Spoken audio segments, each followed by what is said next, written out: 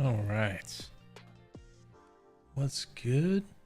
Well, I didn't realize that my starting soon screen was flipped. Excuse me.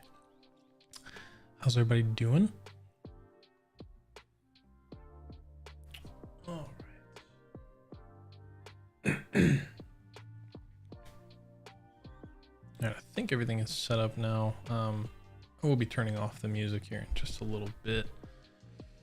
Just like a sec, honestly. I kind of prepped Genshin before we started, so I will be ready to jump pretty much right in, which is cool. So we don't really need this screen, I guess. Let's go. Boom. The beautiful Nahida background. All right.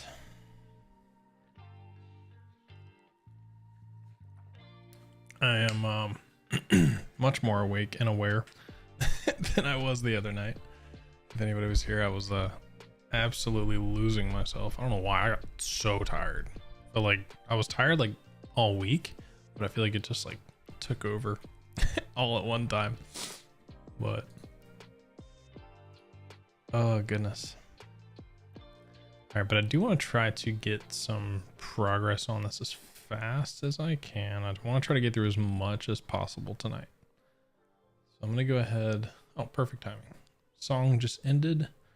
I'm going to end that. I'm going to close the music so we won't have any more music.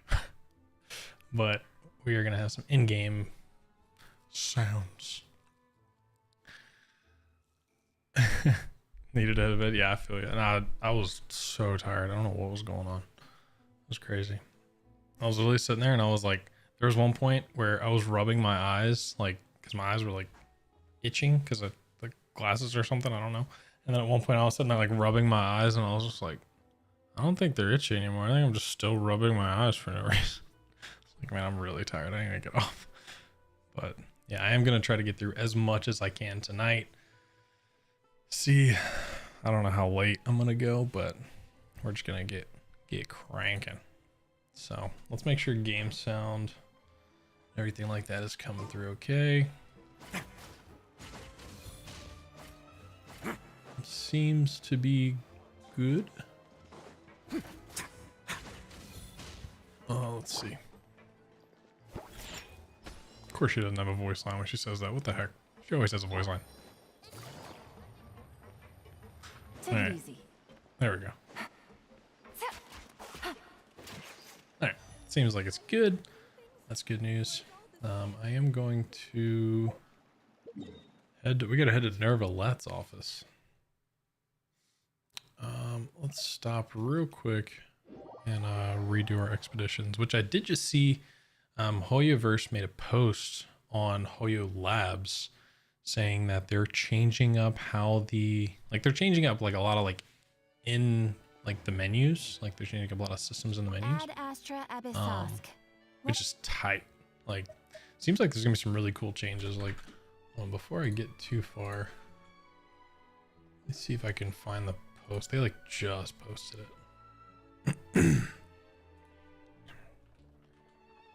Hoyoverse. No? Hoyo Lab? Who posted it? I think just Genshin posted it. Let me see. Let's try that.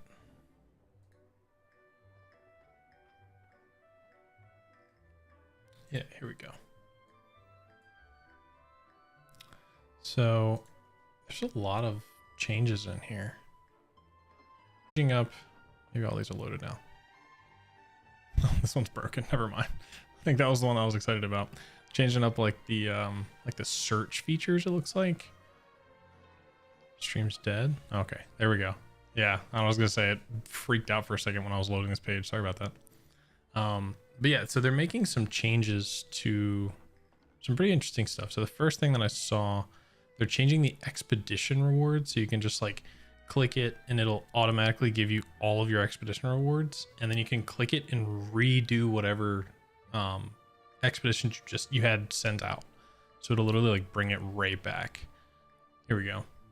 So you can see, so click claim all, it claims all of them, and then you dispatch again. I was like, dude, that's so nice.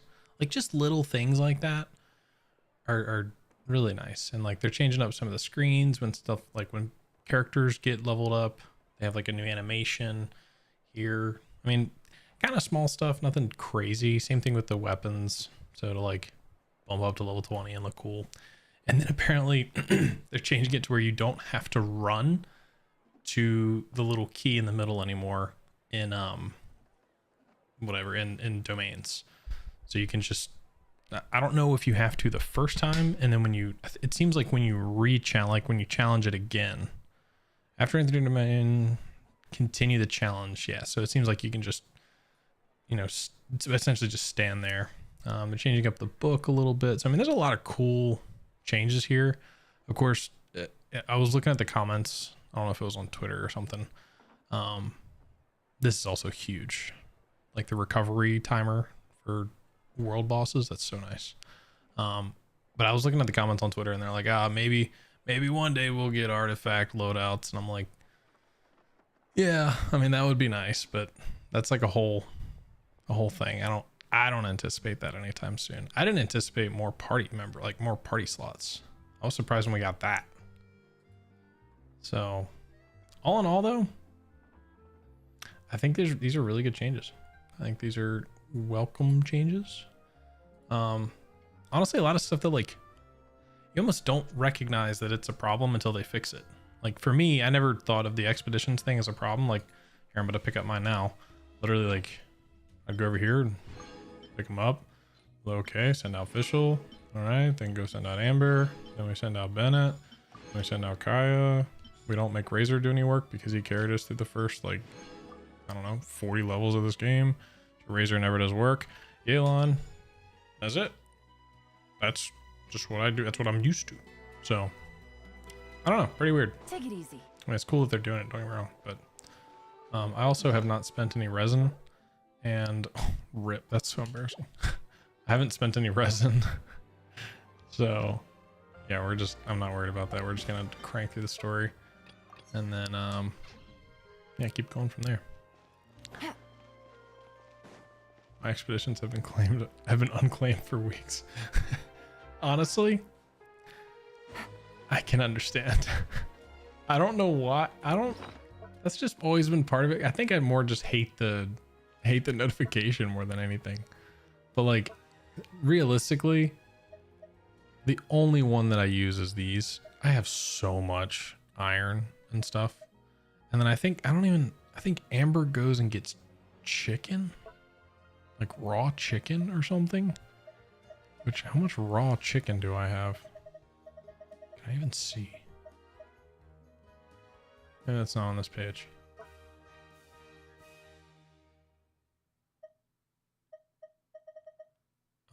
Here we go.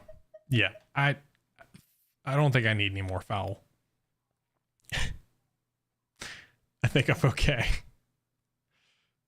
Yeah, I mean, you know what? You might have just opened my eyes. Next time I claim them, I might just not. Well, no, I mean, because I do still need these crystal chunks, and I don't like farming anymore. I don't want to go around and farm. So, but anyway, let's go ahead. I'm gonna close my preview real quick.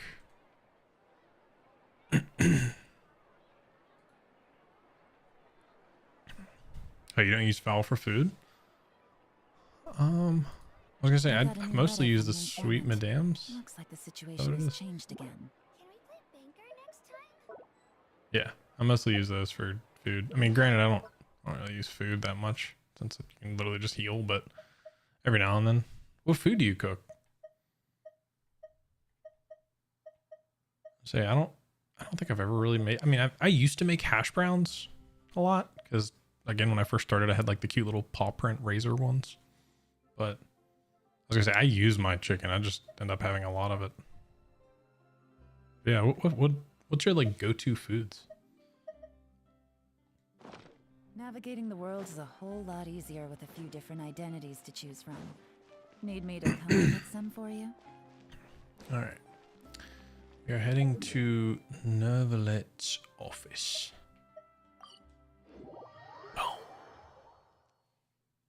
Can't remember. I understand. Like I said, food's not really a huge like part of my day with Genshin. I don't ever. Yeah, I literally do it for the what do you call it? I do it for the weekly, the battle pass thing, where it's like cook 20 dishes. I just go and cook up like eggs or something.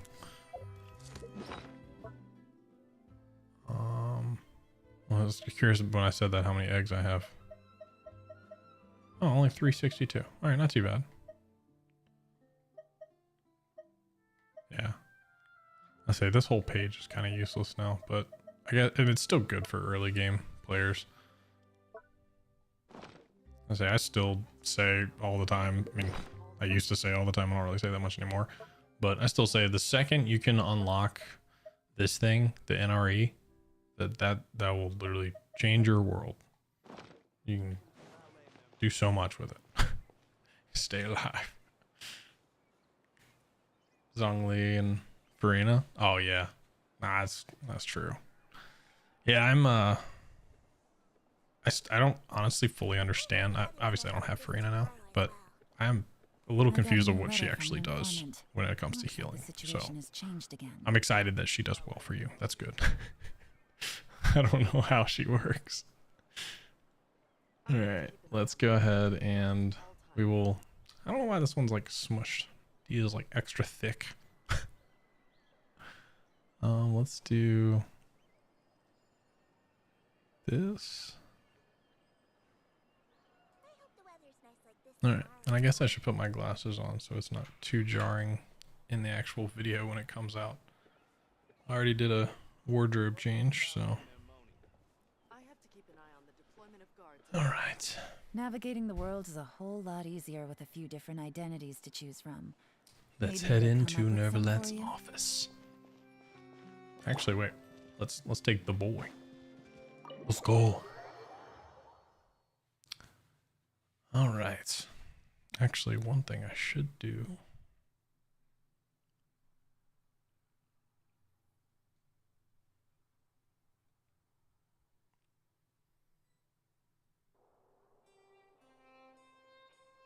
She's been eating good being a bodyguard. Hell yeah. Alright, just for other people that come into the chat, I am going to make another message.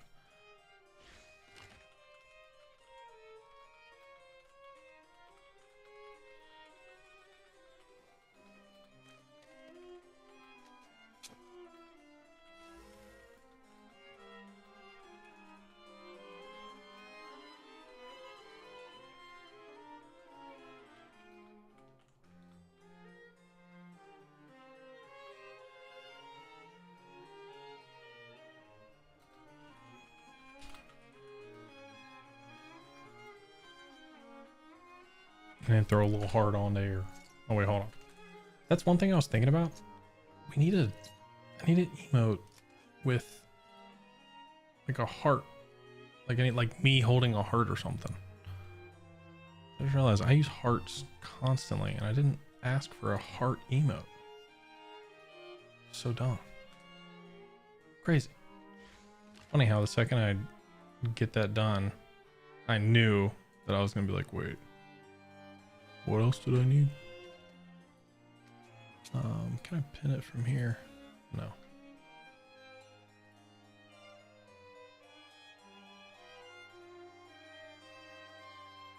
This little thing is in the way.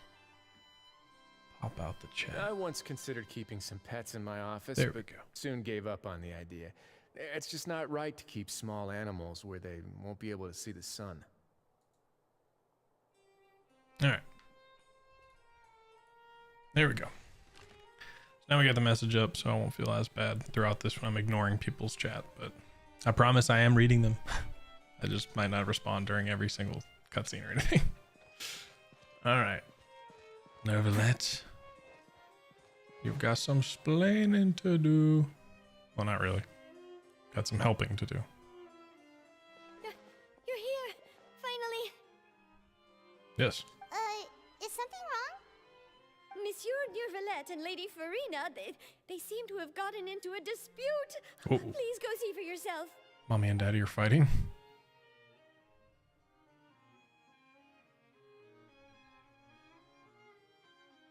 Like I said, I've already explained everything.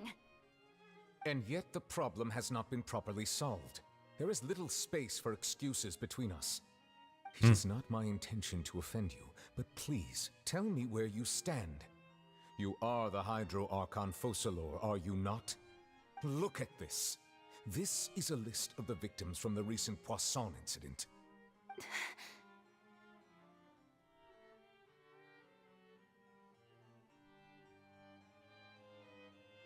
You mean they're all...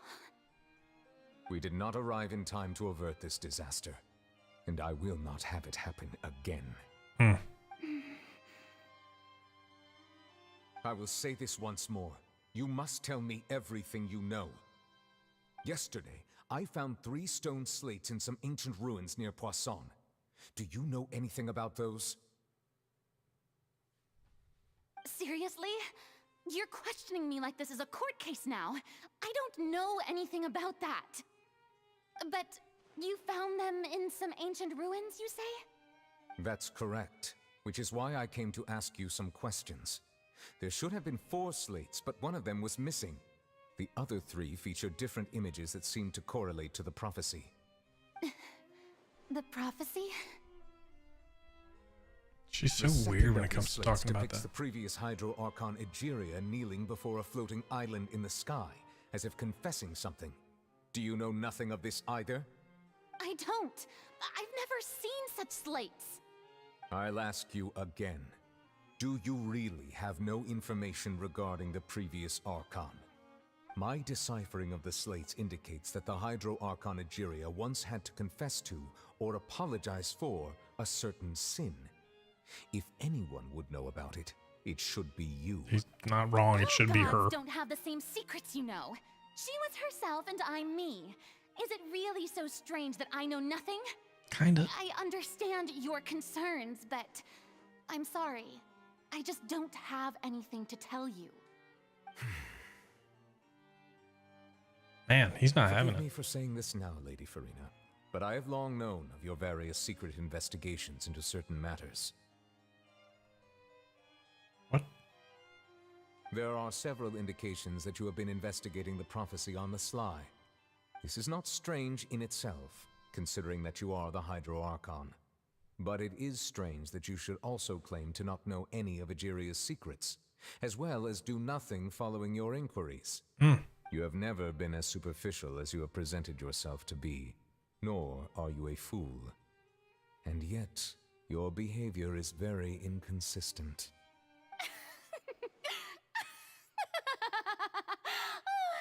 So you've been watching me all this time, have you? I didn't think you were that type. Oh man, the official persona kicked in hard there. You...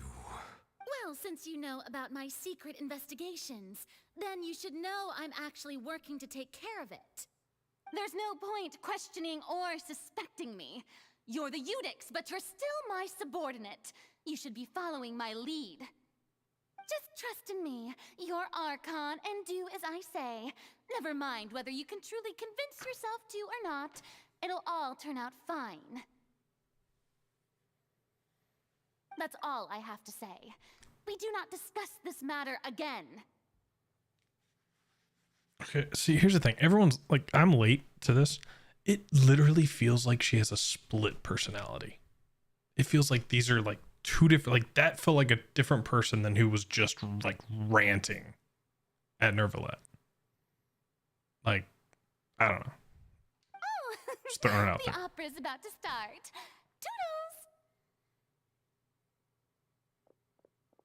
Toodles! It literally does. It literally feels like someone else.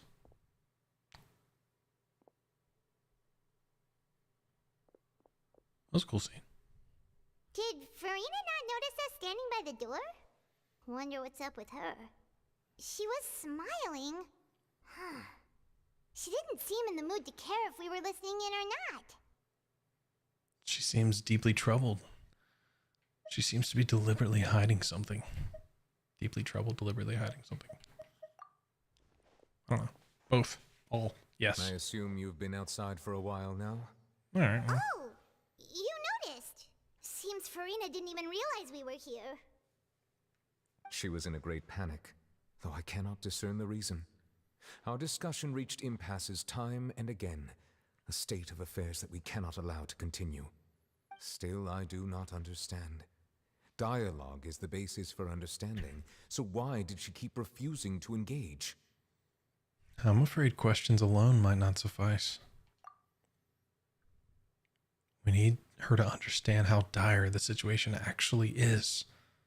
Everyone in her inner circle has noticed that she is hiding some secret. The issue is her attitude. I fear that she will not reveal anything unless absolutely forced to. We may have to create a situation in which she will have no choice but to speak. Oh? Like what? I'm about to say. Normally, people will only reveal the truth when standing trial. Perhaps we must have the Hydro Archon experience just such a scenario. Hmm. But Farina's seen so many trials, and she's really good at dodging questions. How do we make sure that she won't just slip away at the first chance she gets? We will need to consider this thoroughly, join forces with various parties, and then do what we can. If at all possible, I would prefer to recuse myself from this affair, but we must prevent the prophecy from coming to pass.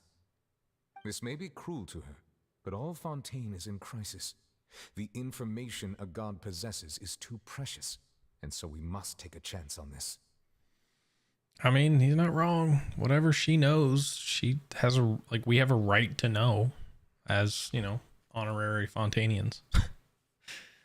In that case, we will help. We will pause. Try again. In that case, we will need help. But who will lend us their aid to do such a thing? Oh, I think I know who to call. A few days later, on a boat somewhere in quiet Poisson. Navia. Navia. Loading so slow. Loading so slow. Navia. Okay. This is loading very slow.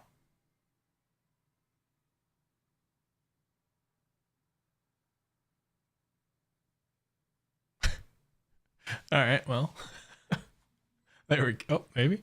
Hey, here we are. Well, that's everyone, huh? Speaking of which, it was pretty smart of you to think of hiding here. Poisson was just involved in a disaster, so it's presently devoid of people. That naturally makes it the best choice. I knew it wasn't going to be Nadia or Navia, of course. She, you know, she just went through a lot. We shouldn't be calling on her for favors.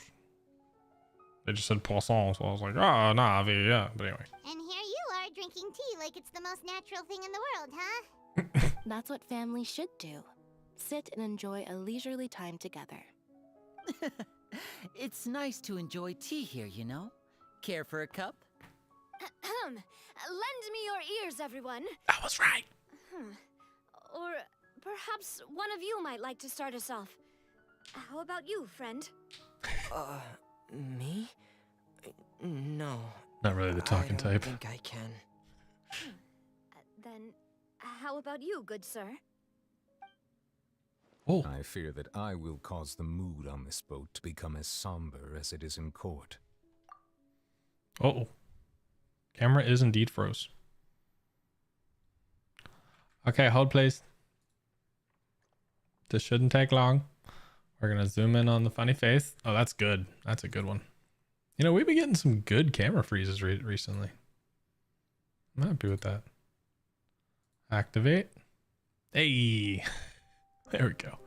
All right. Thank you. I don't even notice. I guess I should keep my page up. Well, I guess I can see it over here. I don't know why I didn't notice. Appreciate you. All right, back to the story. All right, Nervlet said, I fear that I will cause the mood on this boat to become as somber as it is in court. Well then, I guess we're lucky we've got a local like me to organize things. Wonderful, the spotlight at last. I guess I'll be facilitating things from here. That was a little long-winded, don't you think? Oh, you might be right. Anyway, to cut to the chase, our friend here, the Traveler, has brought us together to discuss something. Say my name. Say Fonz. As for what that is, well, let's start by saying that we'll be pooling our efforts together to create a series of traps. We got the gang together, bro. This is exciting. Oh, how intriguing. Well, it's just an expression, really. One that I just learned from Chlorand and used on the spot. So, let's invite her to explain in detail. A round of applause, please.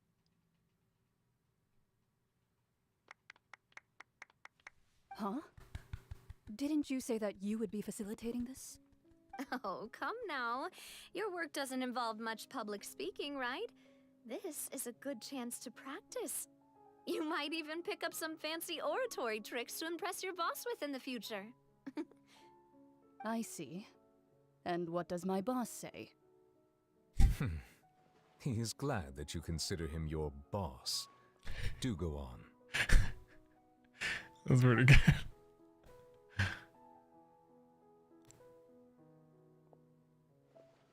In that case, do any of you have experience hunting?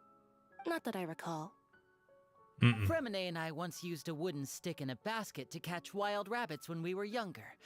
As for Lynette, oh, right. You were sick that day, weren't you? I've also gone diving to catch some fish before. Does that count? Sure. I'm afraid not. Oh, no. You may or may not have heard, but Fontaine once played host to a group known as the Marechaussee Hunters. Though that was their name, they did not hunt animals, but rather various monsters left behind by the ancient dynasty of King Remus. Today, Fontaine's monster population has already thinned greatly, so the hunters have blended back into society, taking up arms in other lines of work. They even left a unique methodology of hunting in their wake. A trap comprises of the following components: bait, a trigger, and a containment device. Sometimes a lethal implement will also be necessary to deal with the prey. So, if we were to build a trap together, right now, what would you choose to build it with? For me, I would prefer something basket-shaped. Pigeons and rabbits will see the bait and naturally enter the snare. Our line of work requires a deft hand, and we're some of the best in the industry, so you can count on our techniques. You used some of those techniques while moving the people of Poisson, didn't you? My subordinates mentioned that you even performed some magic for the bawling children. Yes, and I even managed to gather some intelligence in the meantime. I'm quite the multitasker if I do say so myself. I'm afraid I can't claim that as my strong suit. I prefer more stable methods, like placing bait in the water and waiting for the fish to come within reach. That's the kind of method I would count on. Calm and steady. Exactly the kind of person who would catch loads of fish. And I can be their assistant. With discretion, I'm sure. I'd probably use some sort of mechanical animal. Papa once bought me some small clockwork squirrels, mice, and such. When placed in the forest, they can attract others of their kind. I remember that you liked those too, didn't you? I did. And that would be a good way to go about it. If they're realistic enough, animals of the same kind will follow them all the way to the trap. What about you, Monsieur Neuvillette? I fear I do not have any related experience. That makes sense. You usually solve problems directly, without the use of any such tricks. But I do have one more question for you, Monsieur. If we were to create a trap now, how would you design it? A stick. I'd like for it to be effective, box. but bring no harm to the prey. Perfect. A more And we pull the gentle string trap would and be box. ideal. Kind as always. However, Our intention doesn't necessarily change the containment device and the type of implement we need. If we wanted to kill the prey in one strike, we would need a powerful implement. However, that also goes for prey that must be captured and safely contained. We are still talking about trapping Farina into telling us what she knows, right? I feel like they're genuinely just talking about animals at this point. Wait, why's that? Only a hunter who's a true expert at subduing their prey can snare it without harming it. The line that divides life and death is often exceedingly thin. So are we going hunting together? Huh. We hadn't thought of seeing ourselves as hunters. It kinda works, but maybe it's still not the best metaphor. If our means of capturing and dealing with our prey is to put them on trial, then the hunting metaphor is actually quite accurate. But we shall require much more courage than any hunter to judge a god, a being whose seat is an exalted throne. That's right. Oh, so that's what's going on. Sounds very interesting. Clarence hunting metaphor was just the metaphor in case of the hunt because the present and relationship between you and Farina reached such a dire stage. Oh. Thought I didn't have much time to read that. Never mind, I have a continue button. Alright, let's actually read it. Clarence hunting metaphor was just that, a metaphor. You will not call this a hunt because it is not what you should do at present, nor has the relationship between you and Farina reached such a dire stage. What you need is simply the secret she is keeping. Attempting to take her secrets is an act of sacrilegious disrespect, but must be done to prevent Fontaine from sinking into the waters as foretold in the prophecy. There is neither hunter nor prey, but there must be a trap. That is what you will need. All right. Boom. Go to the Spina di Rosula base. I always forget how to say it. I just go Spina di Rosula and then I just go blue blue blue blue. Gotta go down here, right? Yee. Yee. Yeah, and 100%, I completely agree. Lynette was not sick at all. She was like, "You're doing what? You're going out and hunting?" I'm sick. Lynette is like the perfect amount of lazy. I love it. Yeah.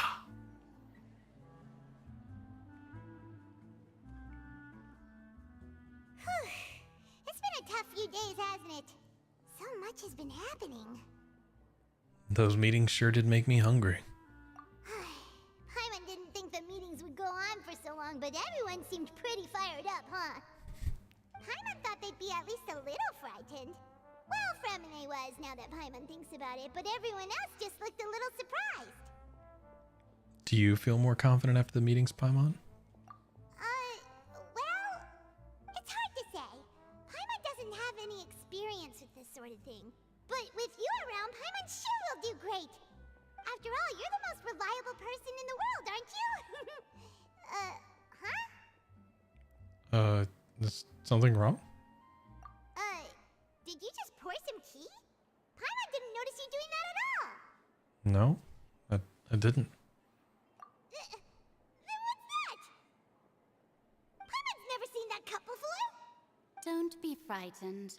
I'm just joining you two for tea. I merely refrained from saying anything till now. Who's that voice? Aw. Whoops. Have you forgotten me already?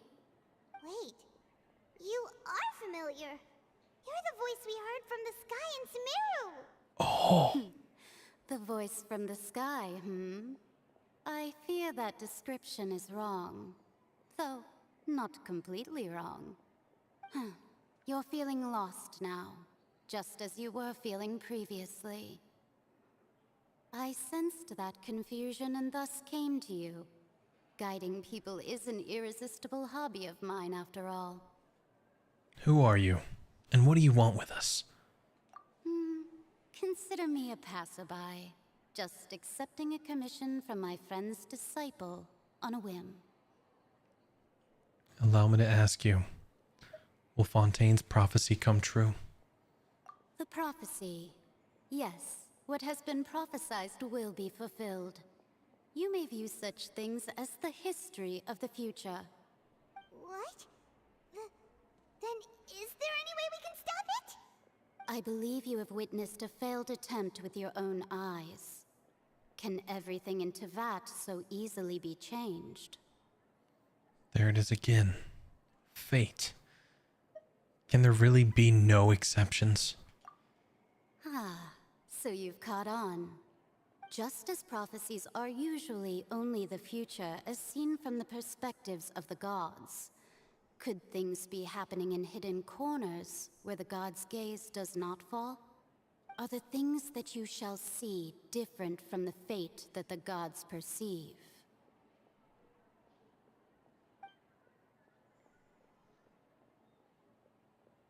What is she talking about? It all sounds really impressive and important and stuff, but it also sounds kind of scary. Yeah, and if I'm honest, it's making my brain itch trying to follow what she's saying. The sea in the cup is just about gone as well. I believe that you understand, right? Some things are insignificant, but others you must reach out to change. Ultimately, fate shall serve as your only guide, no matter what will happen in Tevat's future. All you need to do is to play your part. This was good tea, by the way. Thank you for your hospitality. Well, that'll be all for today. The voice. It's gone. How do you know? They're invisible. Mage Inn. Is this the clue you're leaving us? Mage Inn. I'm so confused. Mage Inn, is this the clue you are leaving for us? I don't know if I'm supposed to know what that means yet. The unexpected news leads to complicated feelings. When you wake up, someone seems to be outside. I'm assuming it said we went to bed. I want to hear someone talking.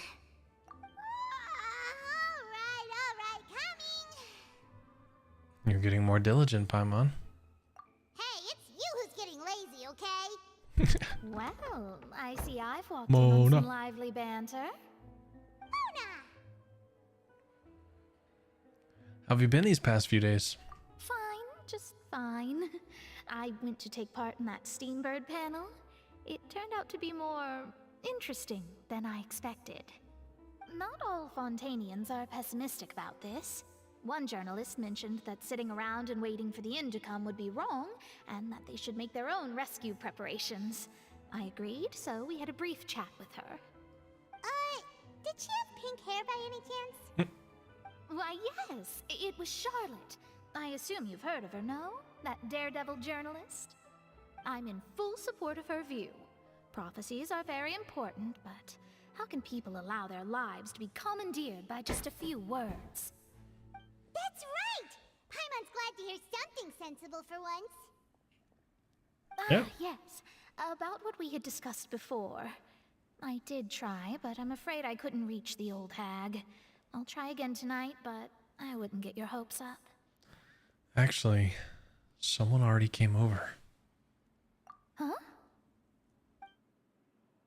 You tell Mona about your mysterious guest. Goodness gracious. Are you serious? I believe she came to pass... Excuse me. I believe she came to pass a message to us. She said that even the god's gaze has blind spots. Pretty bold if you ask Paimon. Most people would believe the gods to be all-knowing, right? The Hexen Circle members are certainly anything but ordinary. As for the mage named N, the old hag has mentioned her a few times. She said that N's sense of direction is incredible, and that she loves guiding those who are lost. But I've never met her, and if she were still alive, she'd be... well, suffice it to say that the hag's at least a few hundred now, and N's been around for longer than that. Whoa. Yeah, I Hex and Zirkle sounds like a scary group. thought this was like a god talking to Really us. stay in shape to live so long. Their abilities alone are pretty terrifying.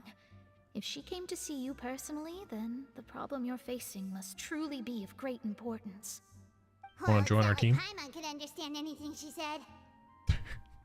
Yes, she was quite cryptic, but I suspect she means that there is still a way to turn things around. She didn't say when or what that would be, though, so... I hate that so many times during conversations that I have a thought and then Paimon says it out loud. It makes me think that I'm more like Paimon than I am like the Traveler, and that makes me sad. Perhaps it is something that you cannot know right now. True. Her words were meant as a helpful hint, but when will we realize their value and meaning? Was that the best answer that my question could have gotten? Traveler, Paimon, are you two alright? No, we're inner monologuing, sorry. Oh, we're fine. We're just a little down right now. It kind of feels like the end is coming, you know? I see. I feel that same sense of desperation, too. I guess you could consider me someone who has often witnessed fate. So far as I have seen, it cannot be swayed. But even so, I still hope for and believe in miracles. Astrology is eternal and rational, but fate may not be. It is cruel, but it can also be beautiful. Perhaps that's what En was trying to tell you. Not to lose heart, and to believe that what you are seeing playing out before you is not yet set in stone. I did originally think of steering clear of all this, but I couldn't. Even if this is all futile, I still wish to help everyone. If we don't struggle to the last, then how can we face the end when it comes? Huh. There you go. You do have a point. There I go, talking about astrological principles again. Sorry about that. The moment I start talking about work-related stuff... I need to get going. Don't worry about it, Mona. And thank you. It was worth trying to comfort you, even if only a little. I believe that you'll help those who are struggling in the same way I did. I suppose that might be why we always seem to meet by coincidence.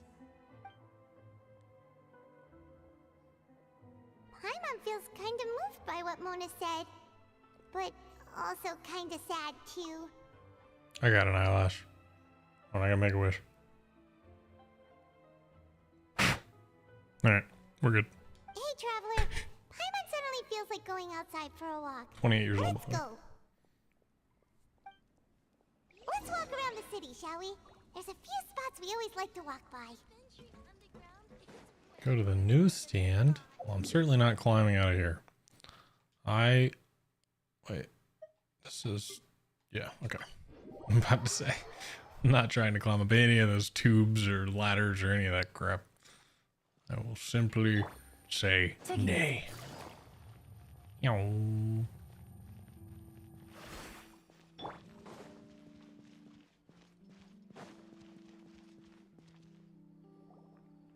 Huh? Our names are written in this newspaper. What's going on? Maybe we're famous? Let Paimon see! The underwater stronghold, the Fortress of Meripede, has continued in its noble autonomy, but that does not mean that others cannot interact with it. My recent attempts to enter the fortress bore little fruit. Huh. Guess Charlotte still hasn't given up on that. Oh wait, there's a thing back there. Did an Outlander Gotta friend get that. become the focus of this report? A blonde adventurer with their white fairy, legends trailing in their wake. It is said that this mysterious traveler once visited the underwater fortress. So while the fortress's interior remains a mystery behind closed doors, do not fear, for the tales of the traveler contain surprises in spades. Journalist Charlotte's biggest scoop yet, the Traveler's Trail, World Walker. Huh. Charlotte took so many awesome photos of us and we never even noticed her. She hasn't been able to get a hold of anything at the fortress, so since we're easier to find, she's using us as the subject matter instead? That sure seems to be the case. Ugh, seriously? Well, fine.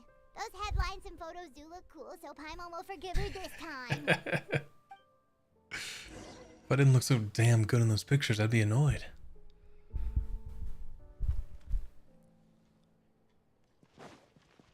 This part's kind of slow. Yeah, it's all good.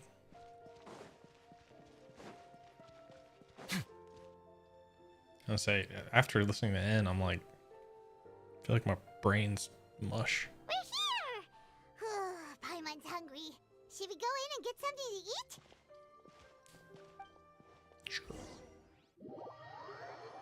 Why not? Appreciate everybody hanging out. Thank you so much for the likes. Really appreciate it.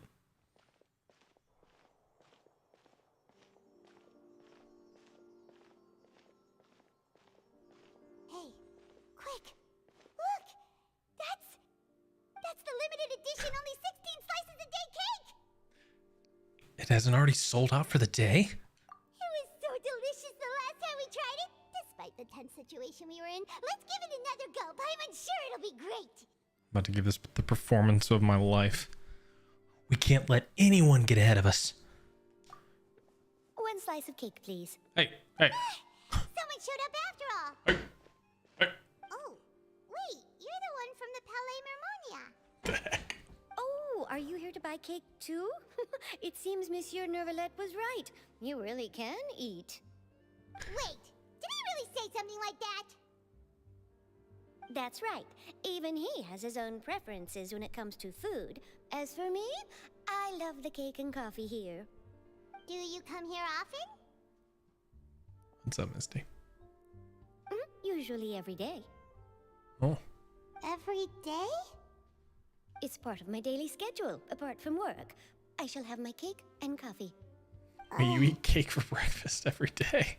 Then what if someone told you one day that this place would be closing soon, and you wouldn't get to eat cake here anymore? What would you think? But why would it close? Well, Paimon doesn't know either, but maybe the waters will rise tomorrow. You know, like in the prophecy. Bro, she's just going about her day. Why did that get so dark so fast? Like literally she's like, oh, I'm just getting my cake and coffee. Like she's enjoying her morning. And Paimon's just like, yeah, but what if we all die? Like, calm down. Oh, the prophecy. To be honest, I haven't paid much attention to that. No, still, even if there'd be no more cake tomorrow, Yeah, that wouldn't keep me from voice having actor's some great. today. No, it's the same for eating in general. You might not be able to eat tomorrow, but if you can do so today, then you should carry on. That's what people call living, you know. Oh, man. Huh. What? Don't be sad. Excuse me, could I have 2 more slices of cake to go? These 2 slices are for you. Sijuin said that this kind of expression you're making is what humans call being sad. Sijuin's teaching her. I sure do. She was born before me, and she sometimes comes to the surface to teach us things about humans. She said that humans are creatures that are saddened easily, yes, and you can only lift their spirits by feeding them delicious food. So please try the cakes here. I'm okay with this I've got rumor. something else to do, so I'll be going now. You two try to stay in a good mood after eating, all right? Bye. Dude, her voice actor is great. Oh my gosh. She's so cute. And there she goes. All right, let's dig in. I'm sure this cake will be delicious. Got a hair on me. You share a glance of Paimon's scarf down. More delicious than last time. And the flavor gets even better with a sip of tea. It sure would be nice if we could come again tomorrow. Sure would be nice if we could always eat delicious food here. I don't know what Paimon's deal is. She's like, it would be great if we didn't all die in a terrible water accident. It's like, you okay? Anyway. She is tripping. It's funny because I was just talking about how much, like, every time Paimon opens her mouth, I'm like, oh my gosh, I relate with that so much. That's exactly what I was thinking. Until now. I don't know why she said that. She spoke out of turn. Oh, we're near the Steambird office. Let's go look for Charlotte and have a chat.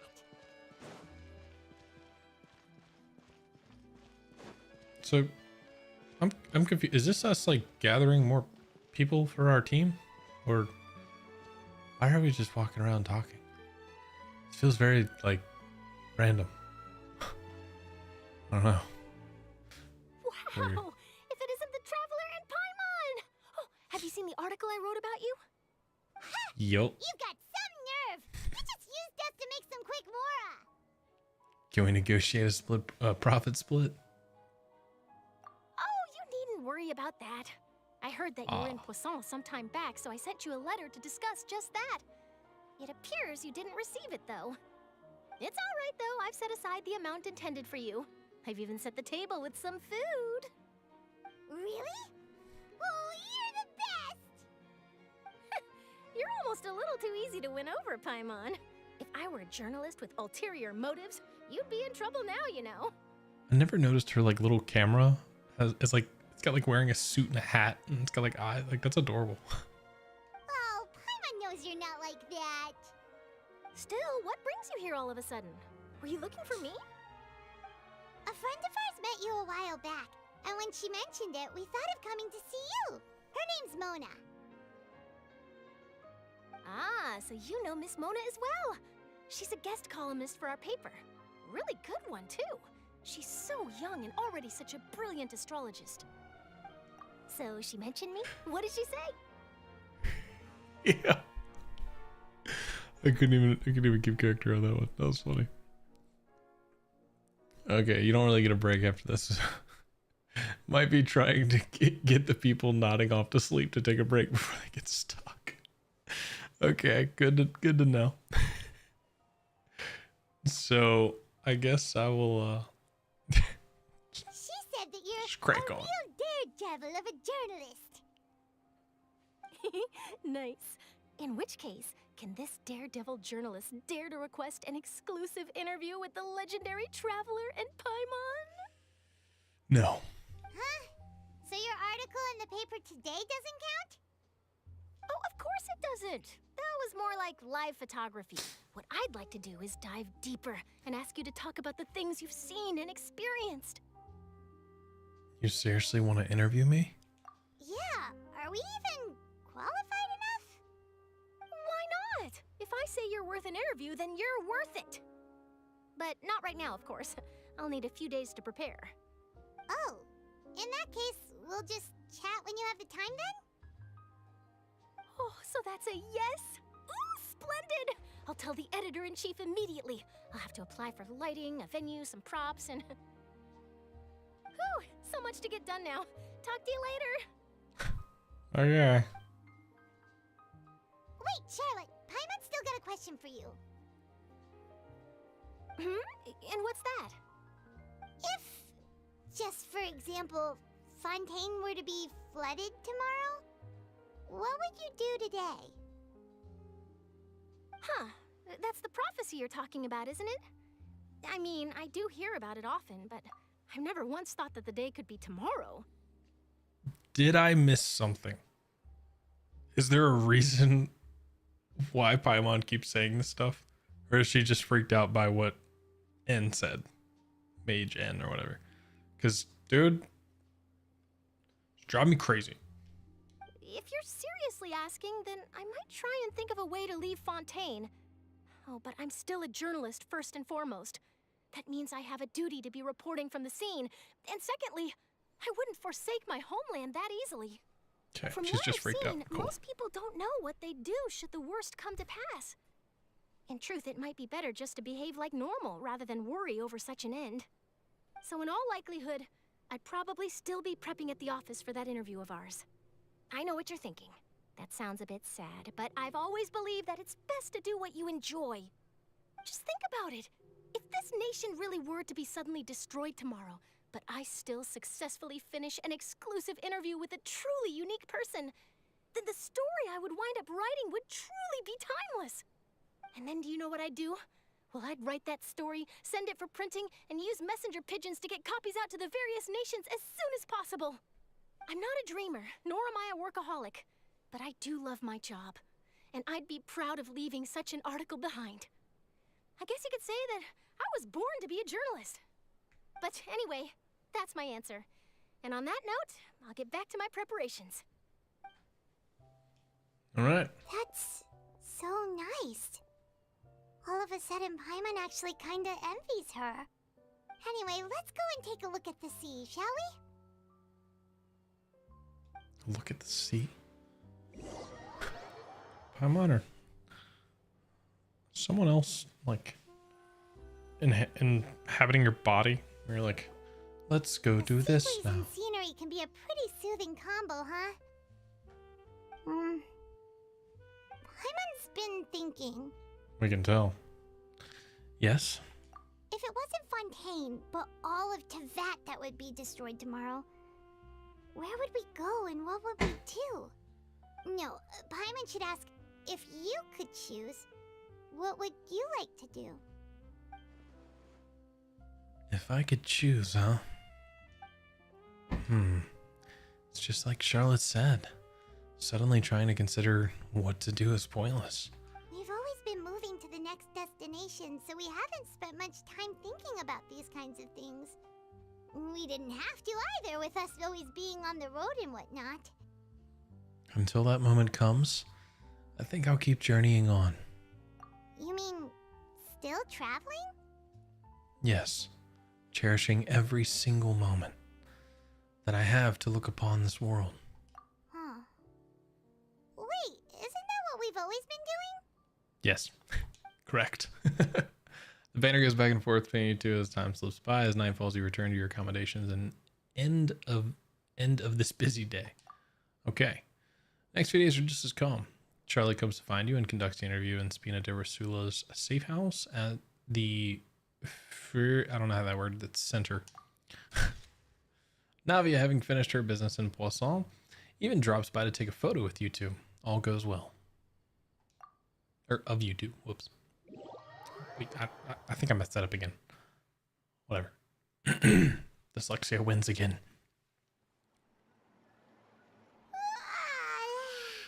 Feels like you'll grow mold if you stay here long enough.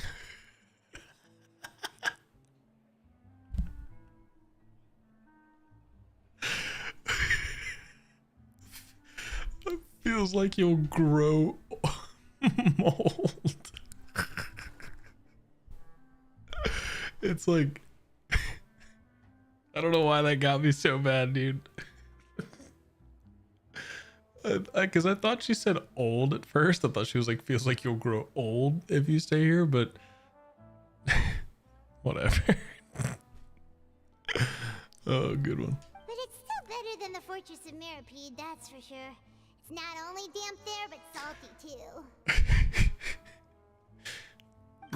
So the two of you are still here. Wonderful. Yep. Oh, you're from the Palais Mermonia, aren't you? Aren't you? Yes, There you I'm Isadora. Monsieur Nervillet sent me to look for you two before. I heard that afterward you went to the Fortress of Meropide. So are you under the impression that we might be wanted criminals? Not at all. I'm well aware that you're friends of his. Actually, I'm here to pass along a message from him. Let's hear it. Did something happen? Yes, inside the Opera House. The Maréchaussée Phantom has declared the incident a small-scale riot. A riot? Well, that said, I don't personally think it was that serious.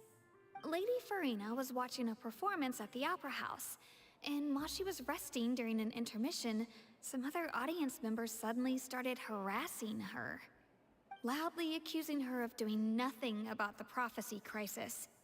And before she could respond, others started to join in. the crowd continued to grow, and protests against the Hydro Archon started to break out. No bueno. So people have started to put the blame on Farina. Guess they finally found an outlet for the pressure they've been under due to the prophecy. I agree. People will naturally rely on gods, as is customary. But the moment people feel threatened, gods are also the first to be blamed. So what happened after that? Is Farina okay? Seeing that the situation was spiraling out of control and that further argument was pointless, she claimed that she'd gotten tired of this and left in a hurry. The Marechaussee Phantom had their hands full maintaining order and did not catch where Lady Farina had gone. Only when things had stabilized did we realize that she had gone missing. What? So, you mean she's still missing? That's right. The Marechaussee has dispatched many people to search for her, but we don't have any leads yet. Bro, your Archon is MIA, and you're having this whole conversation with us. You're like, oh yeah, Nervalette sent me with a message.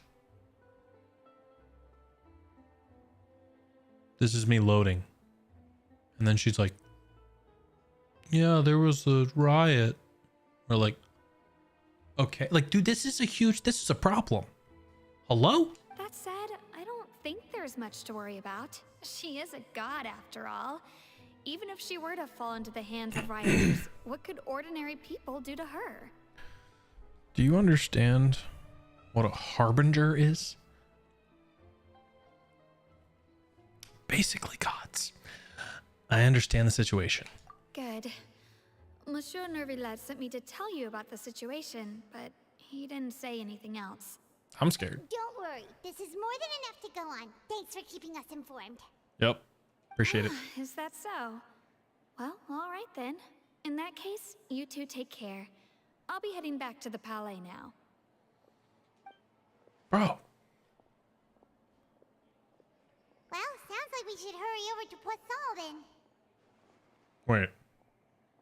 Oh my god. You sure caught on quickly. She won't try to fix things in this situation. Instead, she'll look for a place to wait out the heat. And as we also know, she may be loud and dramatic, but she doesn't have a heart of stone. That was a part of our trap?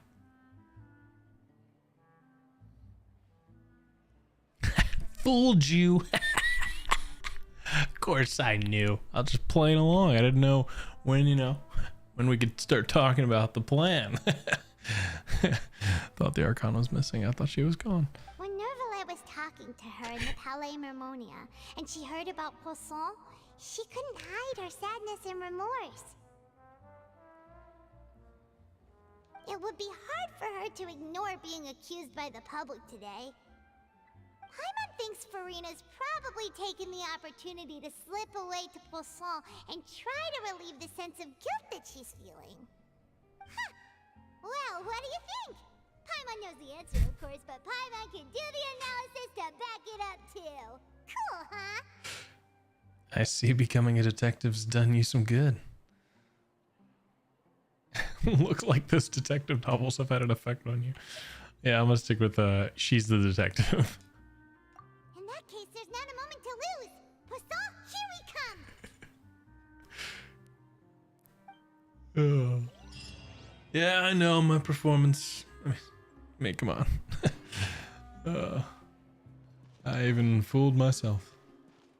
Excuse me. I'm just gonna take this. See ya. I'm also gonna steal some vegetables and some more vegetables. All right, don't tell anybody. Wait, hold on. I'm not climbing. I'm not climbing. No, no, no, no, no. No, no, no. What? Oh, down here. I was like, where am I supposed to go? Camera froze. Like, oh God, no! That's way worse. That one's so much worse.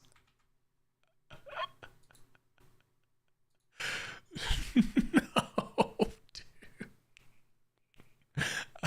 I don't even know what I was doing in that. I was like, oh no. I don't know why it keeps freezing. Let me see. Hold on. Oh man, that was so funny.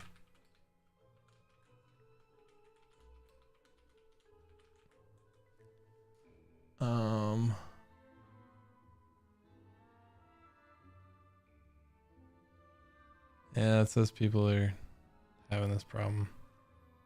Freezes since update 29. What am I on? 29.1.3.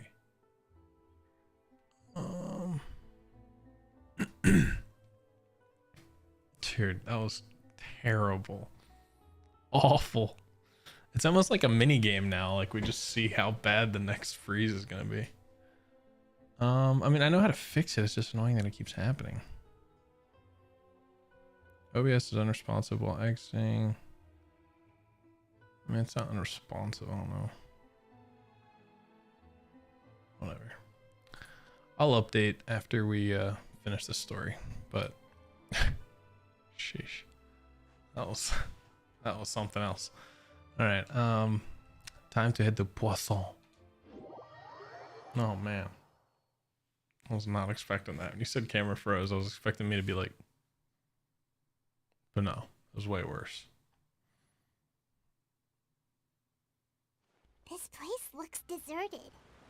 Guess all the survivors must have evacuated already. All that's left here are signs of devastation. Could Farina really be here? Let's try to find her as soon as possible.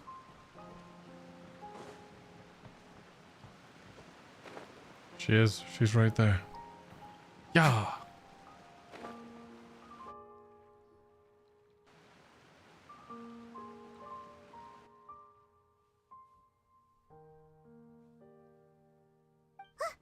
That's Farina, right over there. She really is here all on her own. Shh. Stay quiet for now.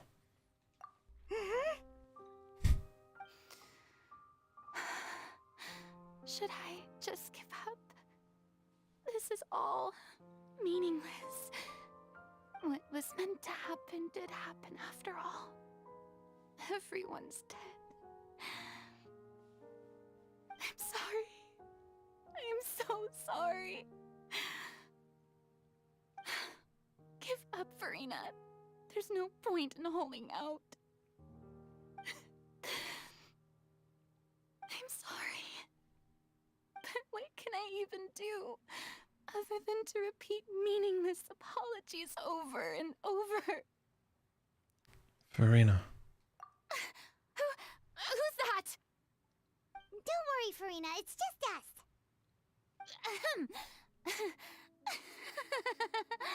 So it is you, blonde traveler from another land. Why, I almost thought you were someone from that mob of my ignorant subjects, come to kneel and beg for my forgiveness. Farina, you were crying just now, weren't you? The tear stains on your face are obvious. What do you mean, tear stains? Oh, I remember. The show at the Opera House earlier this morning was so moving. I'm still trying to process it. Yeah, sure. Who did that uncivilized rabble think they were, disturbing my enjoyment of the arts? They even dare to tout their Archon. I must teach them a lesson.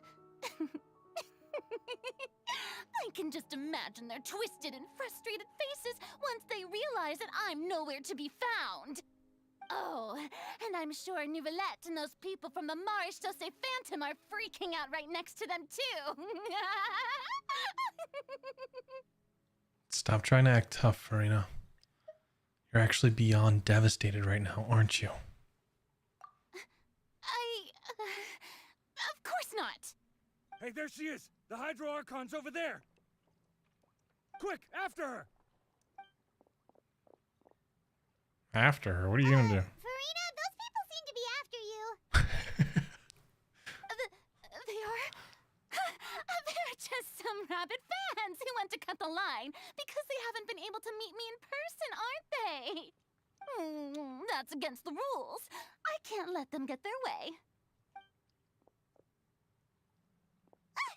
Farina just ran off. Quick, we have to catch up with her. I thought she was gonna like beat their ass.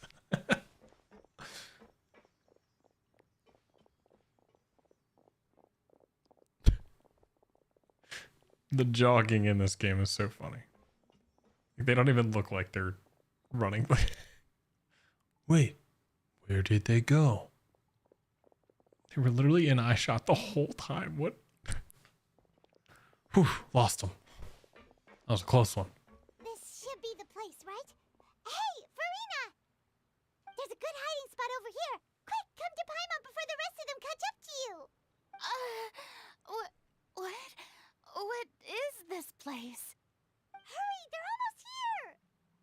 Fine. I suppose haste is warranted. Lead the way. What?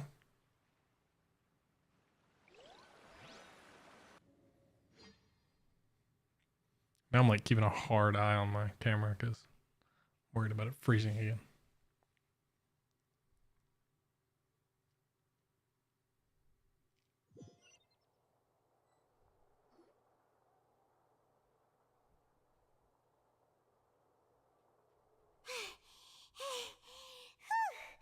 Paimon's exhausted.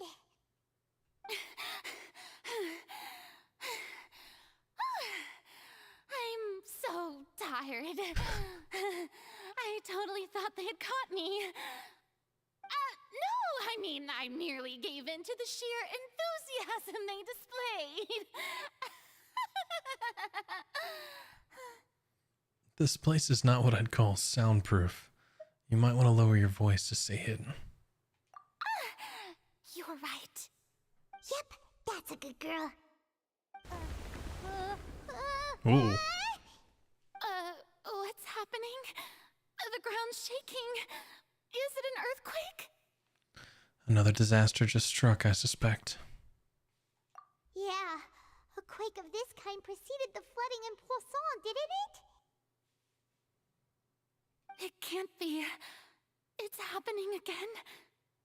Well, there's no need to worry too much about that. Neverlette's made some emergency plans, so the evacuation should go a lot smoother this time. Yeah, I hope you're right. But the people of Poisson, they've already... Has Farina finally reached her limit? Now that she's talking about her actual feelings, she's starting to look far less stiff. You begin to talk amongst yourselves as Farina slowly calms down. It's true. I've been investigating the prophecy for hundreds of years. I feel like that's the first real sentence she's ever said to us. And the voice actress absolutely killed that line. That was really good. I once had informants all over Tevat, searching for clues and feeding information back to me. I've tried all kinds of ways too to hold back the sea. Anything to keep the coastline from advancing. But all my efforts proved to be futile in the end. Really, the truth has been clear to me for a very long time. We cannot make an enemy of the divine. No matter what we do, the will of the heavenly principles will have its way, and the prophecy shall be fulfilled.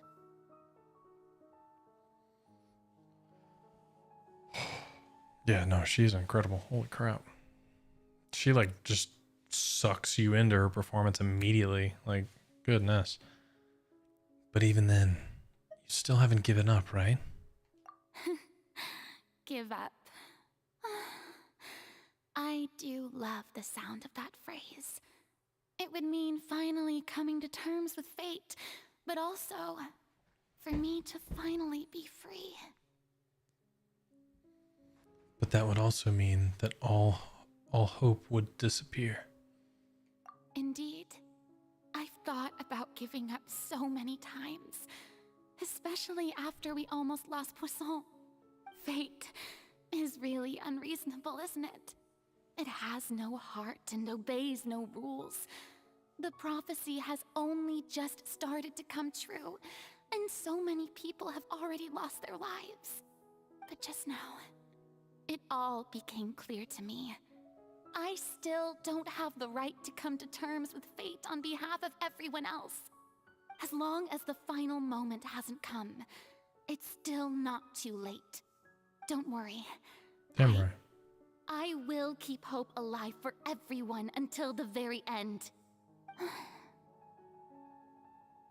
Well, that's enough for now. I got the impulse to play the stricken maiden, but honestly, considering my rank and station, that wasn't a good fit at all. And we're back. Don't take any of what I just said seriously. How could I possibly let Fontaine fall to the whims of trivial prophecy? Come on! Paimon could have sworn you were actually being honest just now. We're running out of time. We can't just go back to square one like this. I have to get more information out of her. Farina, you might not have to shoulder this burden alone. Although I don't know what might be keeping you from everyone, or what you might be keeping from everyone, your people are more than willing to share your burden with you. Share my burden. Yeah. That's impossible. It was fated right from the start that this would be my duty alone. But even if your burden doesn't need to be shared, you could still choose to confide in someone. Just share it with me. I'm what you'd call a witness. A witness? Yes. I've heard that you came to Tevat from beyond the stars, yes. In other words, you never belonged here. And if Tevat is, in its entirety, a show on a stage, then you're just a spectator, aren't you? If that's the case... There's no time left. Please, Farina, just spit it out.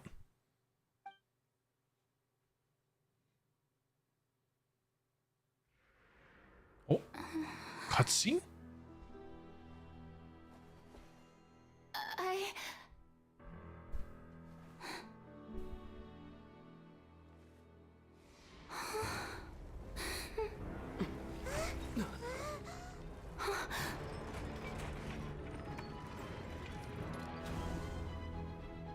Oh.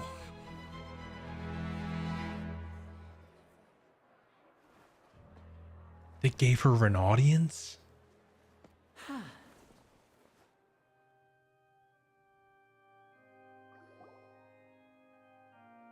Oh, man. Ladies and gentlemen, this concludes my opening performance.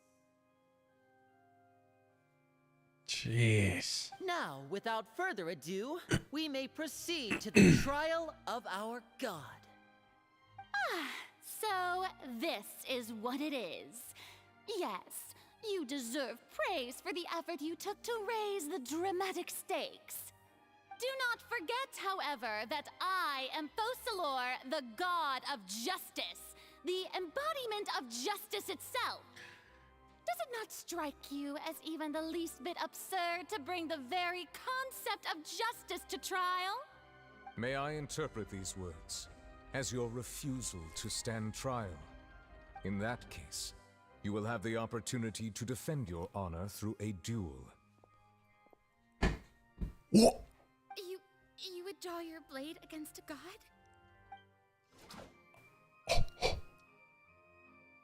I see. It seems like you have made up your mind. Is she about to do... Fight. Oh! Paimon can't believe it. She just surrendered. What the heck is going on? Did I just see an Archon surrender to a human? Wow, how utterly humiliating. Lady Farina, what is the meaning of this? Oh my god. It would seem that there has been a misunderstanding. To be clear, the raising of both hands is not always an indication of surrender. I don't think you're getting out of it with that. Excuses again, huh? I raised my hands just now to indicate my acceptance of the trial. No duel shall be necessary. I will admit that I've been running away for a long time. I'm sorry, everyone. I was unable to protect the people of Poisson. It is my duty to stand trial for my crimes. Okay. You are not the only ones to be disappointed in me. I, too, am exceedingly disappointed in myself. But now, I mean, that's a time step, for right? the Hydro Archon to show you her courage and resolve. I, Farina, will use this trial to show the world the true meaning of justice.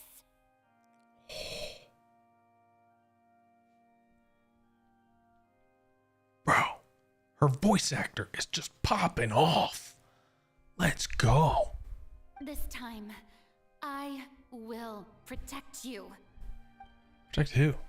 Applaud and rejoice. It's you. One of the most outrageous and fantastical arcs known to the opera epiclese is now unfolding before your eyes.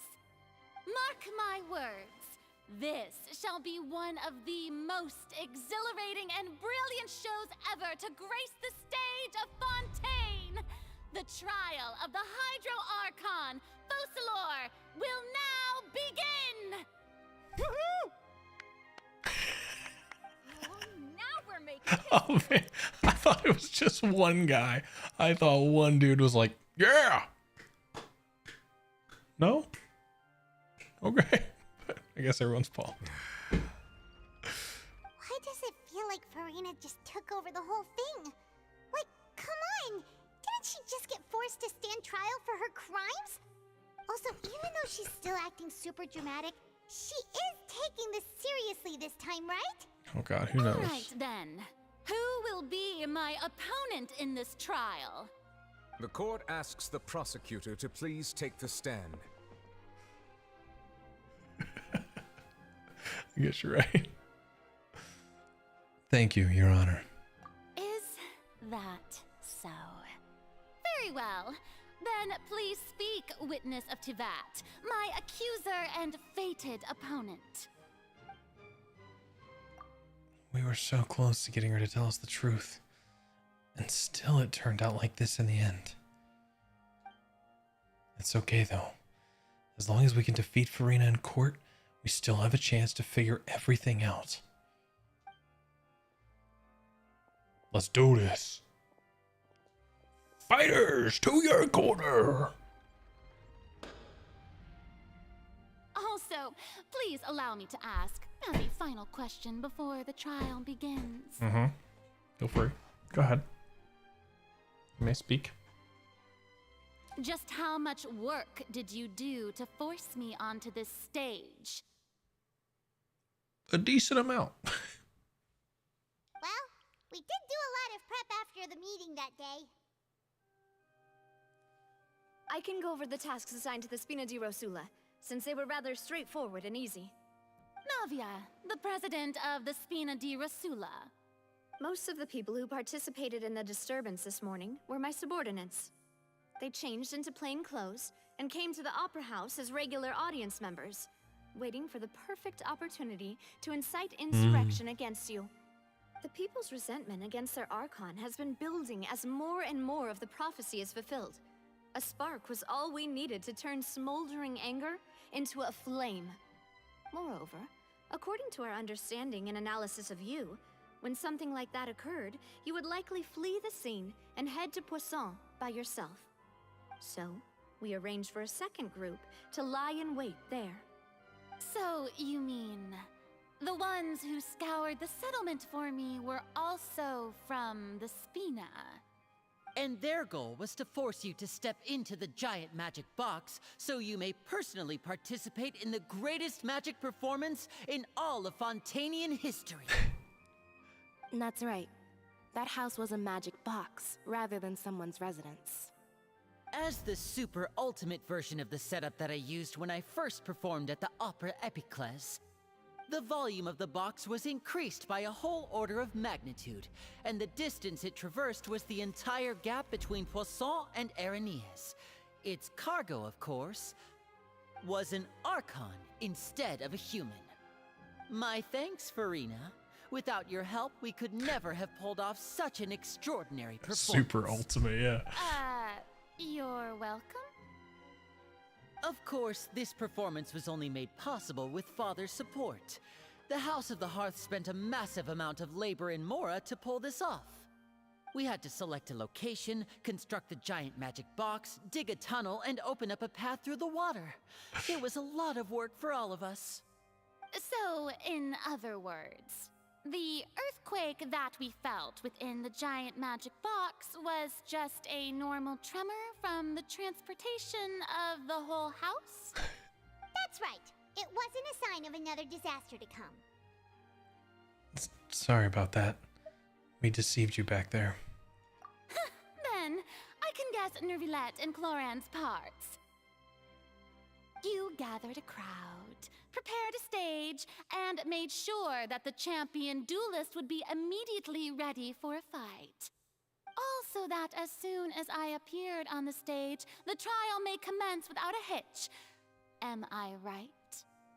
Just real quick, that is such a cool picture of Clorinde. Looks so dope. Like cool picture, like cool picture of Nervilette too, but that picture of Clorinde, so cool. Yes, that is correct. Well, Clorinde, I must commend you for your courage. Only the most outstanding champion duelist in all of Fontaine would accept a duel with an Archon without flinching. Thank you. As for you, Traveler, I suppose your role was to keep me distracted with conversation once you found me in Poisson.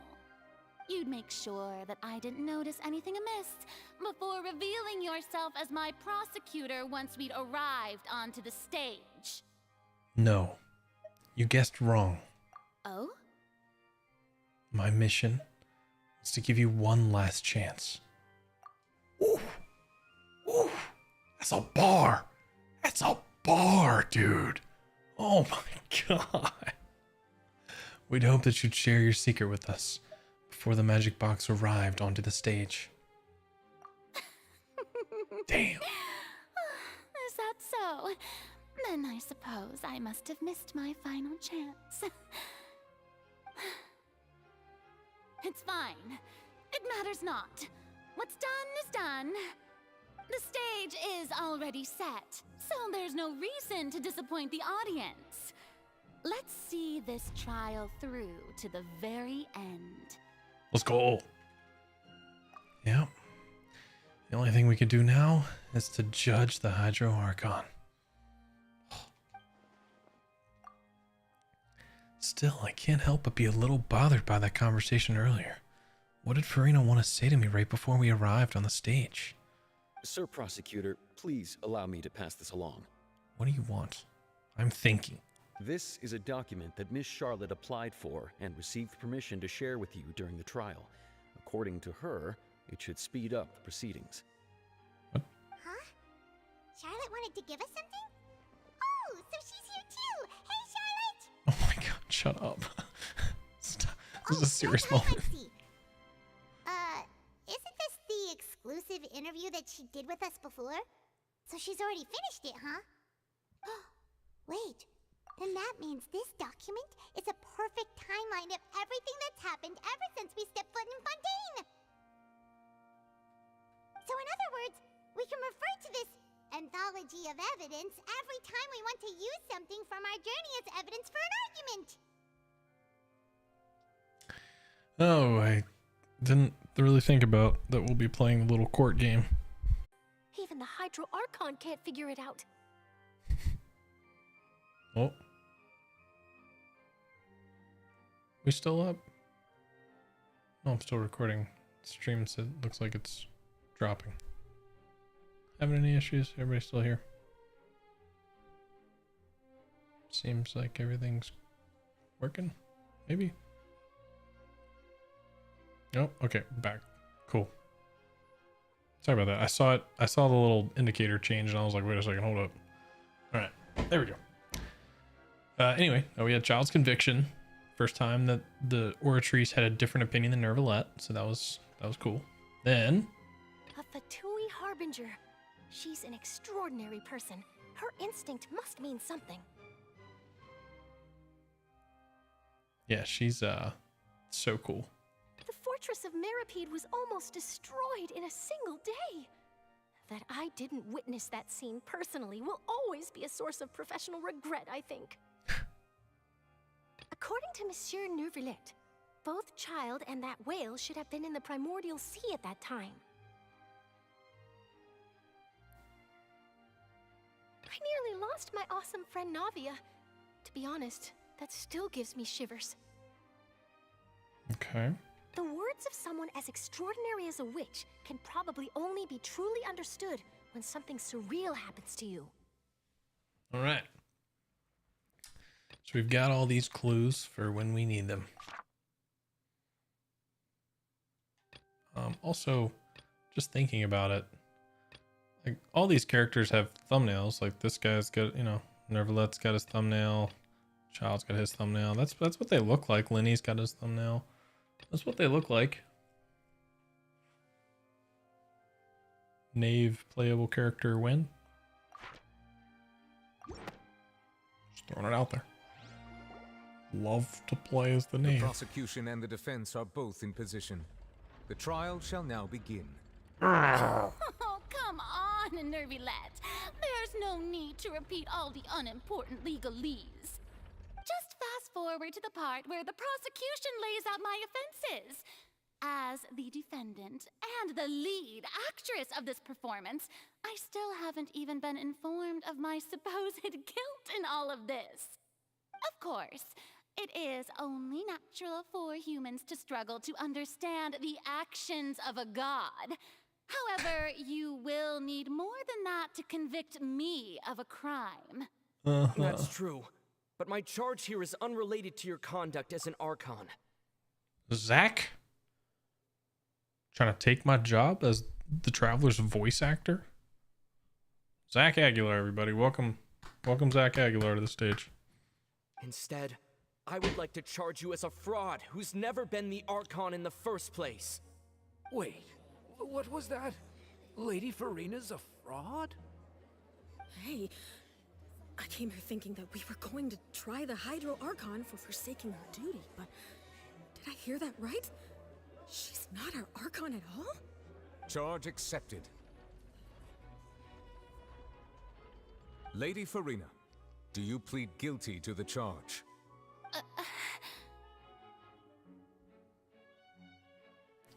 What? Lady Farina. I plead not guilty. How can I be guilty? There is no way that I, Focalor, otherwise known as Farina de Fontaine, a member of the Seven and the Regina of all waters, kindreds, peoples, and laws of Fontaine, could be anything other than your true Archon. Are you sure? Even though Lady Farina can be rather eccentric, isn't it going too far to doubt her very identity?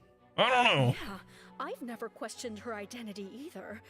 Sure, Lady Farina can be super irresponsible, but what grounds does that prosecutor have to make such a huge claim?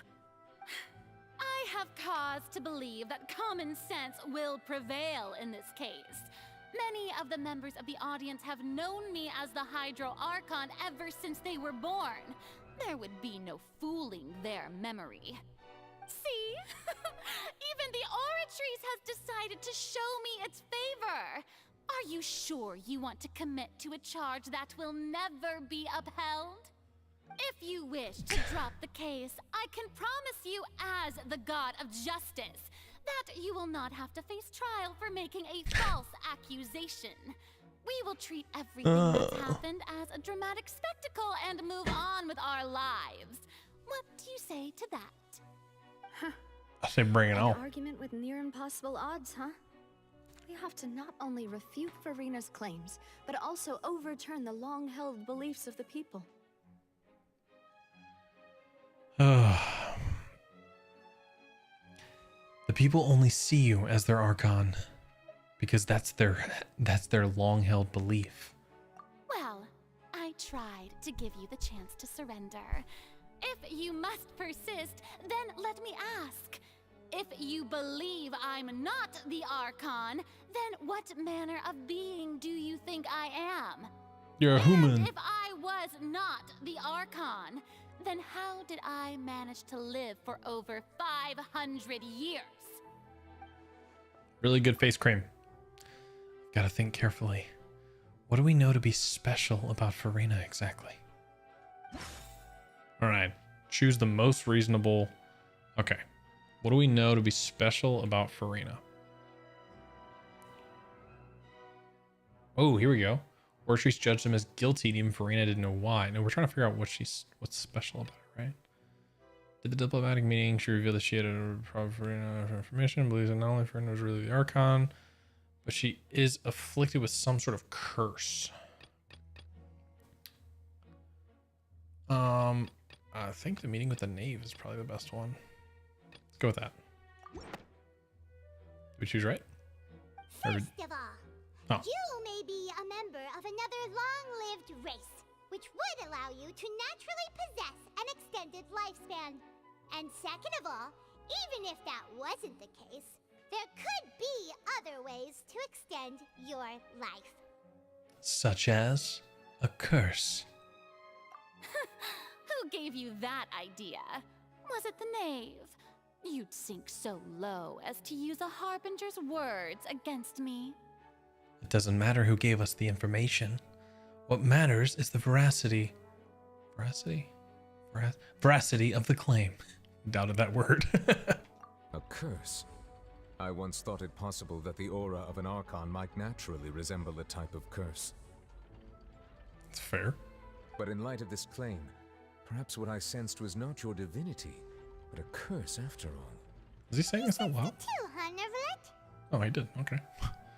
So, Farina, instead of an Archon, could you just be a cursed human? Lady Farina is actually a human? Well, it is true that it's extremely difficult to tell humans and gods apart just by looking at them. It's not impossible. Oh. Well, don't start celebrating too early now. Even if I have been carrying a curse like you said, how does that prove that I am merely a human being? Besides, Not sure. everyone knows that the main difference between a human and a god is the possession of authority. Gods can do what humans cannot. That's why they're worshipped as gods. For centuries, manifestations of my authority have served the nation of Fontaine. One need only to turn their eyes towards the Oratrice Mécanique d'Analyse Cardinal in this very opera house, or consider the endemnitium that is used in every aspect of life. Wait. That one trial proved the opposite. Farina has no control over the Oratrice at all. Yup. Boom. This one. Right? Over the years, I was kidnapped and dissolved many young girls for experiments, try to find a way to bring us back. Okay, yeah. I like this system way better. You tried to reference the Oratrice, but weren't you as confused as all the rest of us when the Oratrice declared Child to be guilty without any proof? Otherwise, you should have come up with a good explanation for that by now. Didn't I make myself clear at the time? The decisions of the gods are naturally difficult for humans to comprehend. Such a cop-out answer. There is no need to provide an explanation. Lady Farina, I believe a reminder of your current circumstances is in order. While the court is in session, the principles of justice and the law must come before all else. While you are an Archon, you are also first and foremost the defendant in this trial. You will prove yourself unable to defend against the prosecution's charges if you continue to withhold vital information against the rules of the court. I never thought you'd use that kind of rhetoric against me. That was no trick of rhetoric, Lady Farina. I've merely reiterated the rules of the court. Rules that all should respect and follow. My God, dude! Oh, never let get her. So, you neither knew why Child was declared guilty, nor did you understand the structure and operations of the Oratrice. Yep. Instead of having been created by you, The manifestations of authority you mentioned have been made by the real Hydro Archon, haven't they? The real Hydro Archon? Well, now you're really losing me. It is true that I did not know why the Oratrice gave out a guilty verdict that day. But the Oratrice handed out that verdict unilaterally, and it has been operating independently ever since it was first created. Can we just for a second, can we talk about it, if this is how things really were? Like if you just were able to like put a god or like, you know, in our world, like a political figure on trial, like in front of everyone, and you just get badgered with questions, like it would not go like this, bro. This is crazy. You can't argue that just because a divine creation is flawed, that recently, the god behind it must also be no god at all. She's still throwing out all kinds of excuses. Seems like she's confident that we won't be able to produce proof that she has no power over the Oratrice. Sure, we can put the Oratrice aside for now. But then, Miss Farina, could you give us a brief demonstration of your power as an Archon? My power as an Archon? There are many ordinary citizens in the audience. How can I just carelessly demonstrate the formidable power of an Archon? If that poses a concern, I'm prepared to extend my protection to the audience. You don't need to go that far. A brief demonstration of your power over Hydro should be quite harmless. Surely an Archon can at least match the capabilities of a human with a vision. Aren't you the Hydro Archon? Or is it that you can't even wield the power of Hydro, much less the authority of a god? Indemnitium! Yes! It's all because of Indemnitium! All Archons derive their power from the faith of the people, and I've converted the people's faith in justice into Indemnitium! Thus did I give up all of my divine power to provide everyone with energy for their daily lives. Have you ever seen a more magnanimous god? Isn't that a huge stretch? Yeah. No matter how generous an Archon can be, how could they give up all their power? Can a god with no power even still be called a god? This is falling apart. Man, she thought she had a good Seems like comeback nobody's there. buying Farina's excuse. Come on. Hey, Gotta be closing now, in. everyone. Please don't stare at me as if I was a liar. I'm still the same Farina you knew, right? The one that you loved. Shouldn't you want to believe in me? Please? Sure. You've got to believe me.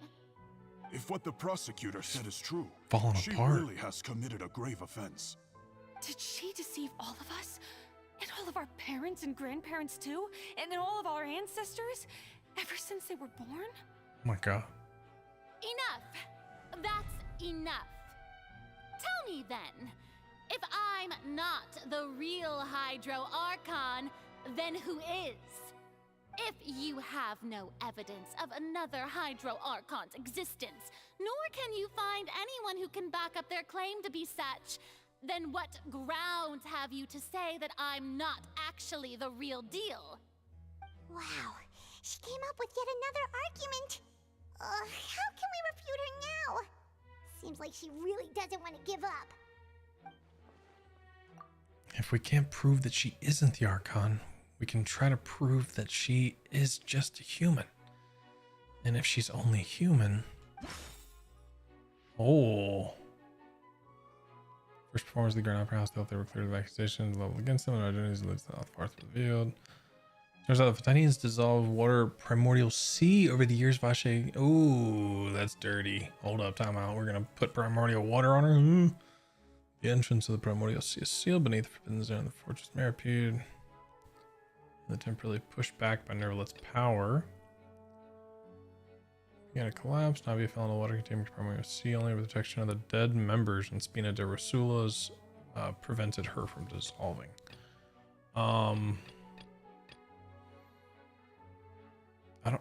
I don't know what What evidence can prove that Farina is a human? I guess this, because it was Nervalet's power that stopped that? I don't know. I'm not really sure what they're looking for. That doesn't sound right. Paimon doesn't think this clue can be used as compelling evidence to build our case. Okay, well then, let's talk about this. I don't know, I like that I can just select and they'll just... It has been established that all Fontanians can dissolve in water from the primordial sea. And that means... Since you insist on claiming to be a god and not a human, then there's a method that you can use right here and now to eliminate all suspicions of you being the latter. Can you imagine if she stuck to the lie as she's like walking over to get splashed with that water? She just turns into a puddle. Miss Navia, please apply to serve as a temporary attorney for the prosecution before addressing the court. Though you act in partnership with the prosecutor, you must still adhere to proper procedure. Bad, Navia. Bad. Super sorry, Monsieur Chief Justice. I swear this really will be the last time that I'll speak out of turn.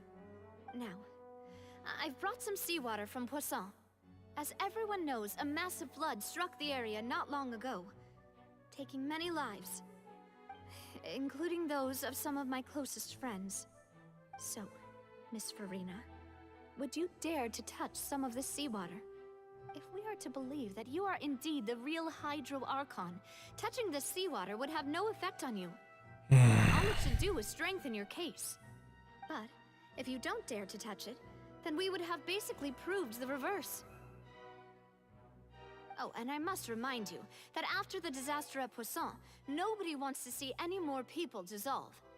I do hope you'll act prudently and choose the simpler path of admitting guilt.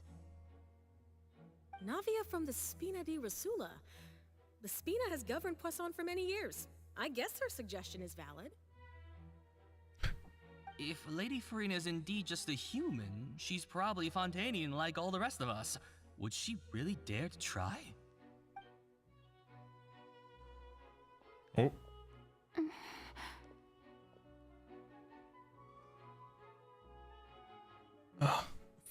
Farina?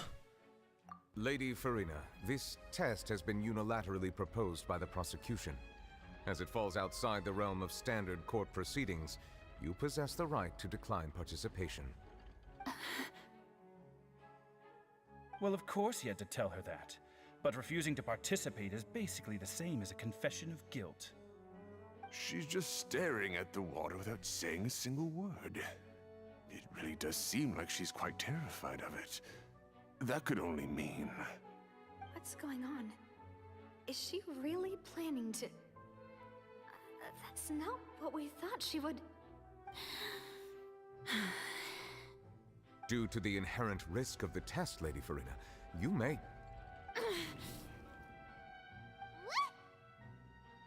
Hey! She actually...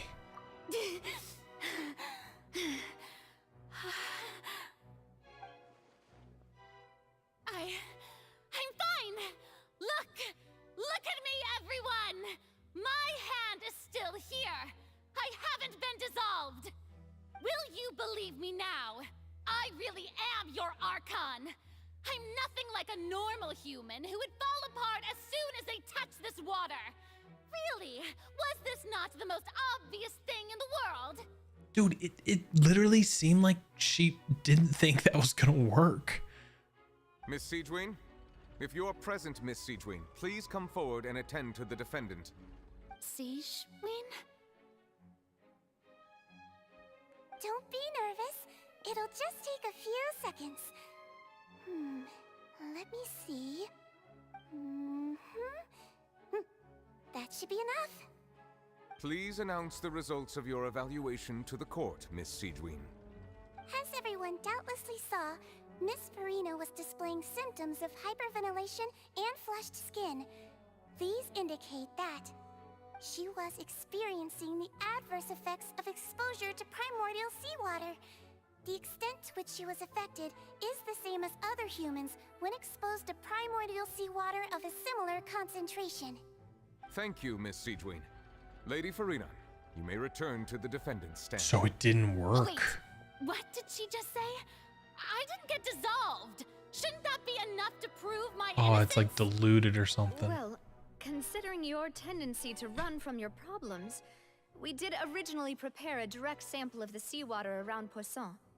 However, after extensive discussion, we exchanged it for a sample that is not concentrated enough to dissolve an actual human. Yeah. After all, on the off chance that something entirely unexpected might occur, we don't want anyone else to lose their life to the sea. Yeah, so out of regard for Farina's life, you secured a low-concentration sample and asked the head nurse to serve as an expert witness.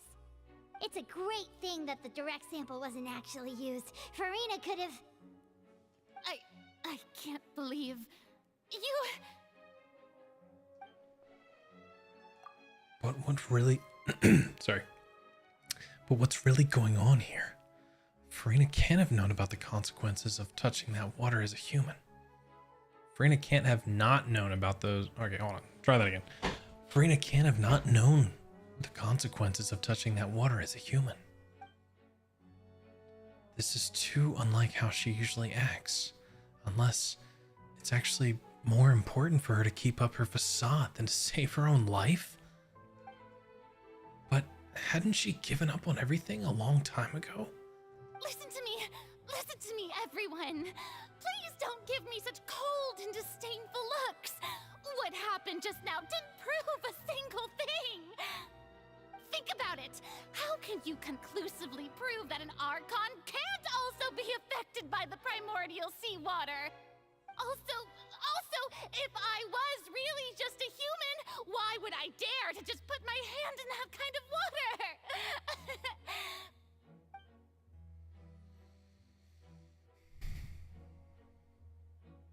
Please, anyone, just listen to me. I swear, I really am your Archon.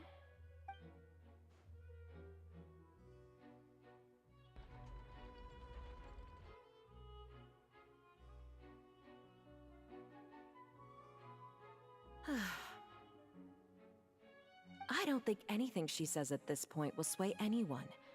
The odds are just too stacked against her now. With all the things that have been said, Paimon doesn't think there's any way left for Farina to win.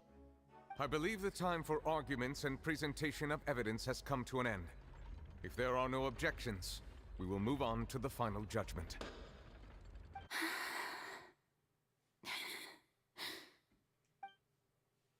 Oh. I don't think anything she says at this point will sway anyone. She's too stacked against her now.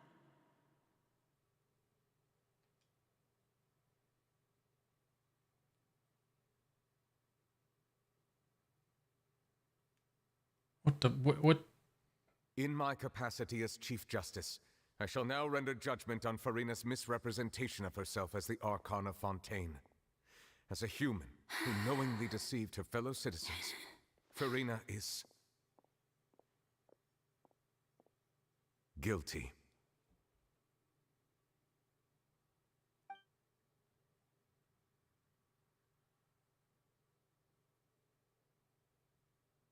Damn. We shall now turn to the Oratrice Mécanique d'Analyse Cardinale to render the final verdict on the charges.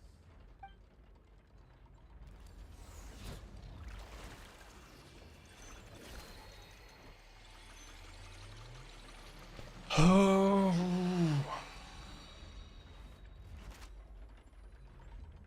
According to the judgment of the Oratrice Mécanique d'Analyse Cardinale, Farina is... Well, what's wrong?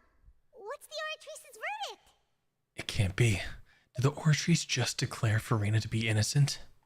No. The Oratrice also displays a guilty verdict. Isn't that correct then?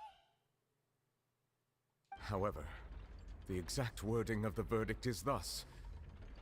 The Hydro Archon, guilty, to be punished via the death sentence. The death sentence? That's actually one of the available sentences. What? I've always thought that it was just a myth. The one and only time the death sentence has been handed out at the court, and it's been given to the very person we've worshipped as the god of justice? What an unexpected twist. Farina's been sentenced to death by the Oratrice? We just wanted to use the trial to show her the seriousness of things so she'd tell us the truth. How did things escalate this quickly? This outcome is indeed quite strange. According to Fontaine's current definitions of justice, as well as its recommendations for criminal sentences, is this sentence really appropriate for the crimes that have been committed? Yeah! Even Fauché wasn't sentenced to death by the Oratrice. Yeah. The real evil mastermind behind the serial disappearances case.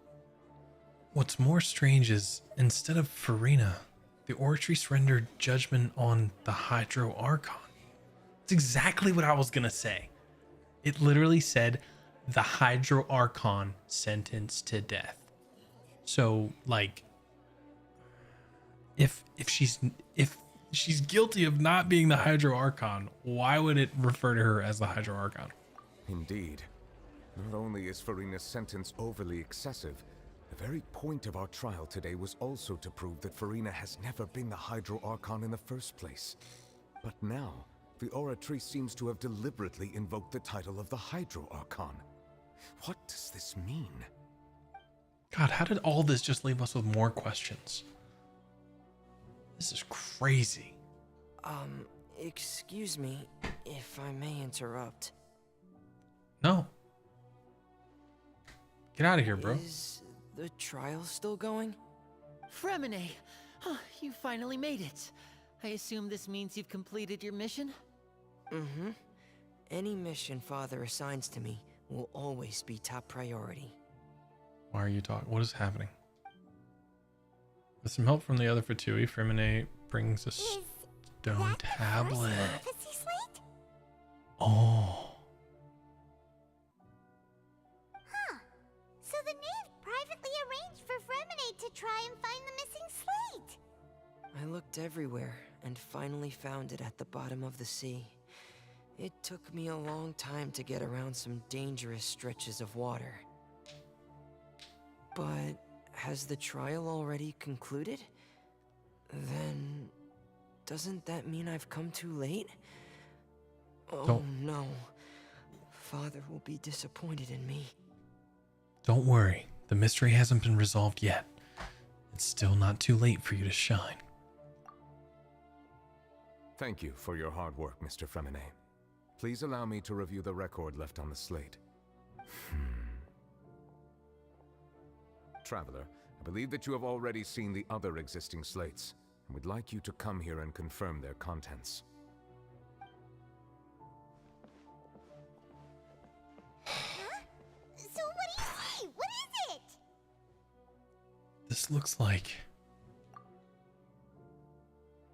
the previous Hydro Archon releasing her divine power, turning the Oceanids into human beings. I believe I've now made sense of the Hydro Archon's crime. It has to do with Fontaine's lost history. Huh? Isn't the Hydro Archon just guilty of deceiving her people? Oh, wait, no, that's Farina, and we've already proven that she's not the Hydro Archon.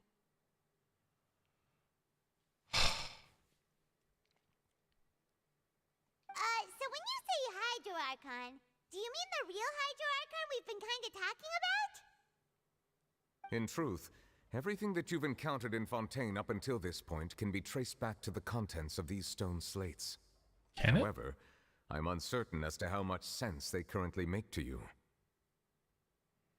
An association between the contents of the slates and the events in real life. Okay, let's try to recall the contents of the other 3 stone slates. Paimon will do her best to help you remember. Okay. Okay. Okay. Select to check the description of the stone slates to extract key information from them. You can find scenarios related to the stone slate's contents and the incidents recorded in the interview notebook. There, you can verify said content. As the verification process continues, the fountain of water, or the fountain water level in the menu interface will rise. Okay, when you finish verifying all stone slates, the truth behind the prophecy shall be revealed. This is so crazy. Real events related to the prophecies. Okay. The stone slate describes what you just said. It seems to show the previous Hydra Archon using her divine power, and then the Oceanids turn into humans.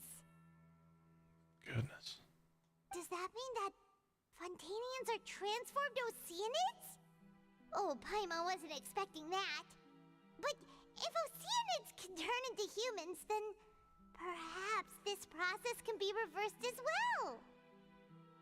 The second stone slate shows Celestia floating in the sky, and the Hydra Archon and her people worshipping it together.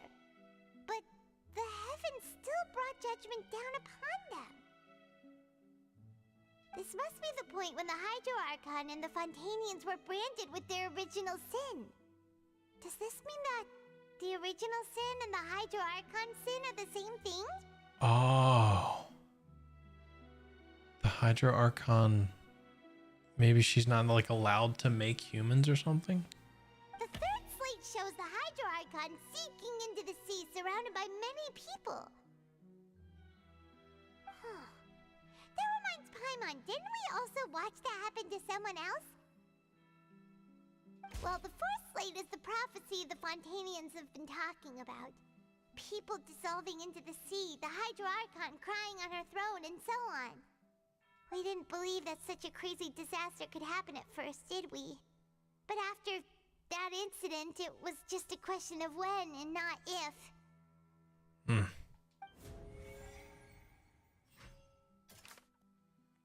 All right. The real events related to the prophecies on the slates. Stone slates were in prophecy history of the first place. Found in Freeman. Seems to show the former Hydro Archon using divine power to turn Oceanids into people. Prophecy slate 2. Alright, so I guess we're just verifying the truth. Turning Oceanids into people. Fontanians can be dissolved by water. Judgment is guilty. Entrance to the primordial sea. Navia fell in the water containing primordial seawater. Hydro Archon guilty, punished by the death sentence.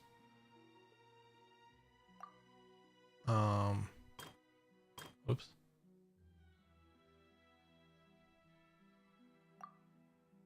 Okay, I'm gonna start with a different one because I don't know what to say for that one.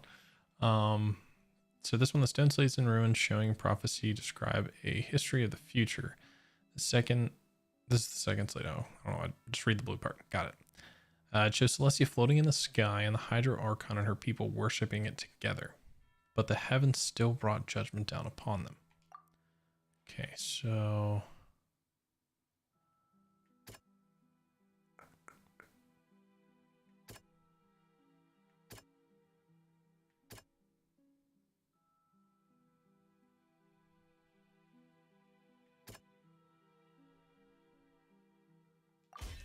Perhaps what is about to take place has all happened before. The true sin of the Hydro Archon that Nervalet mentioned, and the original sin cast down on the people of Fontaine by Celestia, as recorded on the stone slates. Okay, so we got that one. Okay, it shows the Hydro Archon sinking into the sea surrounded by many people. Maybe this one? It's not as simple as falling into the sea. When Navia fell into the sea, her consciousness was subjected to judgment. The stone slates show the people gathered around the Hydro Archon in the sea. Could that be alluding to the same thing? That's a really good point. I didn't even think of that. All right, and then this one, basically identical, describe the prophecy circulating throughout Fontaine. Fontaines will eventually be dissolved into the sea, and the Hydro Archon will sit among the throne and weep.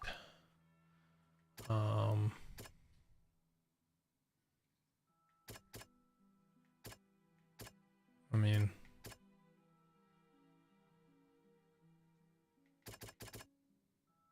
That doesn't sound quite right. Let's think about this some more. all right. Well, that's embarrassing. I was doing good. Child's conviction.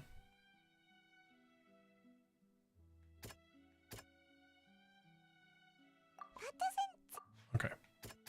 This one. The prophecy from the stone slates found its way into society, but not many people believed it at first. The fortress of Meropide was nearly flooded with primordial seawater, which we know can cause Fontanians to dissolve. It seems increasingly likely that the prophecy may come true. If we hadn't dealt with it in time, things could have gone very badly.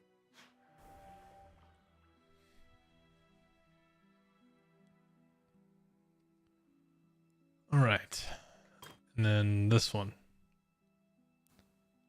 Former Hydra needs your divine power to turn Oceanas into people. We know from the case of the serial disappearances of young women that Fontanians can be dissolved in primordial seawater. And the first stone slate tells us that long ago, the Hydro Archon used her power to turn Oceanids into humans. This might be the reason that Fontanians can dissolve. Let's go. They'll dissolve into the primordial sea but won't cease to exist. Their essence will flow in the seawater, converge, and take the form of an Oceanid. The Hydro Archon was sentenced to death in court, shocking everyone present. Perhaps this means that her sin was actually Fontaine's original sin. Navia fell into the water inside those ruins, and she nearly dissolved. She was surrounded by the people of Poisson in a court within her consciousness, and was forced to take part in a trial meant to make her stay. The eruption of the primordial sea at the fortress of Meropide was the surest sign that the prophecy was about to come to pass no matter what. The prophecy's contents can all be verified by recent events. If we combine what we know together, loads of truths should come to light. All right.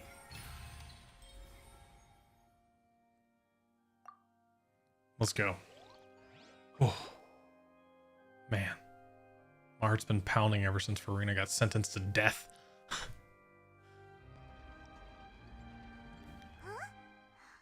Paimon gets it now! So that's how you can make sense of it.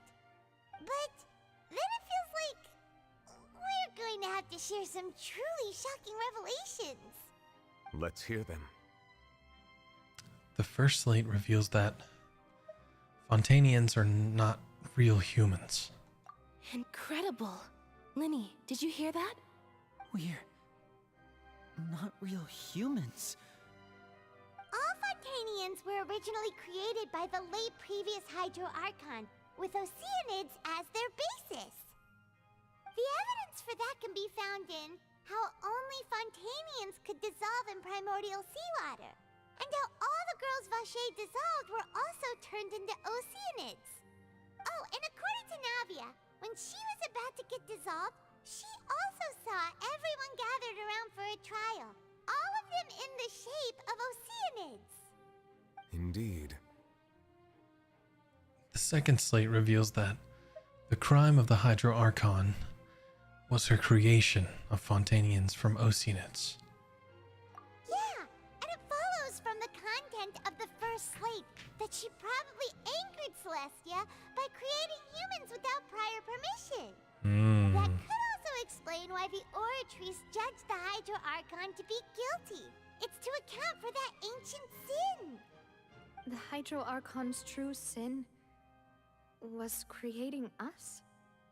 And yet, after many hundreds of years, the Hydro Archon's creations have turned around to try to judge the Archon within the Opera Epiclese. The twists of history are often the most unexpected of all. Yeah. As for the third slate, I'm still convinced that it should come after the fourth slate. Whoops. I'm still convinced that it should come after the fourth slate. Yeah, isn't here just like when Navia fell into the sea? So wouldn't it be trying to show the image of the Hydro Archon also falling into the sea once the prophecy has been fulfilled in the fourth slate? The fourth slate depicts the fulfillment of the prophecy as it's already widely known. In the end, the people will all be dissolved into the waters, and only the Hydro Archon will remain weeping on her throne. Only then will the sins of the people of Fontaine be washed away. Did Paimon get all that right? Yep. You've made some keen deductions. I must say, given how much you still don't know, it is impressive that you've already managed to connect so many pieces of the truth. However, while you were able to decode all the information on the slates, they've also been etched with an additional layer of hidden information using a different power source. When we were at the ruins, I tried to decipher the hidden information recorded in the slates. But since we only had 3 slates at the time, I was unable to come to a full conclusion. Now that the slate collection is complete, I shall make another attempt to decipher the narrative recorded within. If everything goes well, we should finally be informed of the unadulterated truth.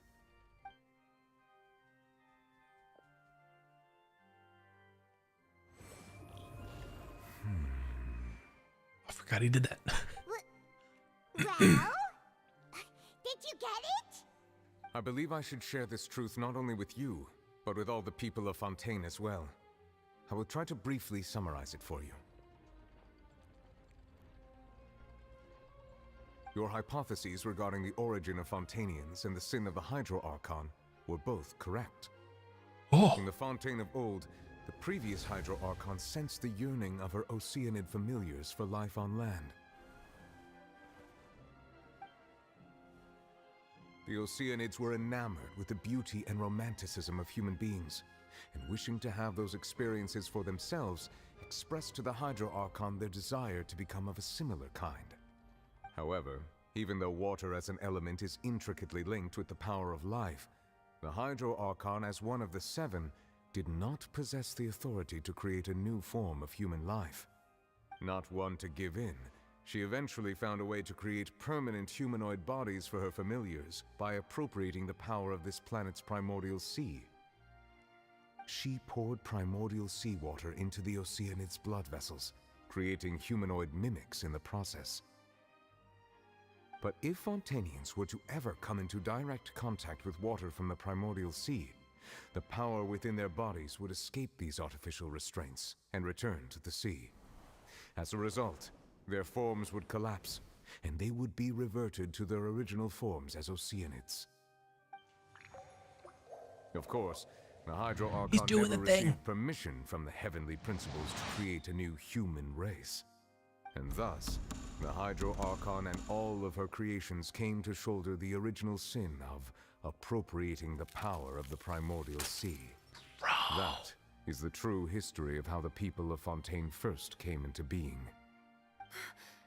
So we were all Oceanids before we turned into human beings? That's way too much information for me. I think I'm just going to pretend that I never heard a single thing. I'm gonna go home and go to sleep. This day never happened. Wait, but if that's the truth, we can't let the Hydro Archon be sentenced to death.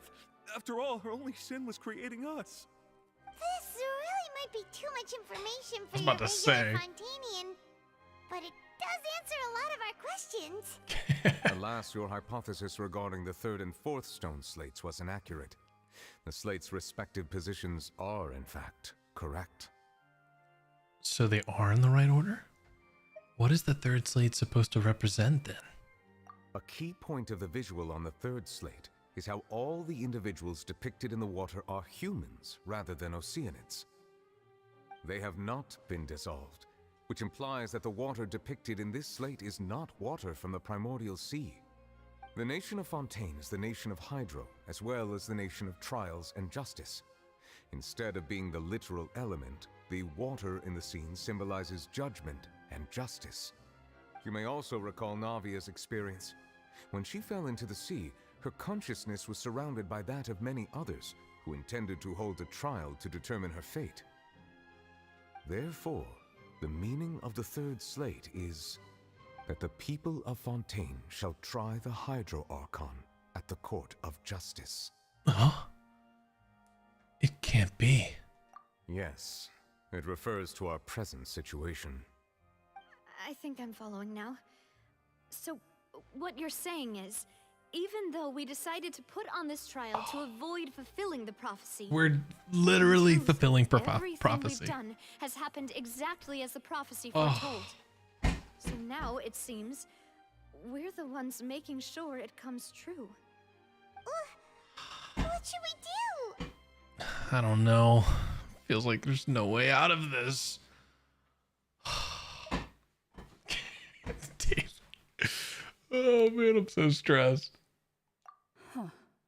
No matter what, the prophecy will be fulfilled. Is this what it feels like to be a prisoner of fate? If that's the case, does that mean the scene in the fourth slate will also be fulfilled soon? Traveler, I would like to point out another small fallacy in your deductions. Bro, stop talking about my About fallacies. the fourth slate. You probably thought that the eruption of primordial seawater beneath the fortress of Meripede served as the surest sign that the prophecy was about to come to pass, yes? I mean, yeah. However, I believe that rather than being a sure sign, that eruption could in fact only be a small warning of something far worse to come. As for the root cause of the catastrophe, I believe you've already encountered it once before. I have? Wait. Could it be?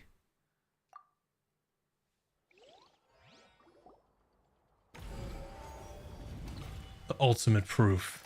Just what the This eruption is just a small warning of the things to come. We must find the root cause of the disaster. The whale! Bro, it's the whale! Verified truth? Oh my god.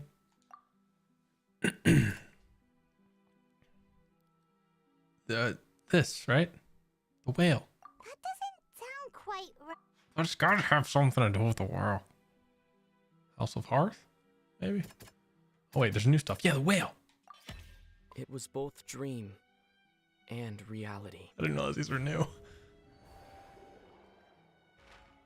If we're talking about a true culprit, that could only be that thing inside the primordial sea, right? The truth, the original sin, the trial, and the root cause of the disaster.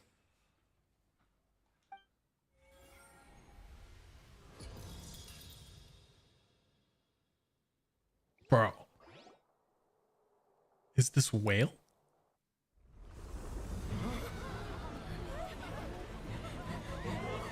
Oh god. I wasn't ready for this.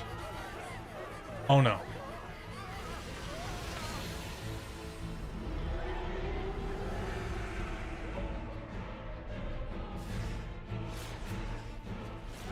Bro.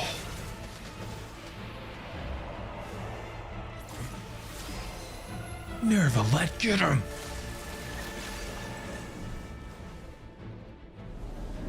Dude, what is this whale?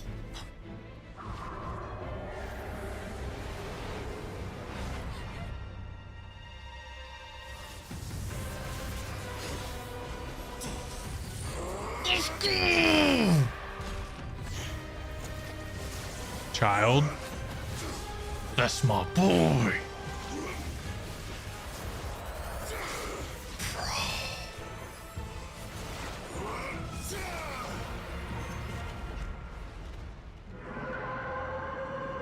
Dude, who thought they'd be working together?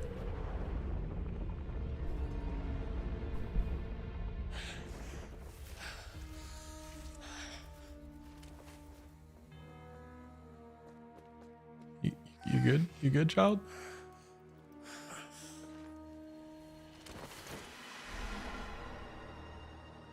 We gotta dive in, right? We're going in? We gotta go get child. Dude, I was so excited. I squeezed my hand so hard. How did that thing just burst into the opera house? Wait, was that the huge whale you saw in your dream? And that's right. I'd wager that it's also the one that Child saw when he was young. So we've met it at last. I understand very well why it has chosen to make an appearance here. That whale does not belong to Tevat. It is a monster that has traversed the stars, weeping all the while. What? It has been greedily consuming the energy from the planet's primordial sea, using it to grow. That is the main cause for the rising sea levels. And once it has finished consuming all of the energy contained within the sea, its next step will be... You said that when the Hydro Archon first created Fontanians out of Oceanids, she filled their blood vessels with primordial seawater. Precisely. That whale finds the blood of Fontanians nigh impossible to resist. Therefore, when it left the primordial sea, it decided to make its next stop a packed opera house full of food. Food in the form of Fontanians. We just barely managed to push it back, right? In that case, won't it come back to target the people again once it's managed to recover its strength? That is correct. Indeed, it is more accurate to say that we should thank that Harbinger for buying us some time. Without him, the whale would have likely come onto land far sooner. From the way he looked, he must have been fighting the creature for quite a long time. Bro. That battle maniac. We've always known that he had a special connection with that whale, but we definitely didn't expect it to help us out like this. Anyway, now that we know that this whale is the actual cause of the disaster recorded in the prophecy, all we need to do to stop the prophecy would be to find a way to beat it up, right? It is too late. What do you mean? It had already absorbed too much of the primordial sea's energy before we could notice it. At this point, it has become practically integrated with the sea itself. What? Even if the entirety of Tevat were to be destroyed, it could still survive and swim off towards some other world. That's not something I will accept. We've already done everything we can, and we even found the true culprit. We've come so far. You can't just tell me that the last hurdle is some impossible foe. That's just not fair. Indeed, that's not how a grand performance should end. I'll fight it to the end, no matter what. Damn right. So the prophecy will be fulfilled no matter what, huh?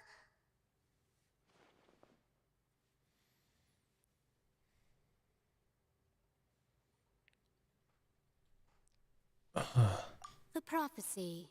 Yes, what has been prophesied will be fulfilled.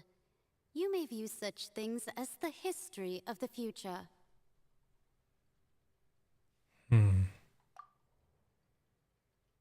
After everything, it still turned out like this. We couldn't fight against fate. Okay, real quick. I'm gonna skip the ads that are coming up for the stream.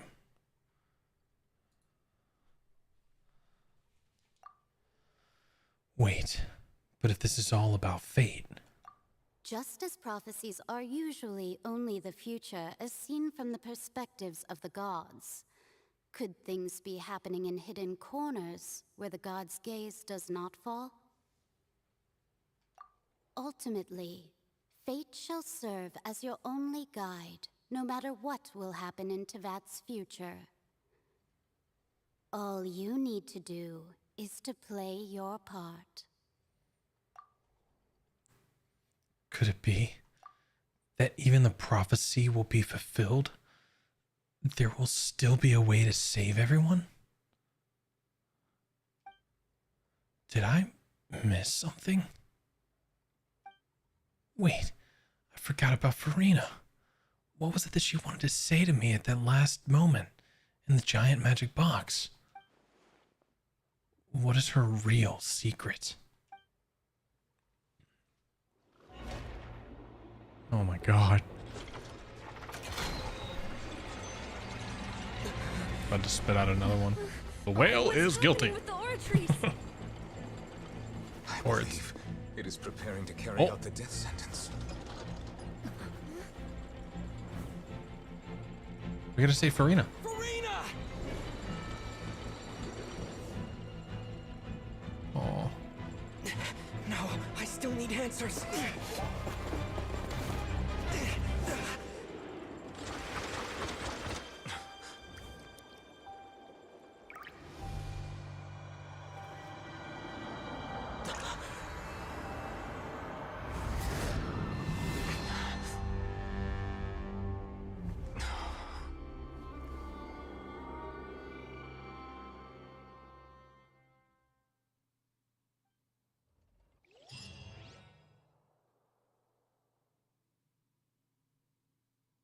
You better load.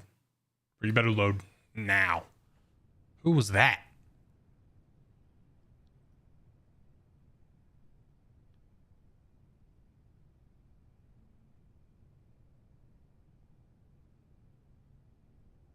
You.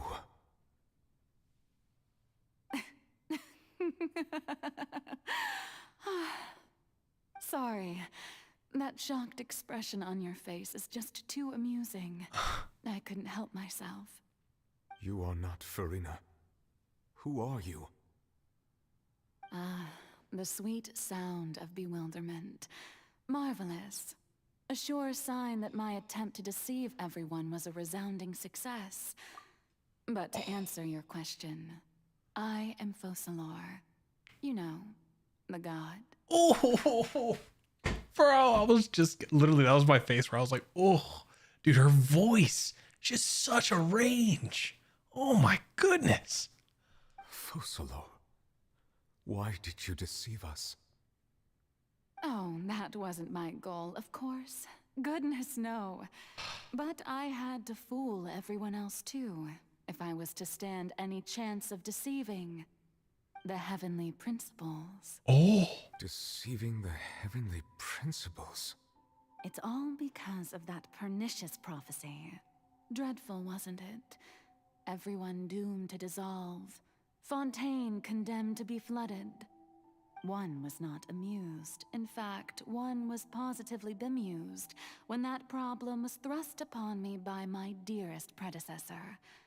That's the former Hydro Archon Egeria for the uninitiated. So she's It hardly gets more disastrous than a preordained national catastrophe. Now does it? Dude, so she's been the Oratrice the whole time? Is that what happened? She changed from the Oratrice? She knew full well that the prophecy would surely come to pass. And as one of the seven, she also knew full well that one defies the heavenly principles at one's peril. So yes, as you have no doubt surmised, it was a rather impossible situation that I found myself in. I spent a terribly long time mulling it over, alone on the ocean floor.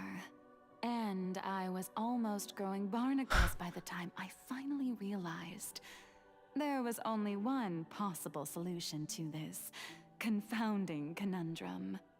I had to outwit the heavenly principles, allow the prophecy to be fulfilled, ostensibly at least, while saving everyone at the same time. I'm a genius, I know. I can only assume that's why Egeria chose me as her successor. Although, looking back now, it was hardly the inheritance one dreams of. Between the task of saving the nation, the quotidian duties of the Hydro Archon, and not to mention the original sin of creating a new race of humans, I dare say she left me quite a colossal mess to clean up. A joke. But one can only play the hand one is dealt. I did not choose this, any more than I chose to be one of her Oceanid familiars. Oh. So you were also once one of the Oceanids, transformed into a human by Egeria's hand. Yes, I was. I always dreamed of becoming human. And I still do, even now. In my eyes, to be human is to be part of the greatest opera ever known.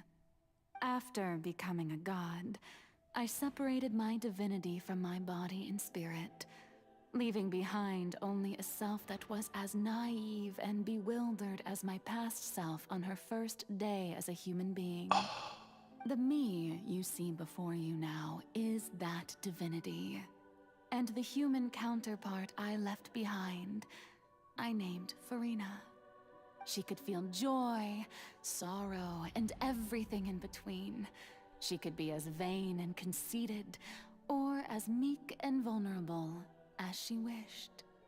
Her strengths were of a kind only a human could possess, as were her shortcomings. But in my eyes, Farina's humanity was what made her perfect. She was perfectly human in every way.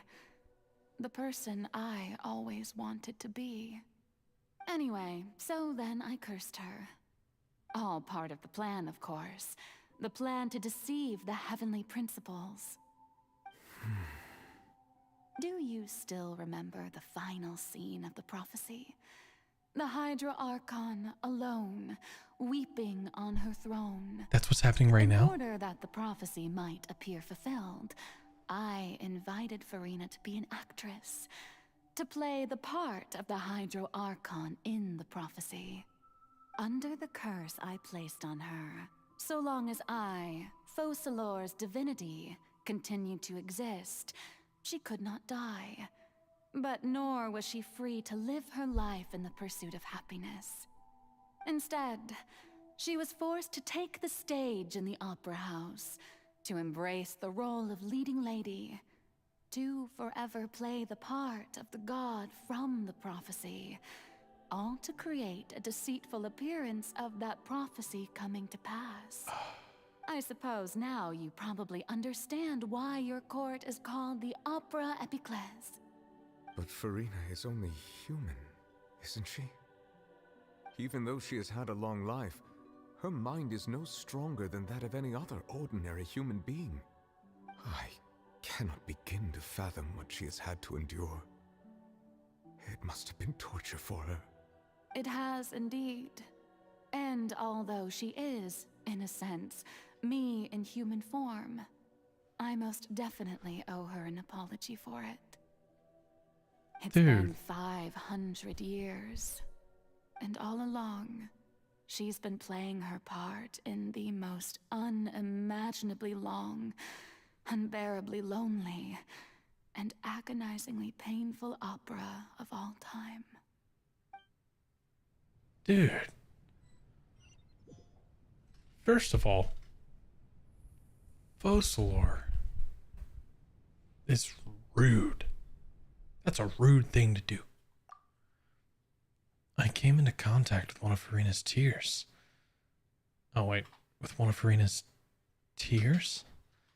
If I remember correctly, tears often contain a being's strongest emotions. With sufficiently strong hydrosensitivity, I can form an emotional connection, just like I did with the Oceanid back in the Fountain of Lucine. Wait, could this be Farina's inner world? Farina, what is she doing on stage? Wait a moment, that probably isn't Farina. That's likely a reflection of her inner self. If I can directly speak to that self, I might be able to easily get what I wanted to know. I came here for answers. Either way, this opportunity is not to be missed. Let me try talking to her.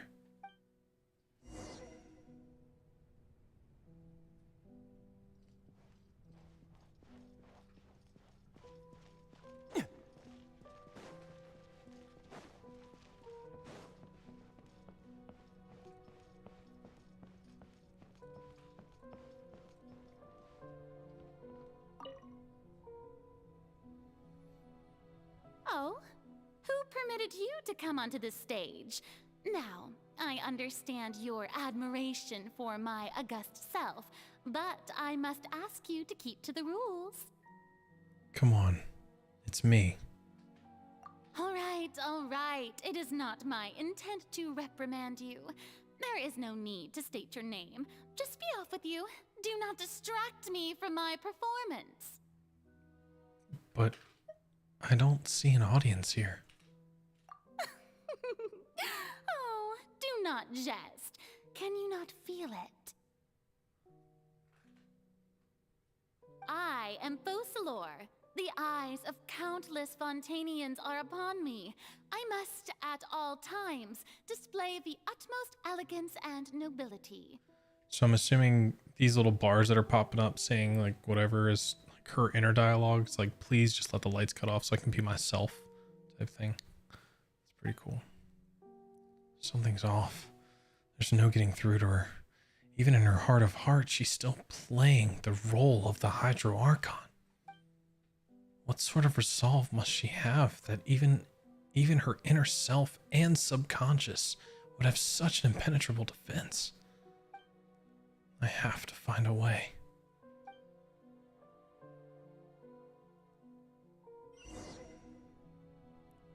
Turn off the spotlights. Dear audience, the performance is experiencing a technical difficulty, but worry not. The guards shall resolve it soon enough. Nope. Stop it. Oh, my sword! Witness the power. Run away now.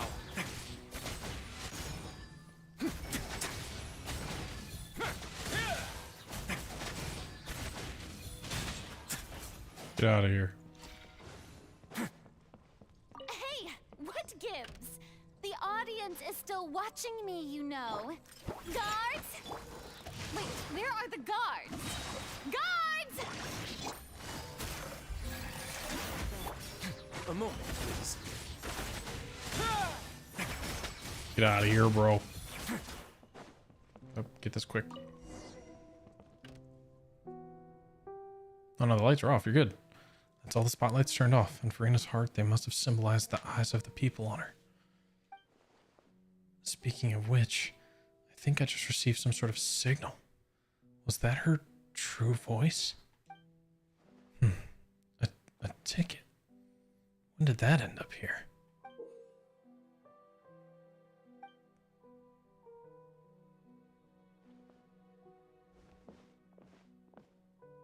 Either way, looks like the show is about to begin.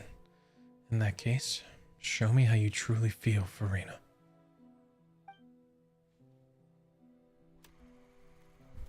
Scene 1, before a mirror. Farina.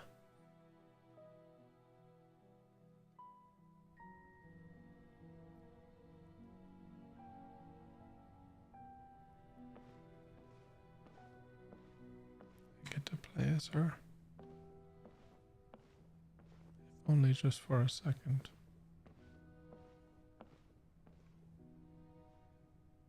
Farina. Farina. Huh? Who's that? Who's calling me? Where are you? Be not nervous. Be not afraid. I am before you. Such a cool scene. Wait a moment. You're mirror me? How can this be?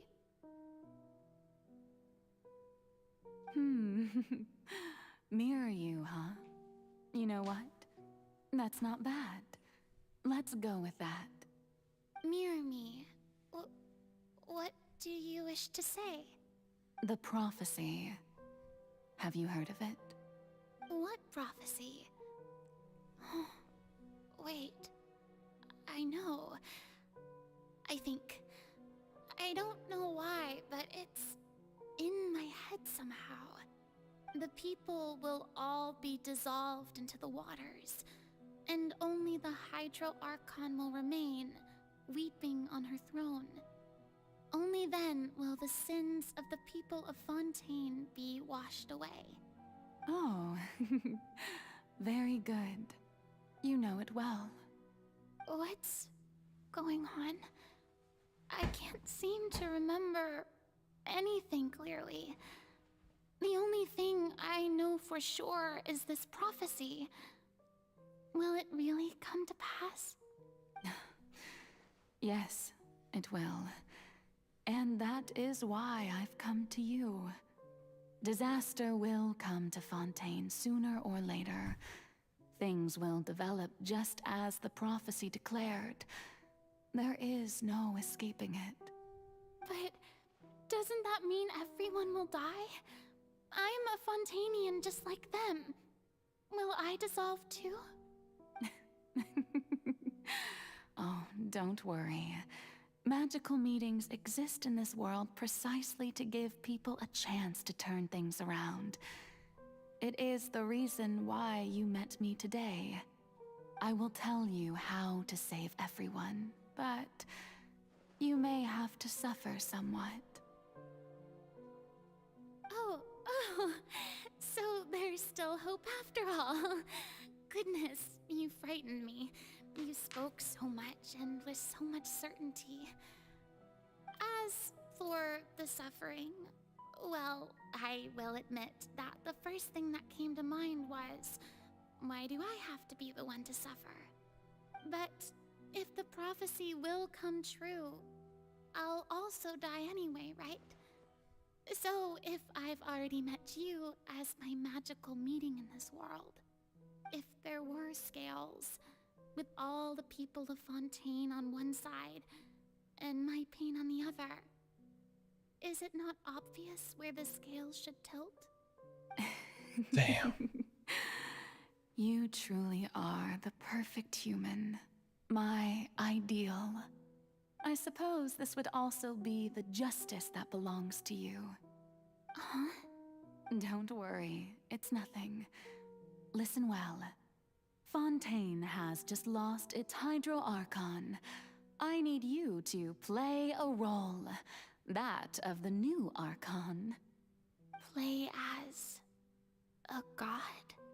That's right. You must begin a never-ending masquerade. You must never let anyone suspect your identity. If you can keep it up, then I shall have my way of defying this prophecy. But should your identity be revealed, then all hope will be lost.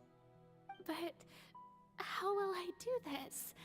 A human assuming the role of a god without being exposed. Don't worry. What you must do is not to turn yourself into a real god. You simply need to play the role of a god as humans imagine them to be. Being a human yourself, I'm sure you already know what such an entity would be like. Remember, your true challenge will not be pursuing divinity, but contending against humanity. Damn. I'm still not sure I understand, but I'll try. I'll try to do this. So, how long am I going to have to play this role?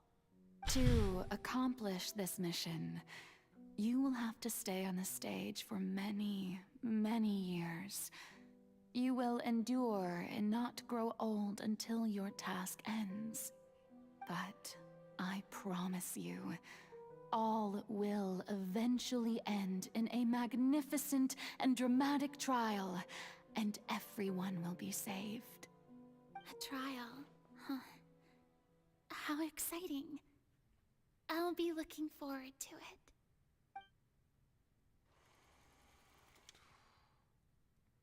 Scene 2.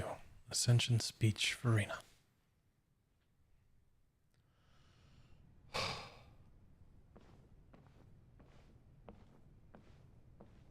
I thought the Traveler was in the audience. What the heck?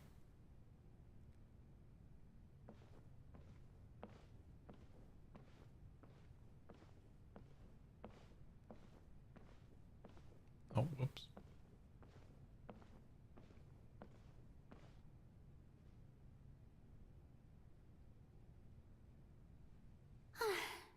The Maison Cardinalise has announced my accession, but this is my first time facing the people.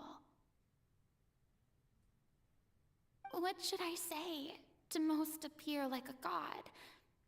To be honest, I still don't know. Perhaps I should first try to act natural.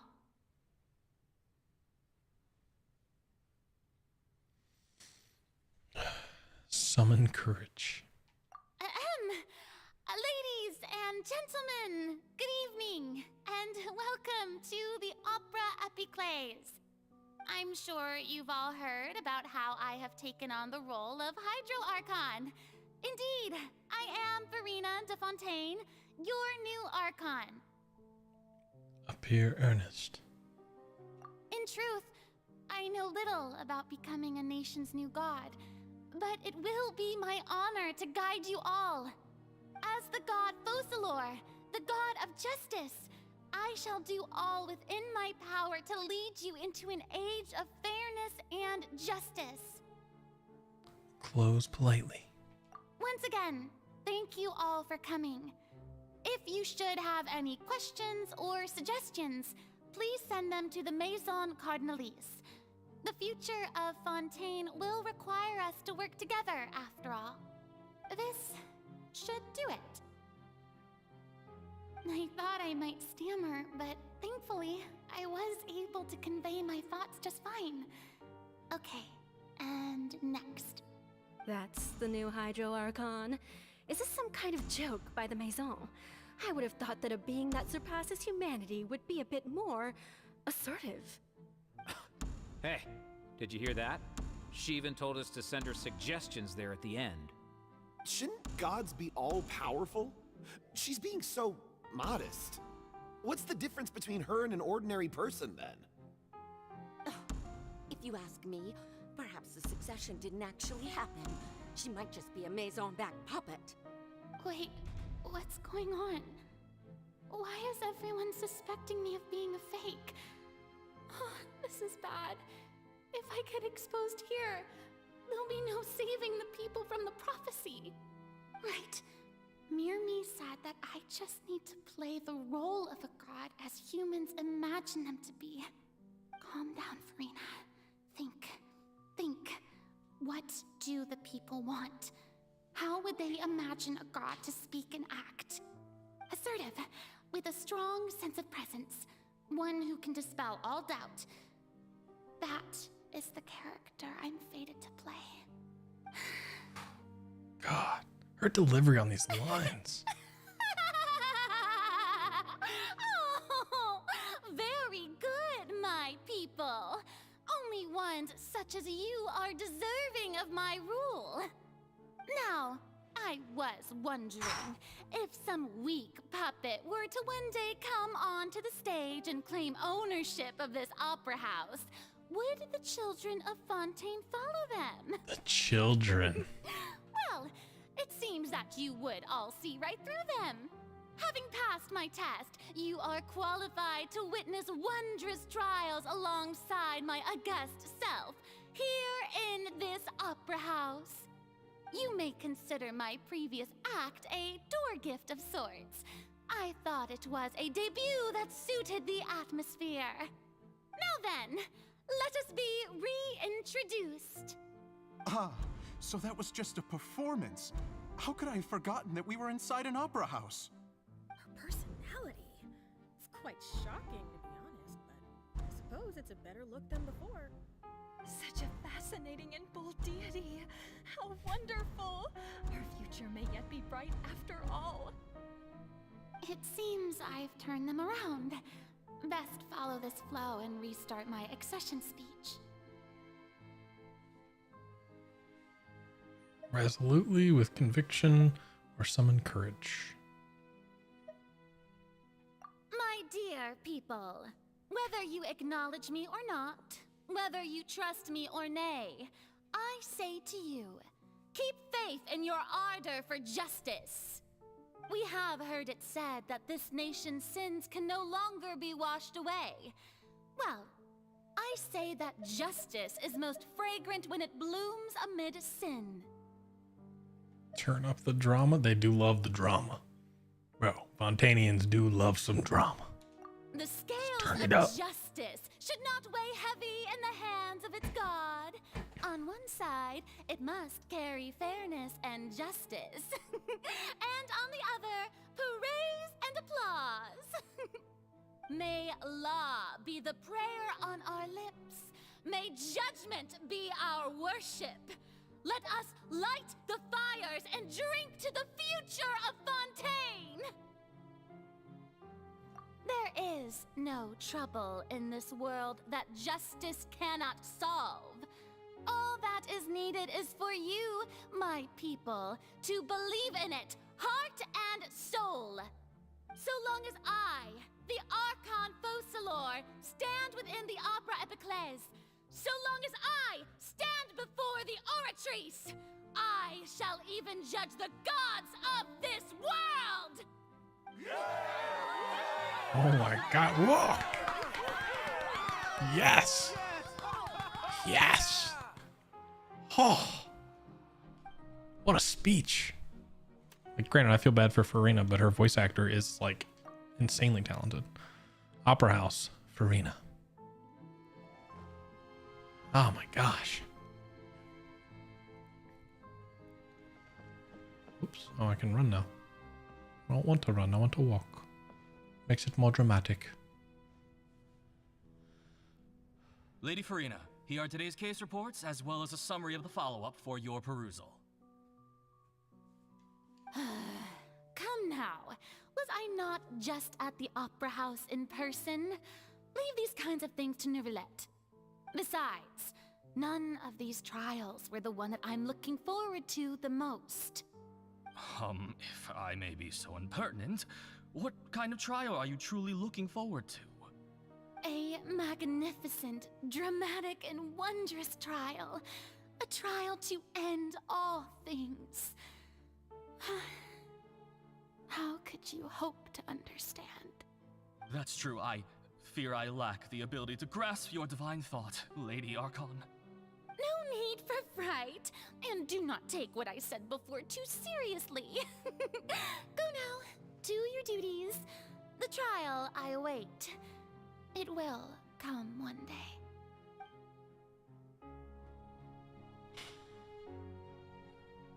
God, dude, you feel like so bad for her.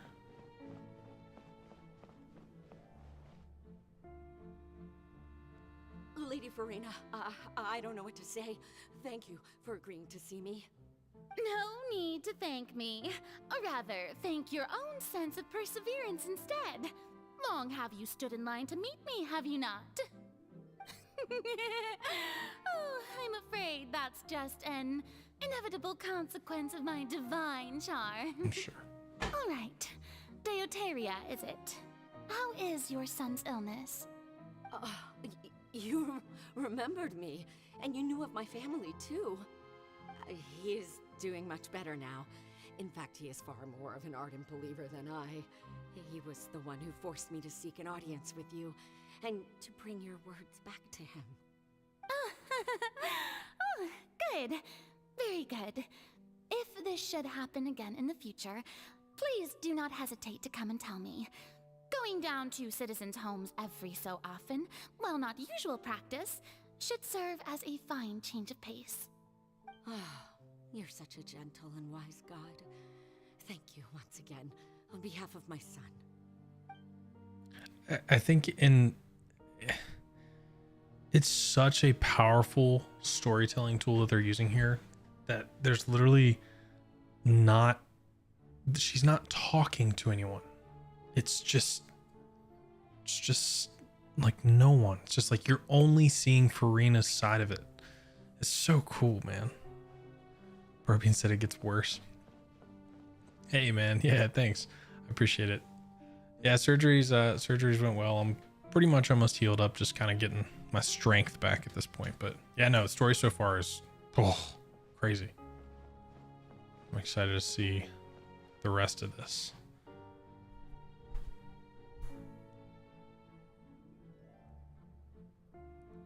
Lady Farina, here are the latest hydrological reports. As for the specific parameters you asked to take note of, I'm afraid things still don't look good. I see. It's as I thought then. As your god, I did already expect this, but I wanted to see how far your human wisdom would allow you to analyze it. All manner of signs indicate that the prophecy will still come to pass. Forget it. That's not something you need to worry about right now. Well, as I understand it, the Fontaine Research Institute is also trying to find a way to counter the rising water levels. Really? Have they found anything? I'm afraid that they haven't found any effective solution thus far. Oh, is that so? Well, no wonder. This issue has reached the realm of the gods after all. Still, their spirit is praiseworthy.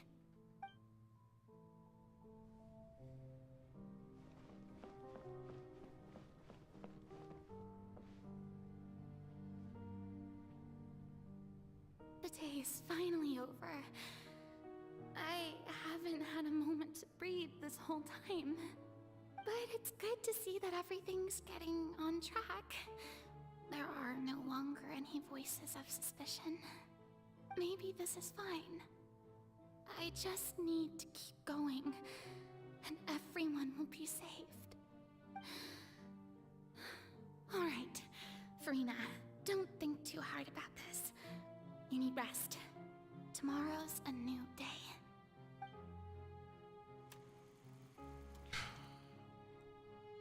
Scene 4, Opera House, Farina.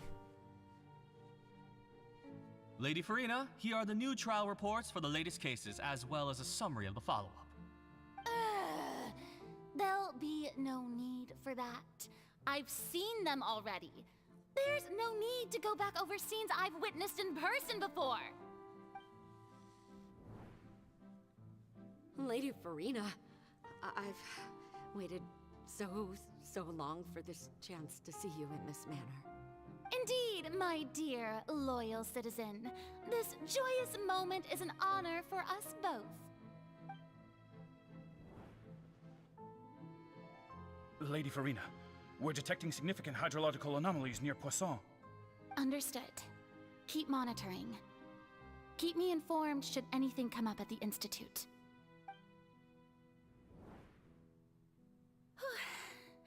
I don't think I let anything slip today. I must show the people that there is nothing to worry about. I just don't know when these days will end. I feel utterly exhausted. Best to rest early today, too.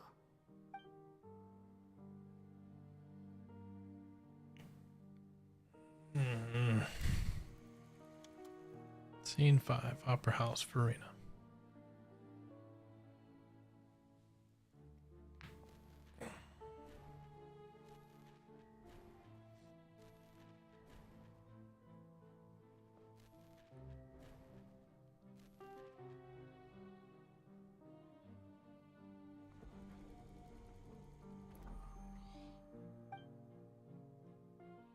Scene 1000 or scene 182,375. It's like a dream being able to speak with you up close like this. Is that how many days it's been? 182,000? I've heard that the first member of our family who was honored to receive an audience with you was Madame Deoteria, almost 20 generations ago. Decades. Got it. And what a fine family yours is indeed. It brings me great joy to meet such a faithful believer, a descendant of a line most ardent. Surely you exaggerate, Lady Farina. My lady? What is it, good citizen? Oh, are you crying? Uh-huh. Oh, really now?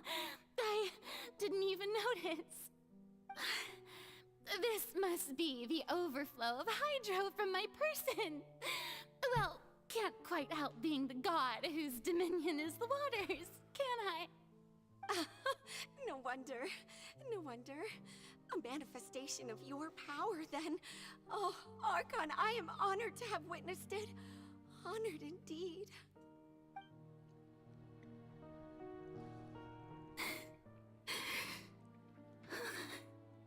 So interminable.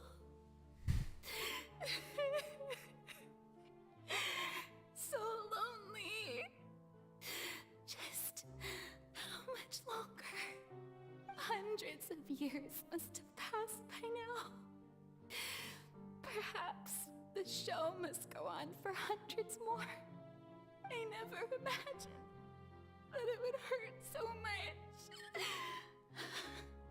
Have I reached my limit? No. Perhaps I reached it long ago. Today I didn't even notice my own tears. I want to tell someone, anyone, about this, but that not destroy all I've done so far?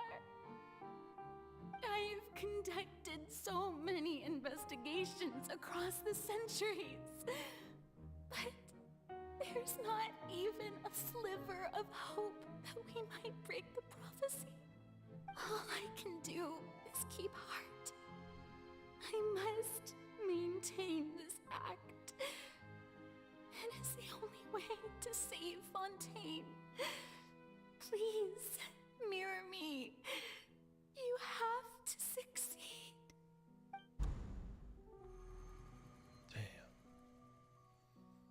Scene 182,376. Opera House Farina and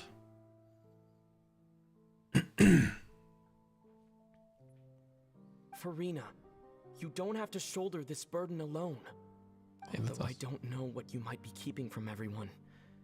Your people are more than willing to share your burden with you. that's my voice in this scene from when we were in that giant magic box. This is great. I didn't think that scene would replay in our inner world. Surely Share something. my burden. That's impossible. It was fated right from the start that this would be my duty alone. But even if your burden doesn't need to be shared, you can still choose to confide in someone. Just share it with me. I'm what you'd call a witness. A witness? Yes. I've heard that you came to Tevat from beyond the stars, yes. In other words, you never belonged here. And if Tevat is, in its entirety, a show on a stage, then you're just a spectator, aren't you? Yeah, I mean, dude, 500 years? Like, 500 years ago today was 1500. Like, that's like before times that we even like talk about. Like, 500 years ago, like, imagine a span of 10 years. And then times that by 50. Like, it's just, it's like even though it doesn't sound like a lot in comparison to some of the other or some of the other archons, it is an unfathomably long amount of time. Longer than anyone should have to suffer. And again, I think it's kind of messed up that Focalors did that. But we'll get to that soon, I guess. If that's the case... This is what she was about to say. He's right. I could confide in him, couldn't I? But if things don't play out as expected, the people of Fontaine will be the ones to pay the price. And even after all this time, she's only thinking of I others. shouldn't be selfish.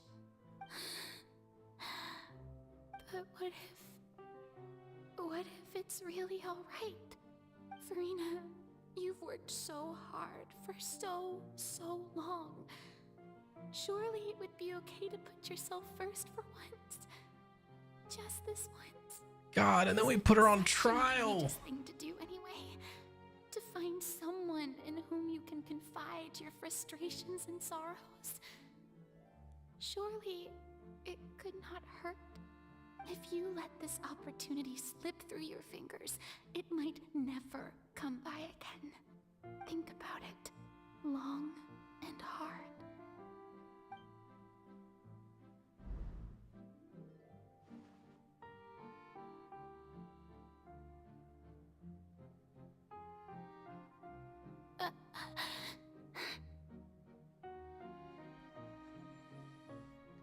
No, I have nothing to say.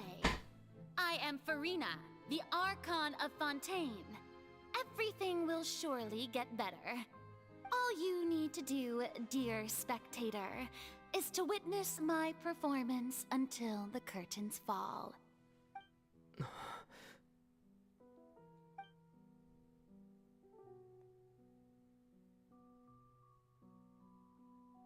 Fine.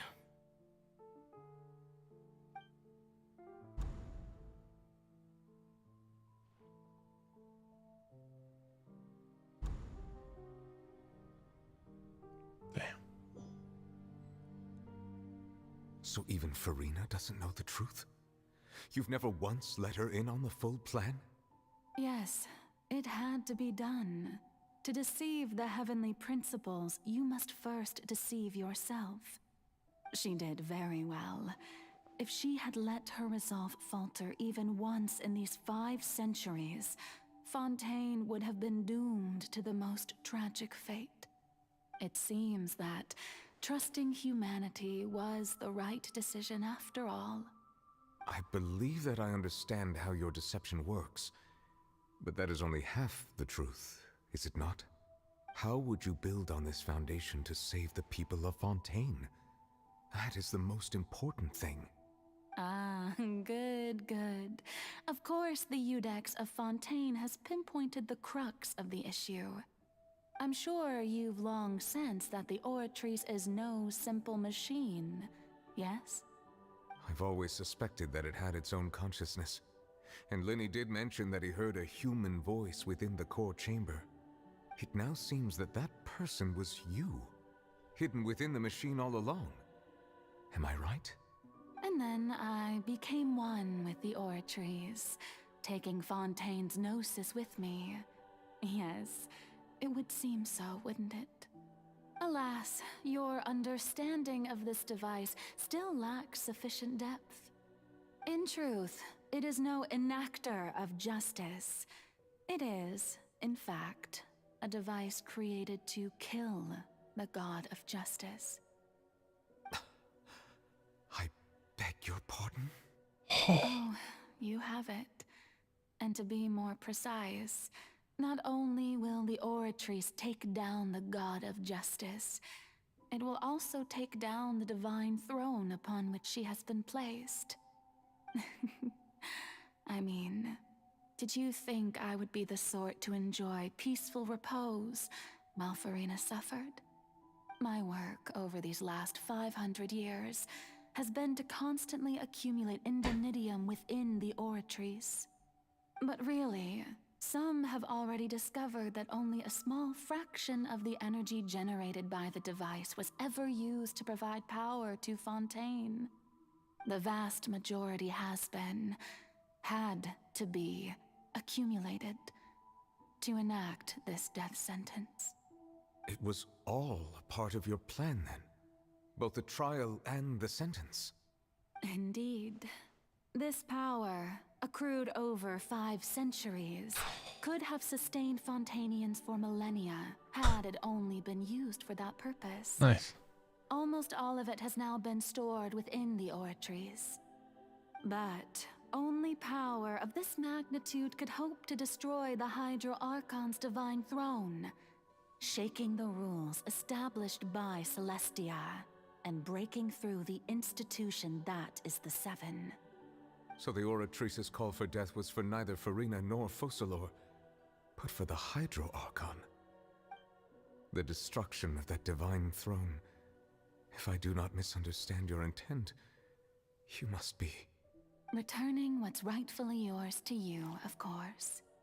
In other words, this was all done to return the authority of the Hydro Archon to the Hydro Dragon of this planet. But...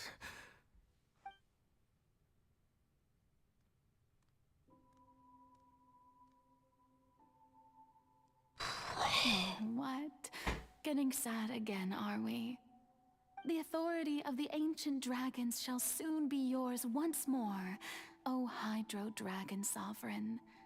And this is the face you make. all you've done throughout the years is just so you can sacrifice yourself at the very end. I've never quite seen it that way, you know. Even now, I'm quite pleased at how well my deception worked.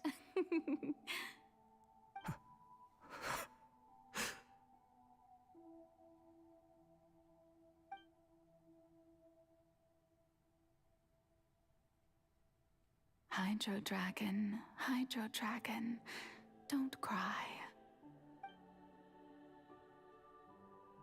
I must say, had it been within my rights, I would have loved to judge the heavenly principles themselves.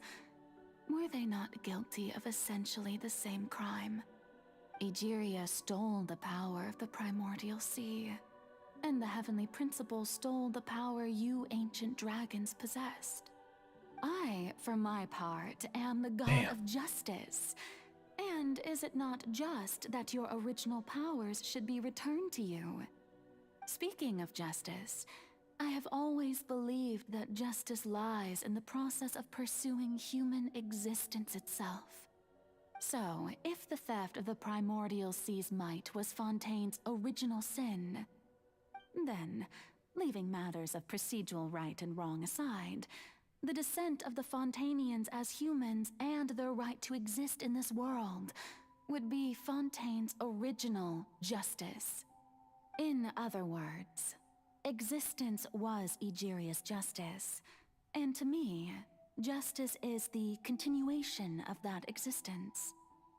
Defying the prophecy and ensuring that Fontaine's people shall live on, that should be the justice enthroned over all others. At this point, we, whether it be myself or all other Fontanians, have shouldered the burden of this sin for far too long.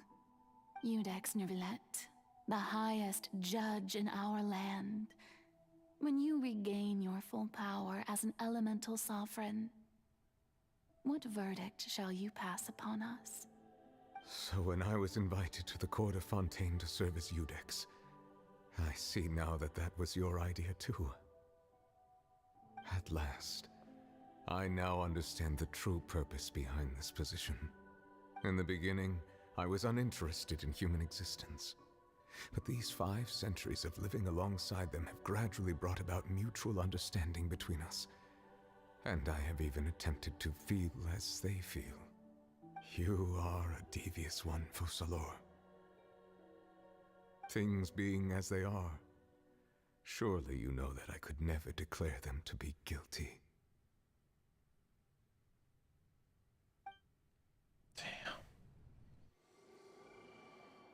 Oh, another cutscene. The hour of my execution is almost here. For the sinner, the curtain call has come.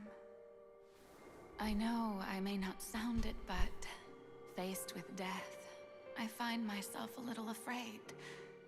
Perhaps this is one thing both gods and humans have in common.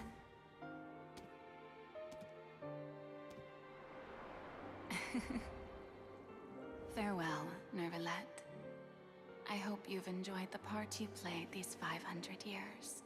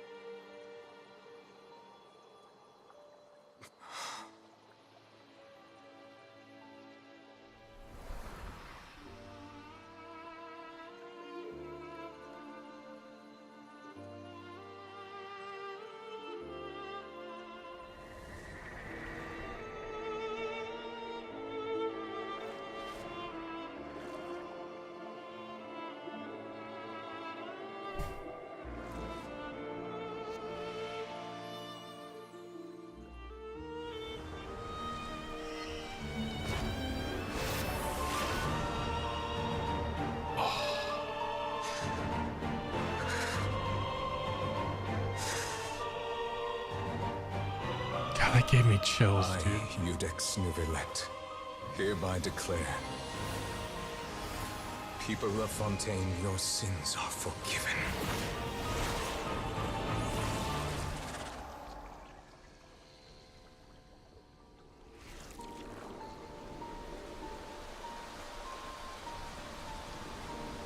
Damn it, man. I fought it for so long. Holy shit.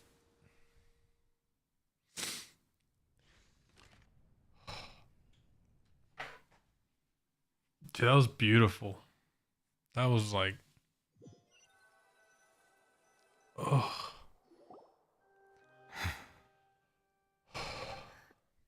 What just happened? Has the death sentence been carried out? Was that bright light some sort of misdirection? I have a feeling that something huge just happened. But since we're all still alive and haven't been dissolved, I assume whatever happened was good for us. It's time to end this. We must mete out punishment to that beast. Didn't you say just a moment ago that it can't be defeated? The hell with that. I have gained the strength sufficient to deal with it. Let's Through go. certain means, I now have the ability to separate the power of the Primordial Sea from that creature. We should seize the opportunity to pursue our quarry. You obtained power? Just now? Traveler, now that the oratories can no longer function, I require an executor to help me mete out justice. You mean me? The root of the calamities befalling Fontaine. The beast that enacts the prophecy. Its name is the all-devouring Narwhal. Come with me, traveler. The hour of execution has come. Oh. Like, I've never understood, like, in movies and stuff where they're all like, I get it now.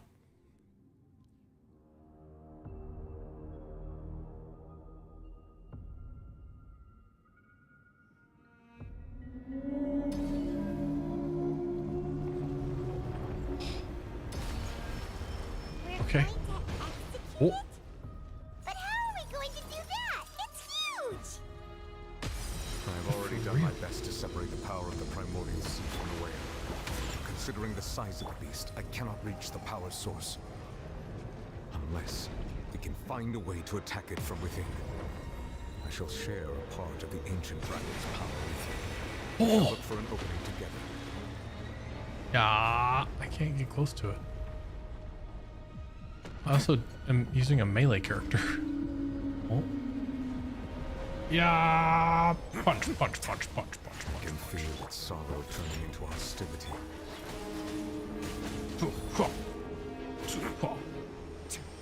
Oh, shoot.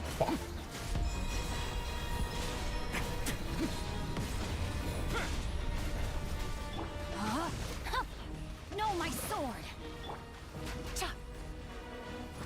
Where are you going? Come back here. The all-devouring Narwhal cannot resist its instinct to devour. Continue to trigger its hostility. Yeah. It will present itself. Yeah. Yeah. I'm not doing very much damage at all.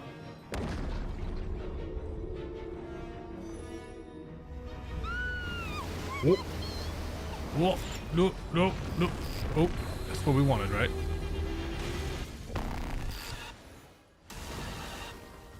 Whoa. Why is there a hole-looking thingy over there? Whoa. It looks really scary. Where are you? Listen to this music. Rain outlines your fate. Huh? Let's begin. Okay, I can't freeze you, but that's fine. I have granted you my protection. Do not fear.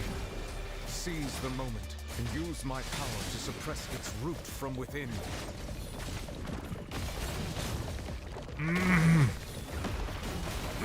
Get out of here, bro. This dude looks sick, though. Is this like the Narwhal's like true form or something? Oh, dang it. Rain outlines your fate. Boom, boom. A moment, please. Come on. Oh. Oh. Oh.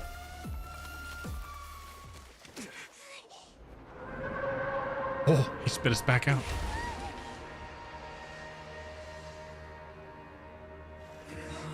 Let's go. We good? We good here?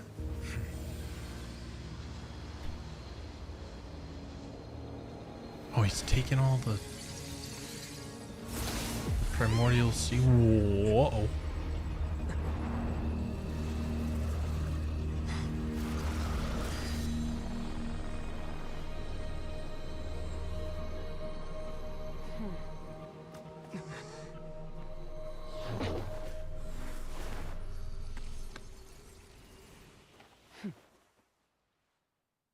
Hi, nice to meet you. Thanks for helping with the cleanup. It should have been my job, but oh well. Hi, nice to meet you. You're insanely hot. Just couldn't really get that off my mind. It was just supposed to be a short private training session for me. I didn't think that my disciple and my master's pet would start brawling in the meantime.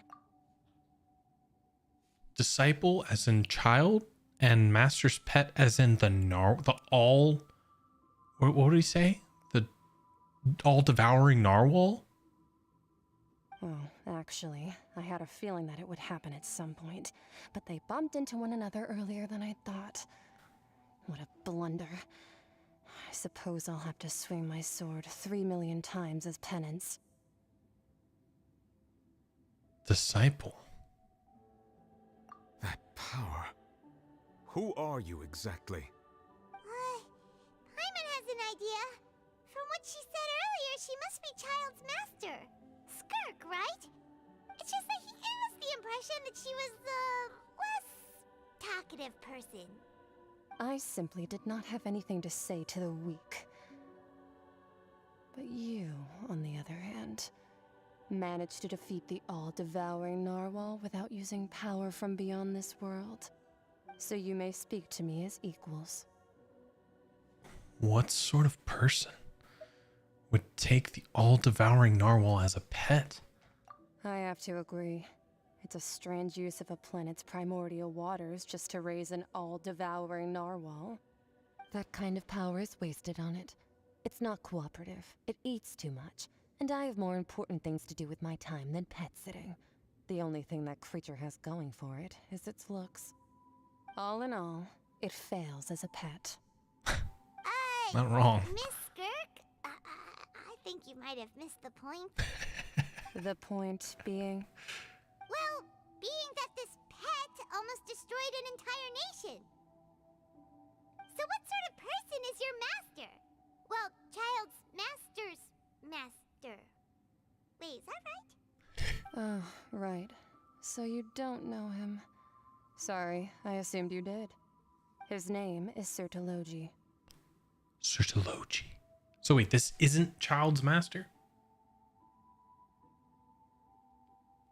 Who?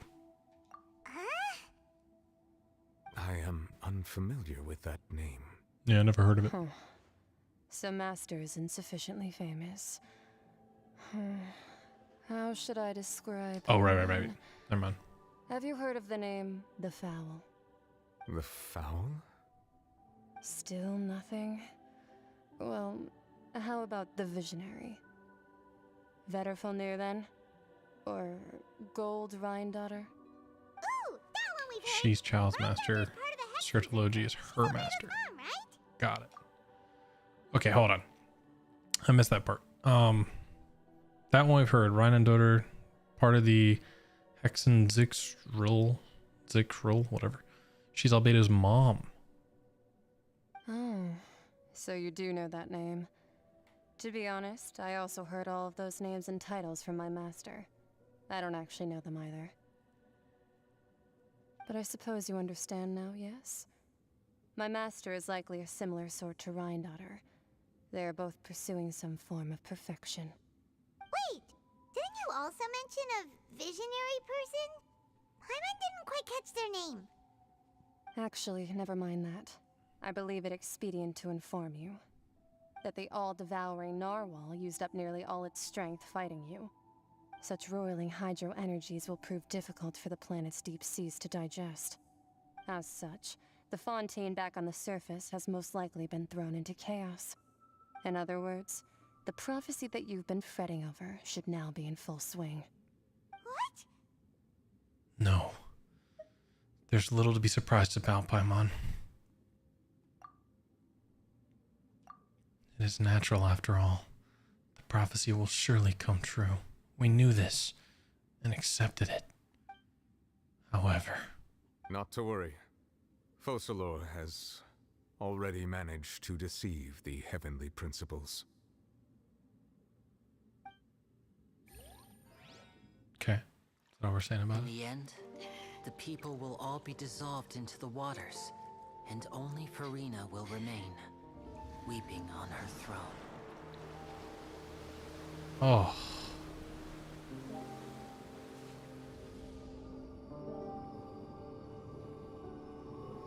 Only then will the sins of the people of Fontaine be washed away.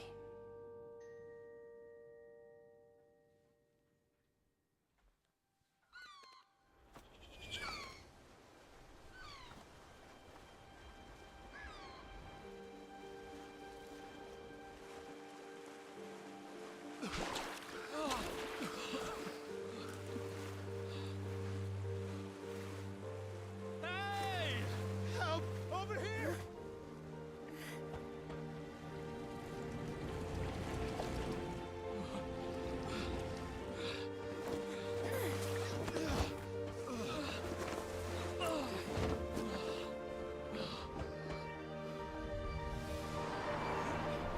Let's go, it worked.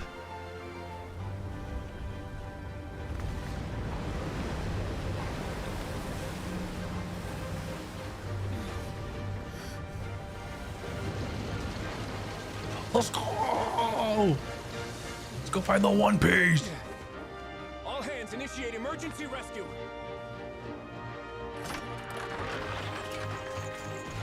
I thought they were gonna be cannons. Initiate emergency rescue.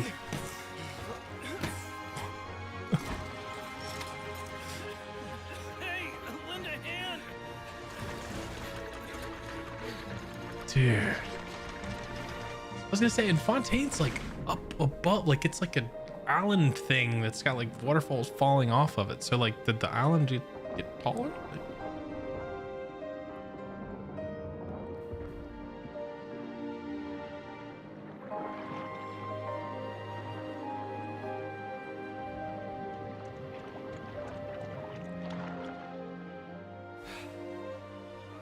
Look!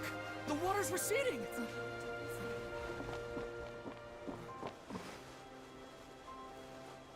Yeah, but I mean, your couch is gonna be ruined. It's a miracle! We didn't dissolve. The prophecy was wrong. The prophecy was wrong.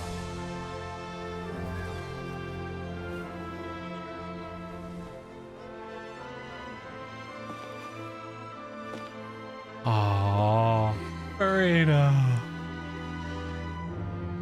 I'm so happy for her. Are you right? We're saved. The prophecy was wrong.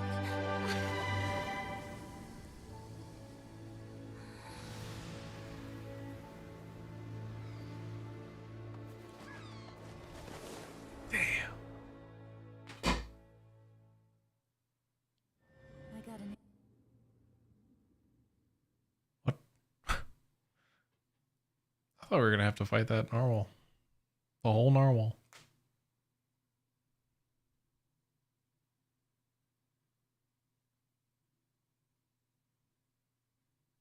True.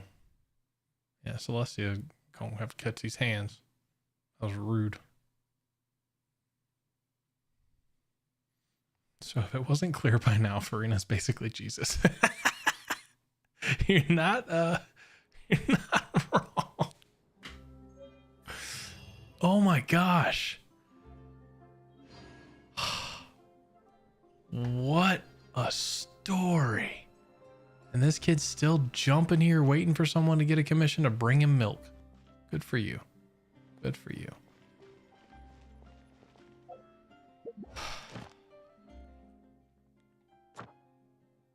Yep. Wait, do I have to get to...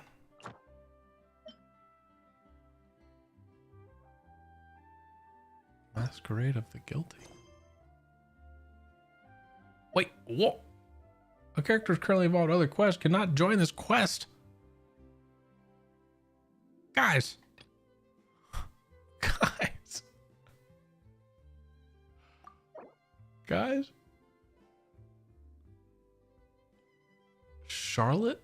Because Charlotte's doing another quest?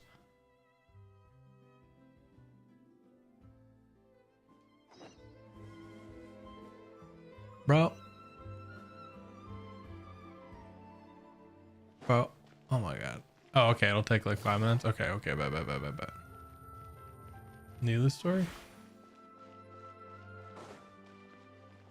2.0. Wait, is that what?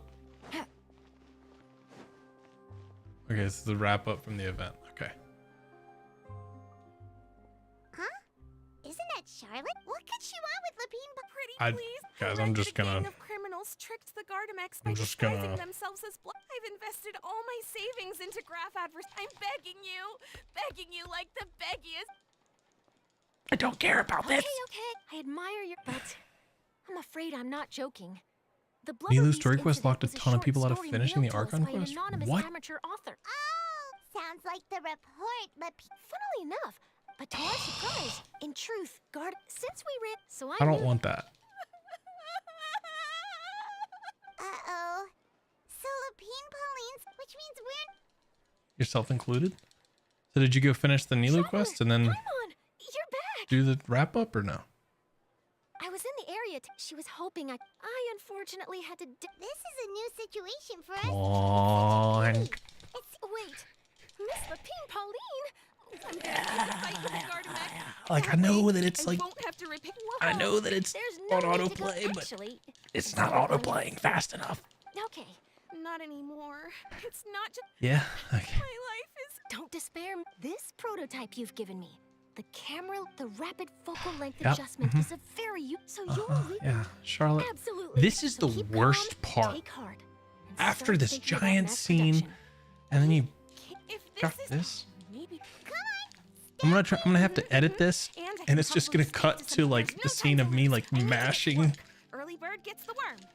Hi, people watching the YouTube video. I'm having to click through the quest really fast because, well, Charlotte was busy with an event quest. You're welcome. All right, there we go. Yes, that's how. That'll be fun for the video. Okay, I got the special analysis zoom lens. Sick. That'll be helpful. Now I gotta talk to Charlotte, dude. I'm gonna punch Charlotte right in her throat. Talk to Charlotte. Wait, is this for... No, this is still that. There's an extra long quick time event. Feels like it. Ugh. Persona renewed. The Spina di Rasula talks post-disaster rebuilding. I recently What is visited this? Poisson to meet with Miss Navia, spokesperson of the Spina di Rasula, and we spoke about Poisson's present and future. What is this? Is this the last part of the story? Or is this just still the event?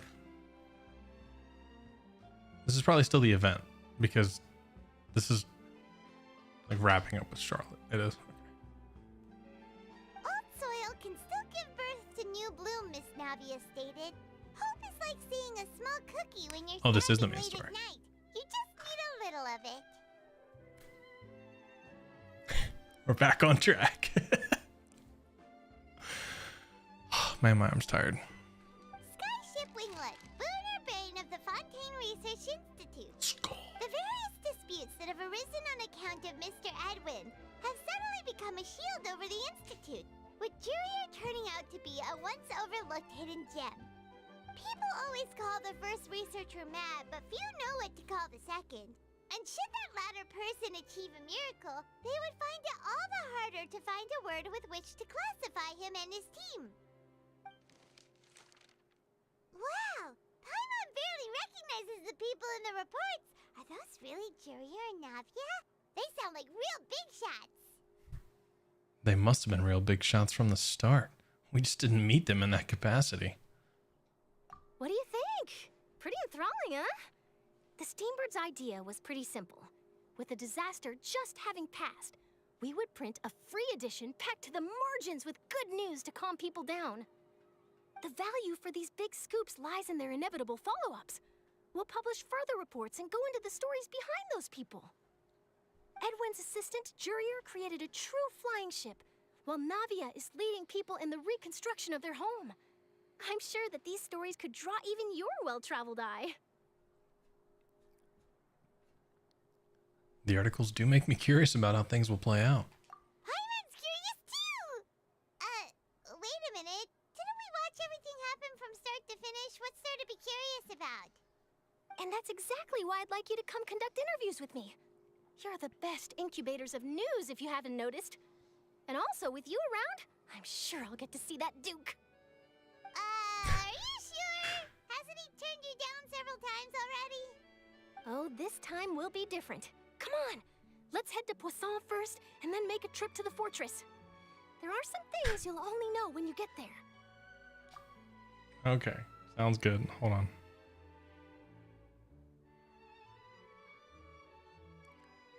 I'm trying to show. Okay, well, oh, she's doing it. Hold on. My dog is scratching her bed.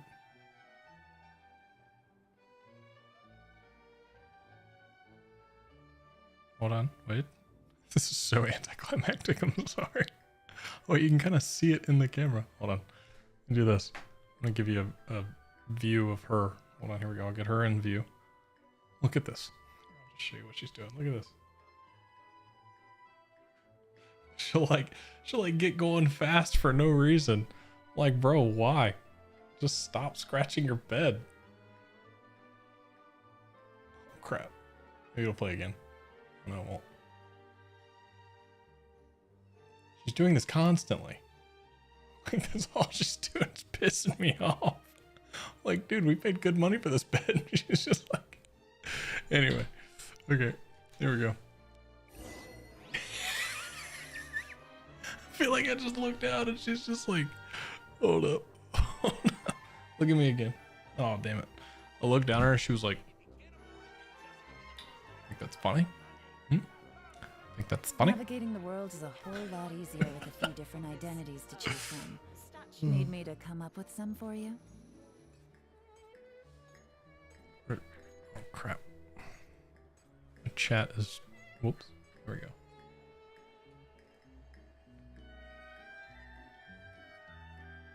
Reminds me of you talking yours back. Nice. Yeah, she's the best. She's really funny. Okay, time to go to Poisson.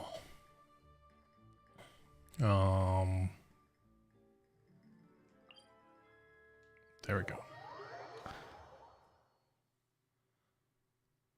Dig up / scare snakes away? Interesting. That's crazy. It's all good, baby. There's no snakes. If there is, then we gotta move out. Daddy don't do snakes. I'm like Indiana Jones in that regard. That's the only way me and him are similar. Because I don't do snakes.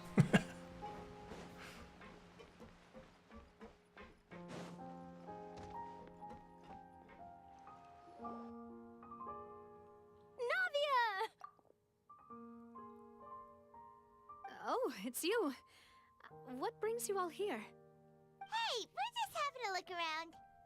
I'm here to update myself on how things are going here. Oh, the Fatui are here too. Let me introduce you. This is Mr. Garunt Snežević. He represented the Knave in sending us a large amount of supplies. Snežević. And is helping with our work. Our residents are hard at work as well. Thanks to everyone, work is progressing nicely. We've lost a lot of people, but we're moving forward. That will have to be enough. Can we talk about real quick? So the Fatui's goal is to obtain all the Gnoses.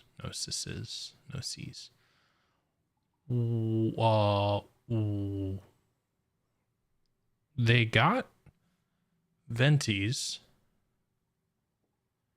I don't remember if they got Zhongli's. I'm also forgetting if they got Raiden's. But they got Nadia's. Or Nahida's. I said Nadia, like Navia. Nahida. So yeah, they only need. So they got all of them. They only need Natlin and Fontaine. So does that mean that Nervalette has the Gnosis now? Where's, like, we still haven't been told about the Gnosis. I don't know. Maybe they'll say something. I'm just gonna keep going. Hello, Miss Charlotte. I'm a big fan of yours. I especially like that article you wrote last year about Fontaine's stray cats. But if you don't mind, could you not emphasize our role too much in your report? It's not charity we're doing here. We just happen to share the same interests as the Spina. I get where you're coming from. I'll keep it as simple as possible. Or would you be willing to feature as friendly neighbors? That would be fine. Thanks. Oh, you're back too. How are things? We finished laying down the construction materials. It'll be another hour before the workers are able to go over there. Huh? You're here too, Clorinde? Well, her reputation's greatly risen after that whole duel business with Miss Farina. So she's here in Poisson to wait out the heat. All right. She really came here to help me out. There's too much to consider in the reconstruction of Poisson. The Spina has need of more decision makers. And, well, I do already happen to be connected to Mr. Callis. Oh, wait just a moment. Do you mind me asking a few questions? You know, about how you felt before the duel, about what it was like facing down a god. There's lots of exciting material there, I bet. Forget it. I'm sure you can find a better theme than that, Miss Charlotte. I see you're the same as always. Couldn't you do me a favor, for Navia's sake? Well, if we're talking about doing things for my sake, you might as well just take a few more photos of me. Or of the Traveler. It's better than wasting time persuading Clorinde at any rate. Of course I will. I'm not gonna let him off that easy. All right, then everyone who wants to be in the photo, gather up. And smile.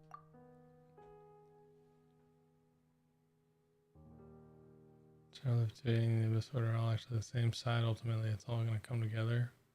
Crunk style. That's a great last line. That's that's interesting. But that's a really good point too, because we're sitting here talking just a minute ago. I was saying how, like, Celestia sounds like she needs to catch these hands, not like I'd square up with like a god, but like that was just a demonstration anyway. But yeah, you might be right. We might be fighting against these Fatui for. God, this has me thinking now. That comment sent me. Whew. Okay. Cheese. Aw. So cute. How did it go? Was it a good shot? Did Paimon look cute? It's all coming together. Not bad. Your addition really helped the composition of the picture. Kiss, kiss, hang boys. on a moment. Let me snap a few more shots. Charlotte takes more pictures of Poisson, clicking the shutters. All right, Blah, blah, blah. that should do it. I'll be back here later anyway, so let's call it a day.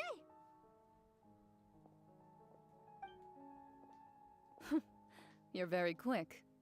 Speed is of the essence when it comes to the news, and freshness is the key. Also, not to brag, but I'm pretty good at building connections.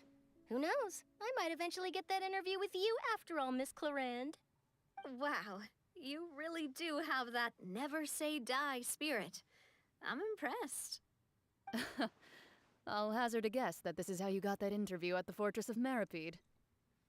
You already knew she was going? Whoa, you're well informed. Let me make a guess too. I asked Sijuin who told Monsieur Nervilette, and he told you, right? That's a very complete information chain. In truth, all Monsieur Neuvillette asked me was, when did the fortress become so friendly towards the media? I told him that it was best not to speak too soon. There's no guarantee that Wriothesley will make a personal appearance. You're right. I gotta treasure every moment I have with them. In which case, I'll be making a move first. Stay safe now. And tell me if you hear anything interesting. I'll treat you to afternoon tea in exchange.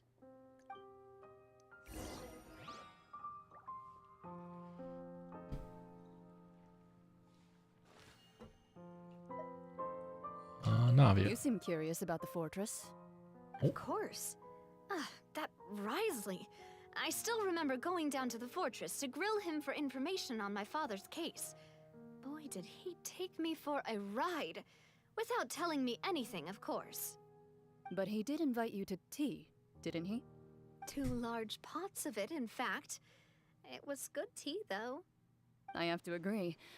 The tea there is very good. Speaking of that, would you like to have some today? I mean, you've got time, right? Well, I'd be partial to some shortbread.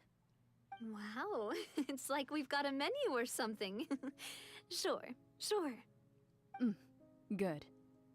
What flavor of biscuits would you like, Mr. Snezhevich? Me? I'm fine with anything. But I would prefer chocolate, should you have it.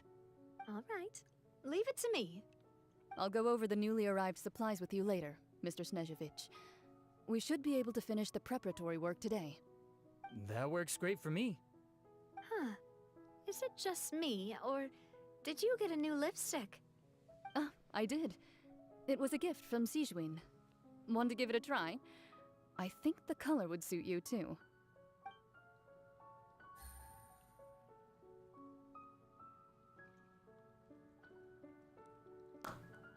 All right, guys. Well, thanks for watching. It's been fun. I'm gonna. Yo. Good roll. All right, maybe I'll take one more day off and knock out the rest of the work once I'm feeling up to it. I was gonna say them talking about like tea. They're like, I mean, you know, we did have a full pot of tea, and then she's like, yeah, I also had tea there. The tea was really good, and she's like, oh, do you want some tea now? I'm like, are we making like sexual innuendo after sexual innuendo? Like, what is happening? But oh god, they're childhood friends. Yeah, dude, that's crazy. I was gonna say, I think they're friends, but I mean, hey, if they, you know, if they got down there and got some Wriothesley action, can't really blame them. Oh. She's like, oh, the lipstick would suit you too. I'm like 12 years old on the inside, I swear to God. Oh, man. I'm excited for Charlotte. She gets to go down to the Fortress of Meripede, potentially meet Wriothesley. Yeah. Wow. That was a little on the nose, she did. Huh? There's a real nostalgic feeling to this place. Looks like you've been missing us. Hey. Duke! Did you come all the way to the entrance to greet us? Of course. I'm here to welcome you and our dear Miss Charlotte, whom our good head nurse recommended to me. It's an honor to finally meet the much-rumored Duke. Thank you for consenting to my visit to the fortress, sir. No need to thank me. But that said, I shouldn't be the focus of your interview. I trust you recall our agreement? Of course, of course. All right then, this way. What's up, Bruno?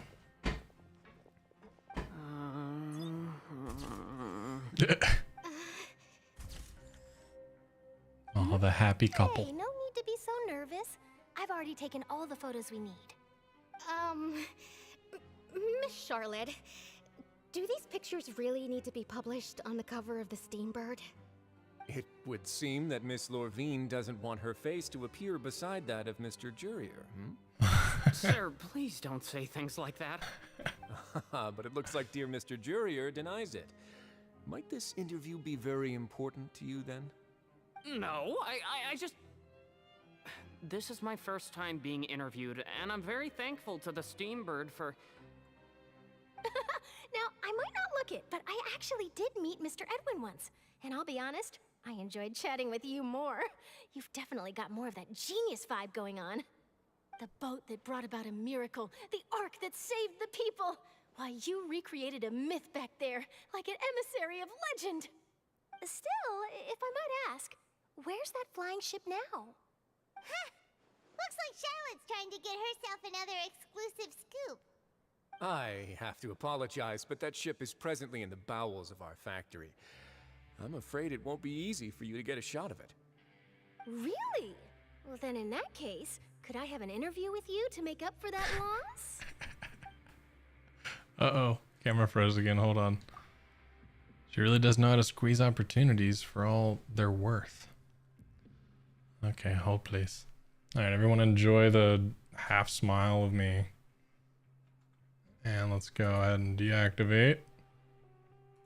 Activate.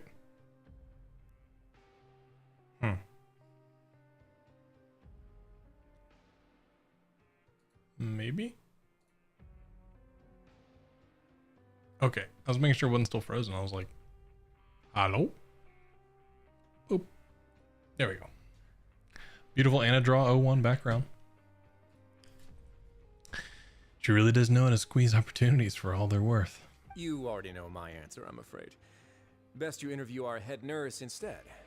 Or perhaps you'd like to take another photo of this couple of researchers?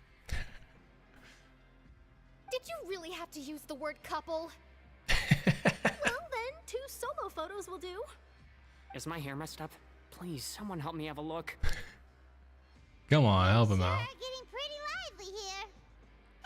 We've seen this kind of thing before. Oh, seems like everyone's here. Would any of you like to try this new drink I came up with? Ah, Siegeween.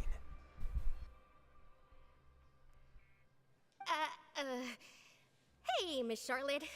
Why don't you, take some pretty photos of our head nurse?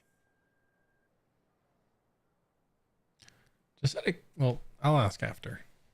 We'll talk about it after. Sure. Come on, Miss Siegeween. Over this way. Let's find a brighter spot. Huh? Sure. Do I have to smile? So, how have things been at the fortress? Same old, as you can see. Fontaine's undergone some changes, but this place is still more or less the same. Other than that flying ship, it got a tad too much attention, I think. That's why I decided to let the interview go through. We should direct more public opinions toward the behind-the-scenes heroes. Am I right, Mr. Jurrier? Dang it, what was the guy's name that was like, he talked like this, and he was in the fortress of Meripede? He was so weird. I was such a weird dude. That guy's voice reminded me. I was like, wait, wasn't there someone's voice that was like crazy in the fortress of Meripede? I don't remember what guy's name was. You're too kind, sir. I believe that you too should have your day in the sun. Not that you would want that, which is a pity. I'll just leave the spotlight to you two. You walk with Risley for a while and share news from above ground. I see. Lots of things happened that day, huh? Anyway, regarding that Harbinger, I'm not sure you remember, but his 3 young followers are still waiting for his return. He sure did win them over, huh? I'll tell them that there's good news and bad news. The good being that their boss seems fine, and the bad being that they must face extended sentences for abetting his escape. Oh, whoops. Oh, actually, what about you? Are things gonna change for you too? What change can there be? The fortress will keep chugging along, and so will my duties. As to what Miss Farina's departure will mean for the nation, and if our laws and governance will be transformed, we'll leave those to the folks in the overworld. Hey everyone, the photo shoot's done. Good. In that case, let's call it a day here. Thanks for your cooperation. Come on, Traveler, let's go. Till next time, everyone. Adios. See you next time. Oh. Maybe. Who knows? I might write a story about the underwater factory next time. Until then. All right, last stop, the docks. All right. Last stop, the docks.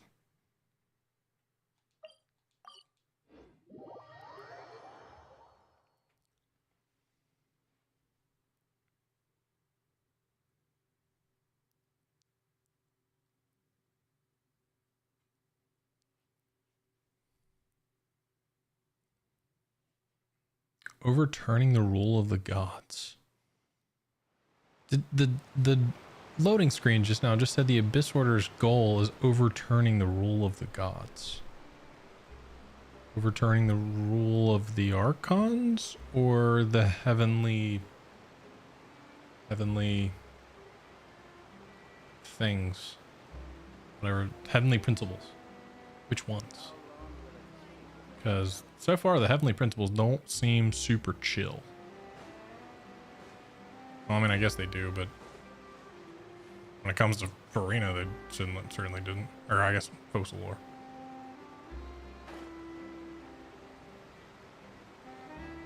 As is the Fatui. An extension as is us. Exactly, that's what I'm saying. You've completely won me over to this argument. This theory is based. Are people leaving? Are we? They really are here! How did you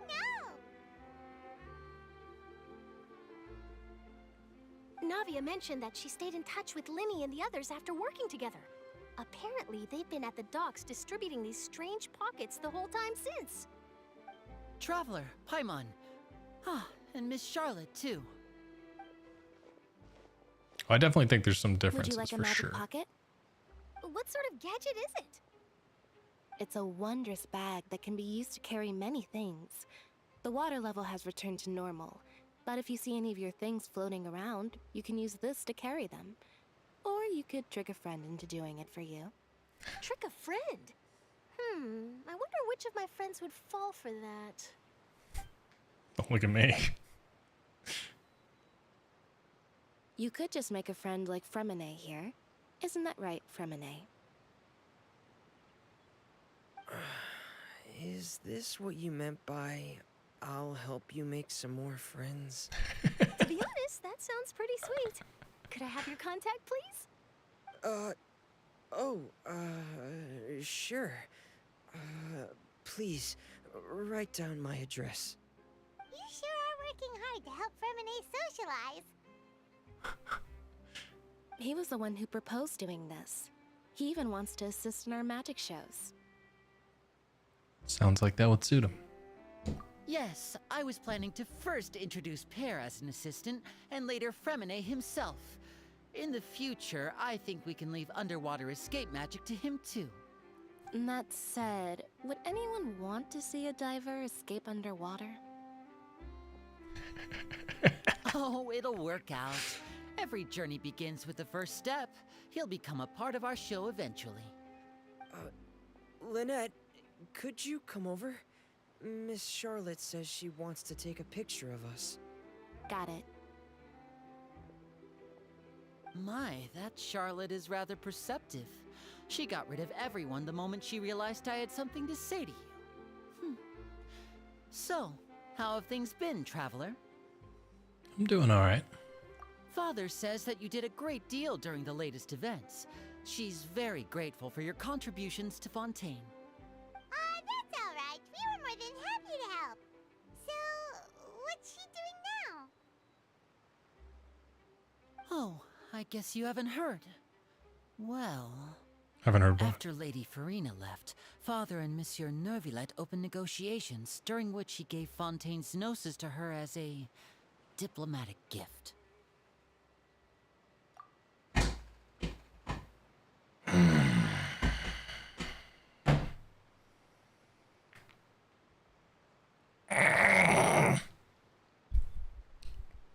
Yeah, I think that's a good thing. I still don't trust the Fatui. Just because some of our goals seem to, and I don't even mean the Traveler, I mean like some of my goals and the Fatui's goals seem to align. A diplomatic Thank you. Yes, I was quite surprised at first myself. But when I thought it over, there were actually a number of things going for it. Yeah, I need to give up on the no It could have seas. been done as an apology for the it's a incident wrap. with Lord Child, or as thanks for his help in tying the all-devouring narwhal down. Furthermore, Father did also lend significant aid to Fontaine and Poisson. Well, that's true, but this is a gnosis we're talking about. Doesn't this seem a bit irresponsible? I would agree, but I've also heard that it seems that Mr. Nervulet has had a significant change of heart regarding the matter. So there's some reason for this that only Nervulet knows about?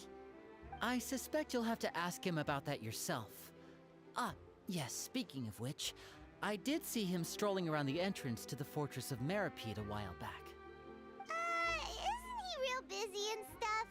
Paimon didn't think he'd have the time for that. But back to the topic. The Gnosis was given to the knave, right? What about Child? They say that he's returned to Snezhnaya to recover from his wounds.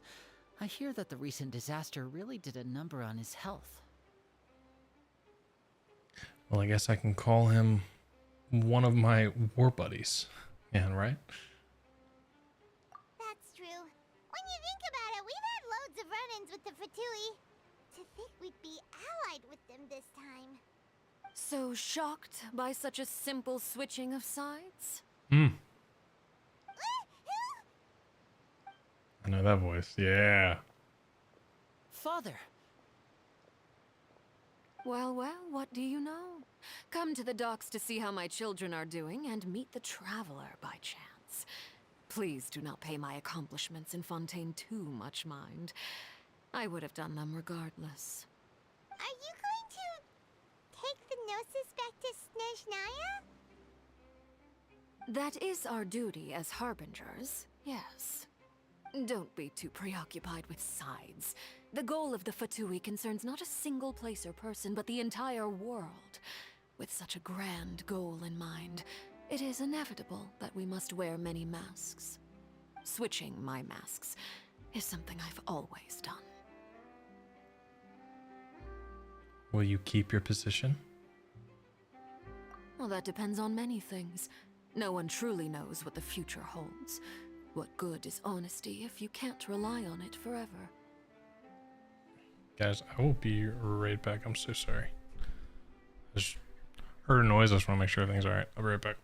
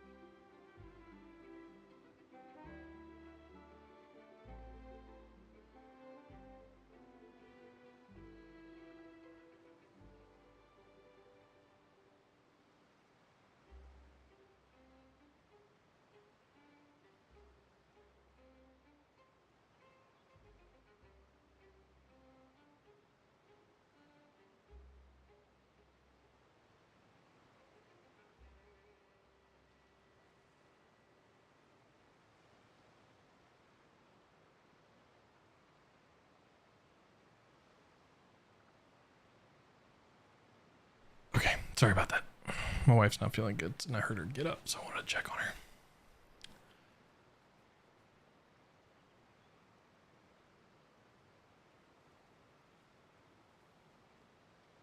Oh. Yeah. Chance she'll get a model change when she becomes playable like the Wanderer did. That'd be sick. Dad mode. Dad mode absolutely did activate. Her model's never properly been placed in the world. Huh. I love her outfit, honestly. Like, she's one of my favorite looking characters. But yeah, her feet are straight clipping. That's so funny. Yeah, I mean, I would be fine if they changed. I mean, she is going to be traveling in heels. But, I mean, I think she looks really cool here. That being said, I have no doubt that if they do give her a new outfit, she'll still look sick.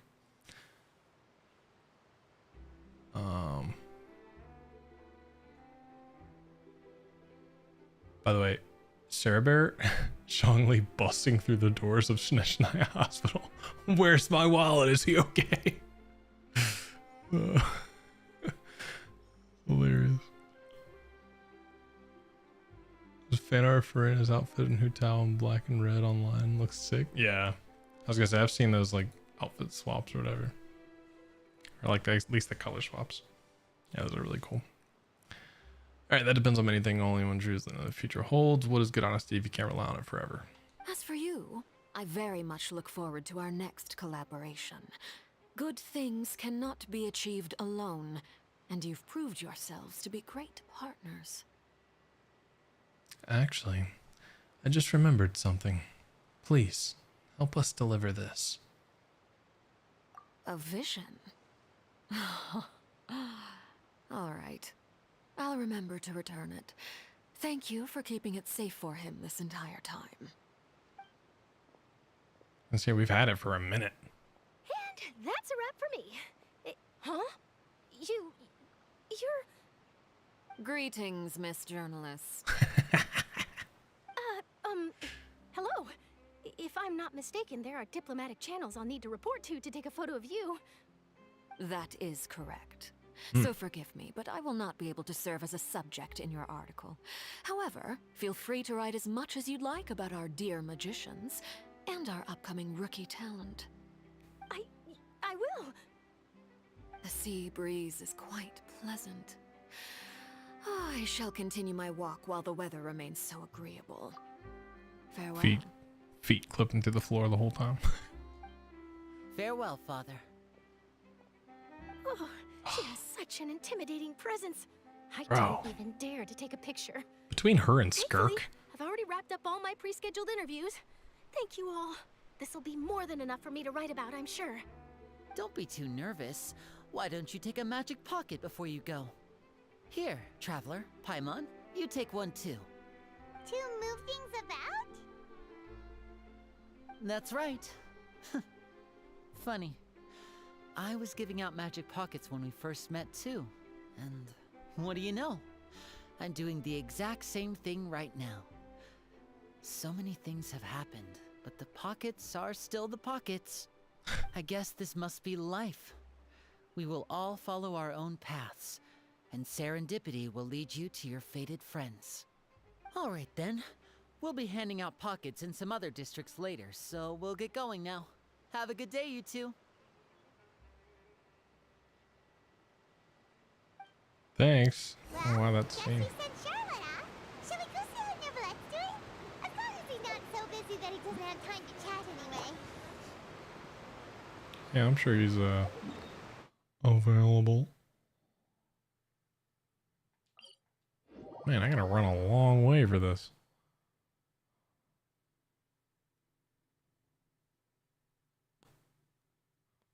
Yeah, Skirk is... I'm already like thinking of like, because last time I did like the thumbnail, the thumbnail for the video or whatever was this. Hold on, it's loading. Well, this was the first one. This was the playthrough for 4.0. And then the playthrough for 4.1 was this. I'm already like thinking of like what scenes I want to use for the like those pictures or whatever. I didn't realize I did purple in both corners, both right top corners. That's A word of advice. and red in the bottom Don't left. break the law. Huh. Is there Weird. anything else? Anyway. Yeah, it just worked out. Seriously, don't break the law. I'm already like thinking about like what pictures I'm gonna use. See ya, Marshmallow. Thanks so much for hanging out. Glad we got to do the quest finally. So good. Have a good night though.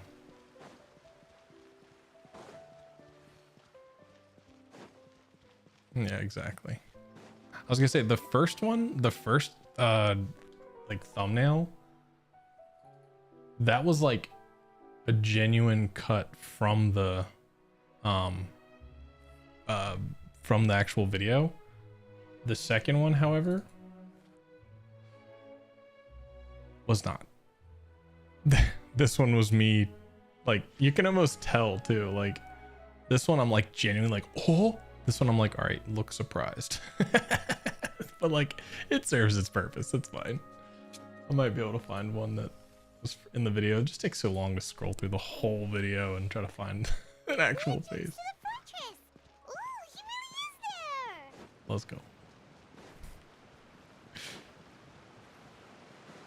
And unfortunately, those faces are what gets clicks. Trust me, I'd love to just post a video and be like, but nobody would click on it.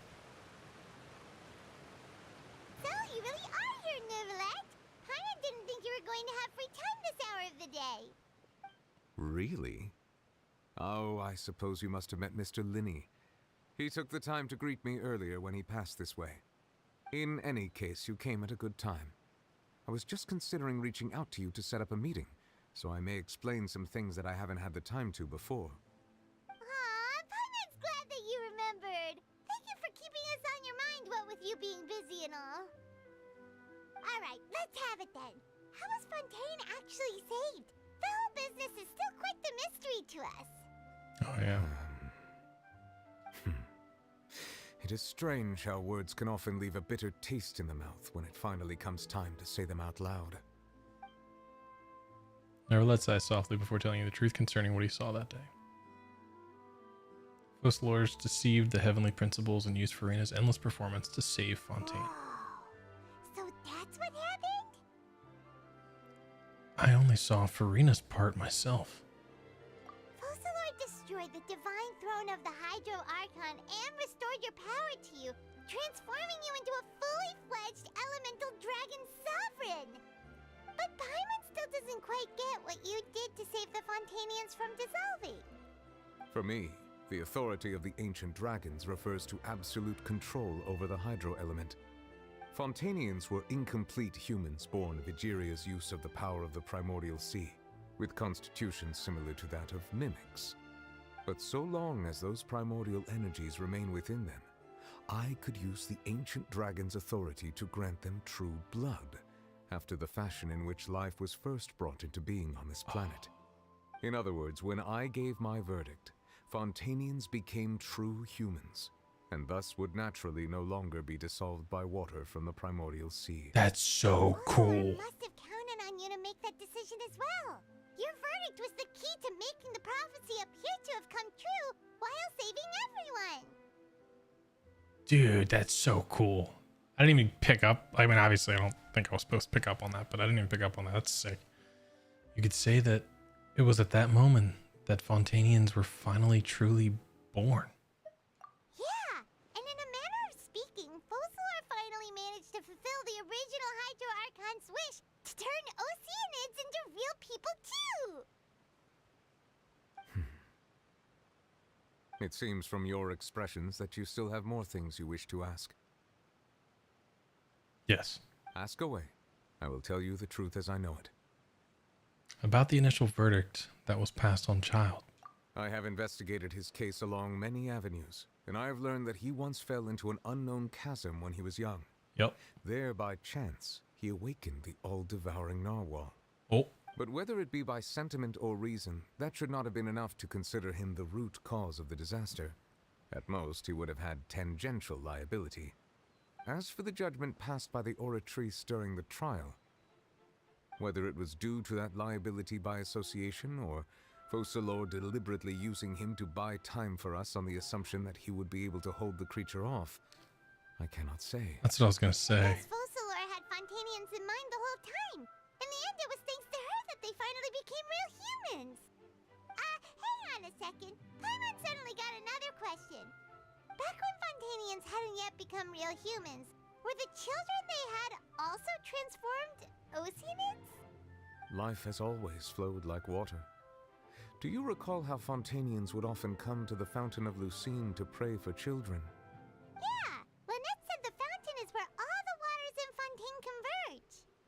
In truth, even those couples did not know that such prayers were no mere custom, but instead a form of ritual. Those Oceanids who were blessed within the spring water would later descend as new humans in the coming months. Paimon sorta gets it now. That's crazy. Either way, seems like this ritual won't be of any further use, but it'll probably live on as a local custom. Ask away. I will tell you the truth as I know it. I was gonna say, like, knowing now that the Oratrice, Denalice, Mechatree, Cardinal was actually Focalor, makes that part of it like a little better. Like, I can accept that a little bit more, because before we're sitting there going like, that doesn't make any sense. It literally delivers justice. It's never been wrong, and all of a sudden it's just like, he's a bad guy. Yep, he's a bad guy. Now knowing that someone was behind it, pulling the strings the whole time, that makes way more sense. About Fontaine's future. Yeah, about that. Risley said Farina has already left. What's that all about? Ah, Lady Farina. The people are only aware that her death sentence has not been carried out.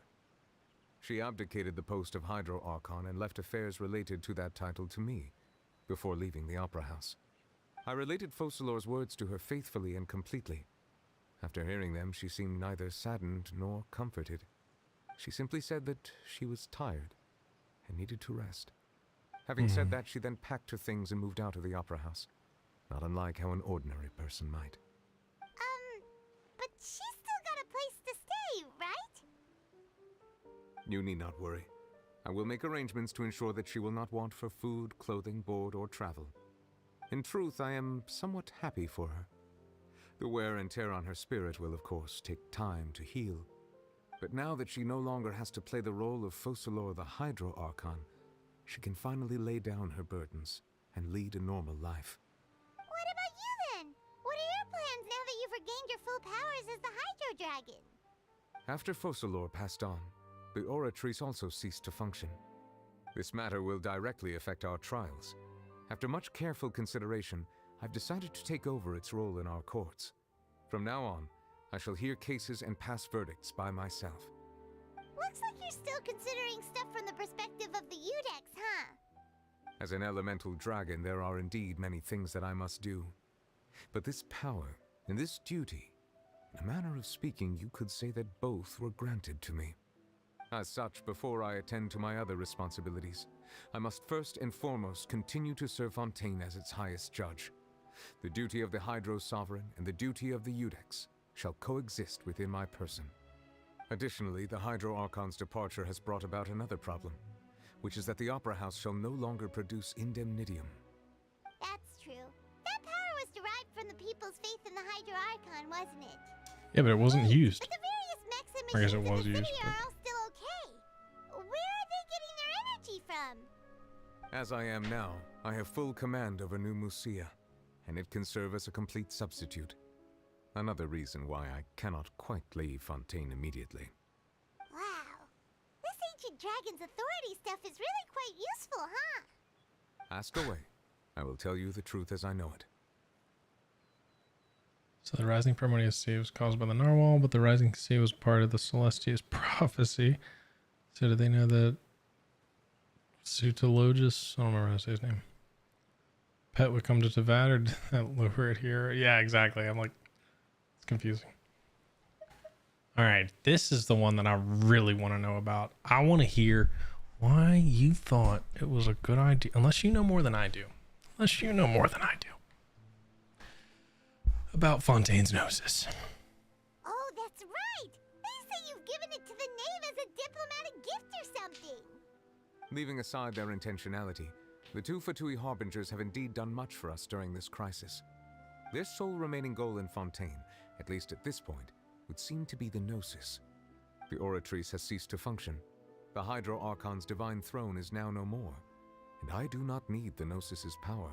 As such, it has lost all meaning for Fontaine. If the Fatui have impure designs, then we might as well accede to their request now, and avoid unnecessary conflict. What complicated considerations! Paimon thought you were just giving it to them out of gratitude to the knave and as an apology to Child. Ask away. I will tell you the truth as I know it. Damn it. I'm mad that I understand his answer. That makes sense. But I wanted him to say something dumb so I could be like, no, you shouldn't have done that. But probably the best thing for Fontaine.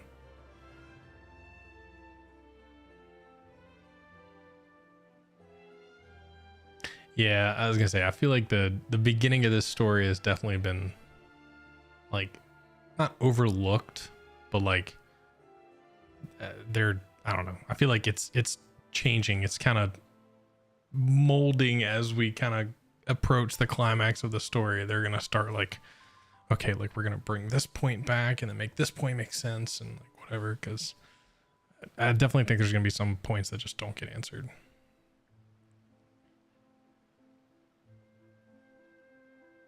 All right, about the next stop on my journey. You will soon be heading to Natlan, I presume. I'm afraid that I have little talent as a travel guide, so all I can do is tell you what I know about that land. I'd appreciate it. As far as I'm aware, Natlan can be said to be a nation of dragons. A nation of dragons? You mean like you? No, I suspect that I would not find myself welcome there. Unlike ancient dragons such as myself, the dragons of Natlan have undergone long years of development and evolution. Large numbers of them have entered a form of coexistence with humanity. Natlan is also the nation of war. War ravages those lands like an undying flame. There is one other piece of information I got incidentally from my negotiations with the Knave that I believe may be useful to you. The Harbinger known as the Captain has thrown his hat into the endless ring of war. Captain. Sounds like a real tough customer. Seriously, everywhere you look, there's a Fatui Harbinger doing their thing. I suggest that you fully prepare yourself before going to Natlan. In the meantime, Fontaine's doors will always be open to you. Appreciate you, boss. Ask away. I will tell you the truth as I know it. Yeah, that makes sense. That the Gnosis isn't actually the source of their power. Because, I mean, even Raiden doesn't need the Gnosis.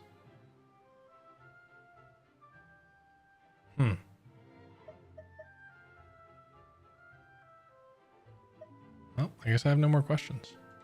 Hang on a sec. Paimon's still got a question about the Gnosis. We're done talking about that. To Lenny earlier, he mentioned that your attitude towards giving away the Gnosis had clearly changed. We guessed that there might be some reason for it that only you were aware of. No wonder the House of the Hearth is the Fatui's intelligence division. They are certainly sharp. So regarding this specific issue, I was just getting ready to share something with you. What is it?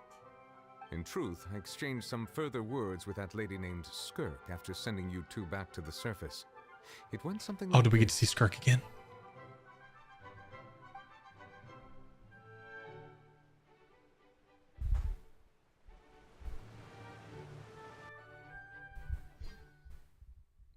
Please. Hello? Now it's loading. So annoying.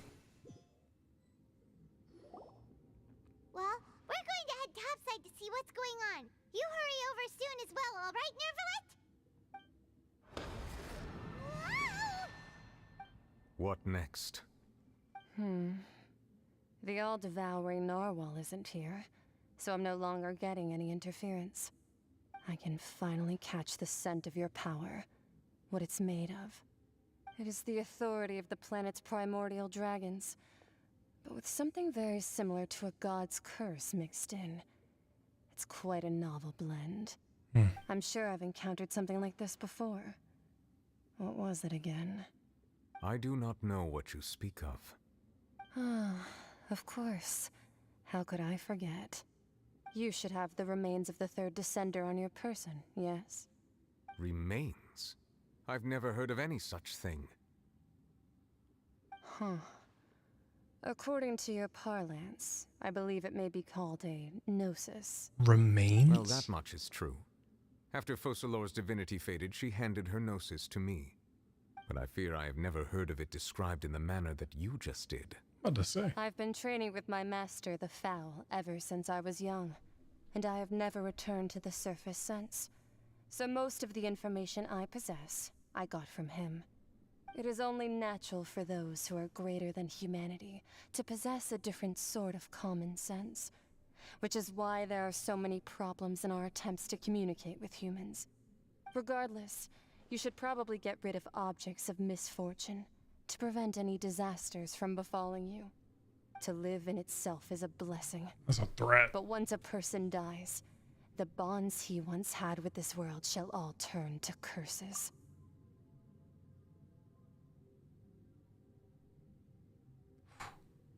Damn, that's a bar. But once a person dies, the bonds he had once with this world shall all turn to curses. What do you mean by that? No need to fret. These are just my personal thoughts, and my reason for no longer wishing to return to the surface. This third descender you refer to, who are they? And when did they die? Master never mentioned them to me. Perhaps it just wasn't that important for me to know. If you're interested, though, I could ask him. I'll be sure to pass the answer on to you next time.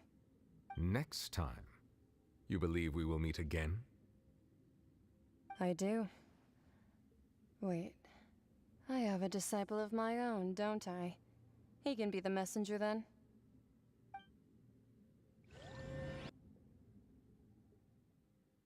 What do they say? Remains of the third descender.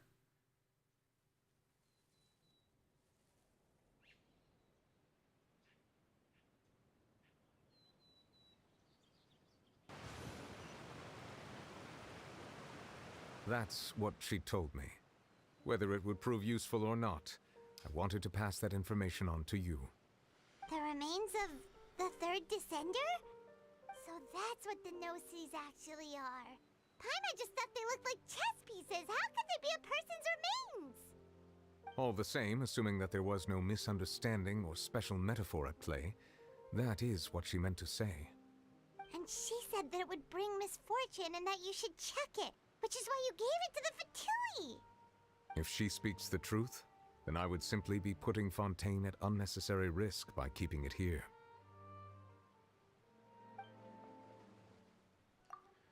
A descender. She mentioned one of them? I am the fourth descender. For me, this information means two things.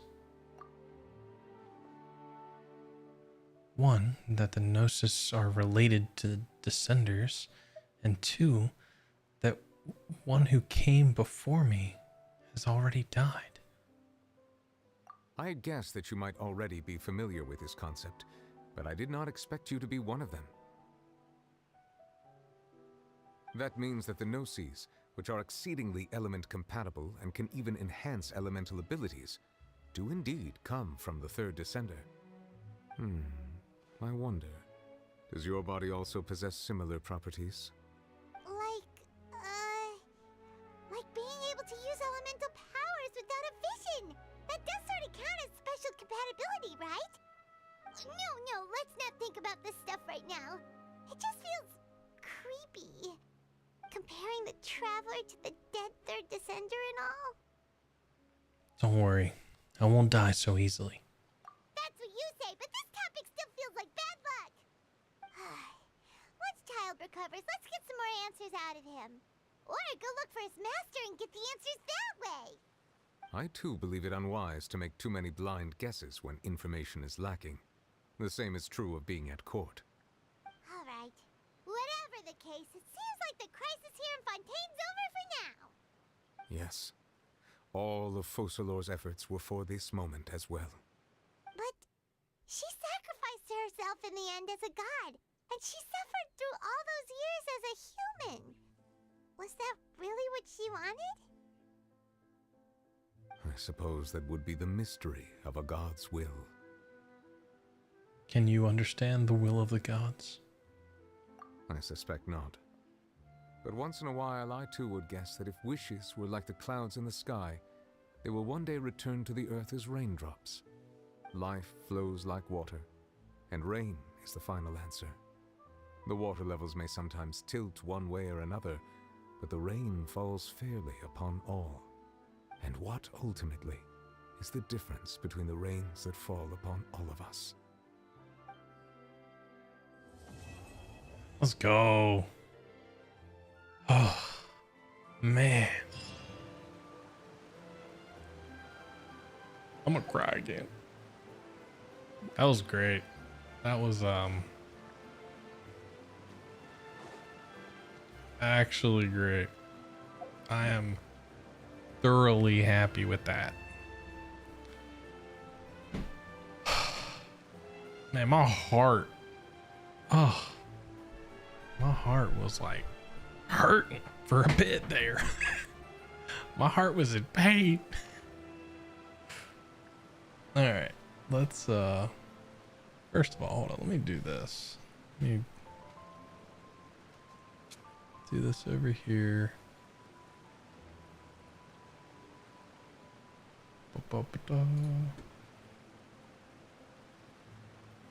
Pop out. Boom.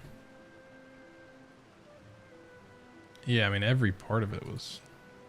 Have you ever seen these stickers on my back? Do me a favor and take them off. Malazines like to play pranks sometimes. Emotionally draining is the word, yeah. Okay, so I am going to be completely upfront and honest that I know very little. Not very little, but I know little of I know very little about the actual like lore. Like I know there's like comic books and there's like, it seems like there's always someone who like knows a ton about the lore. And I just I don't know anything about it really. I understand like the big story beats, but a lot of the big story beats are like when they happen, I'm like, what? Like I get just as excited because I'm like, I don't know anything about it. So to be clear, the Descender topic is appearing very key to our future story. We don't actually know who the first and second are. We think the primordial one is the first, but we aren't sure. The primordial one and the heavenly principles are actually the same person, or if the heavenly principles are the second. So Descenders are like descending, like these are people or beings that have come from other worlds. Is that all they mean by Descenders? So that would mean that wouldn't that mean that our sister is the first or the second or whatever? No, not the first, second. Would be the third. Should be the last one that just came. But she's here now. How long has she been here? No. So she not considered. Oh wait, I was gonna say because she was there when Conria happened. So she probably, they don't consider her a Descender. Learn throughout the world quest, and not everyone from outside Tevez is a Descender. Additionally, our siblings not one because she is from Tevat.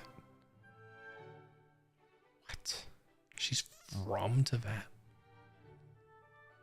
I don't know how or why, but she belongs to this world. Bro. I get, yeah, because her and Dainsleif were like buddy traveling together. He just says sibling isn't a Descender because the sibling is in Irminsul, the world tree, but the traveler isn't. That's right. I forgot about that.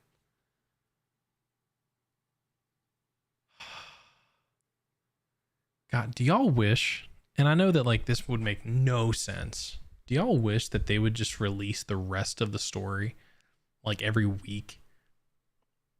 Bring out a new story quest every week so we could just play through the rest of the story in like a month. Because like, bro, this stuff is crazy.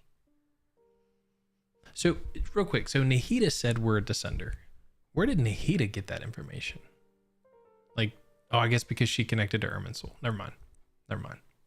We're just, oh wait, no, because we're not in Irminsul. So where did she get that?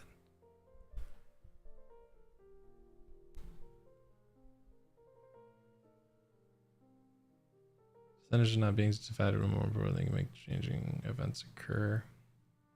That's the important part. It's a long-running mystery, but I cherish it. Once we know, we know. True. This is the fun part of being able to speculate and stuff like that. The Fatui also classify us as a descender.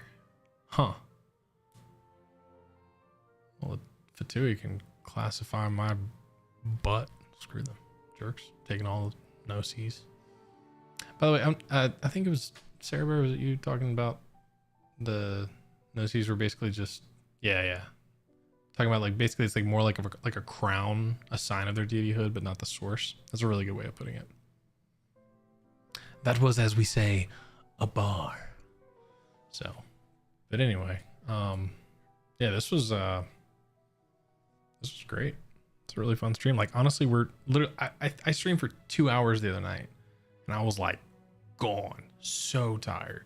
Tonight we streamed for almost 4.5, and with how good this story was and how, you know, you guys chilling in chat, I feel like we just started. So this has been a lot of fun. Thank you guys for hanging out. I really appreciate it. I know that you hear that from every YouTuber, but I don't consider myself a YouTuber because I don't post frequently enough, but no, I really appreciate you guys hanging out. It really does mean a lot. I am eternally grateful for you guys coming, and there's a lot of places on the internet you could end up, and the fact that you end up here is cool as fuck. So thank you. These few patches, world quests also have a ton of new lore to chew on. So is there 9% of lore is in game, but hidden artifacts, books, chests, parts. I played Destiny. Like I was really big on D1, and all the lore in that was like hidden away. Like you had to go like look up lore, you had to like whatever. They put all the lore in game for like grimoire cards, and that's just not the same, man. You have to go through so much to learn the story of Destiny, and it's such a good story. But yeah, I can't even bother. I literally can't. Like me and my boy Ian were literally just talking about this. We were like, dude, I really want to get into the story, but I'll probably just watch it. And it's like, yeah. No, yeah, I appreciate you guys hanging out.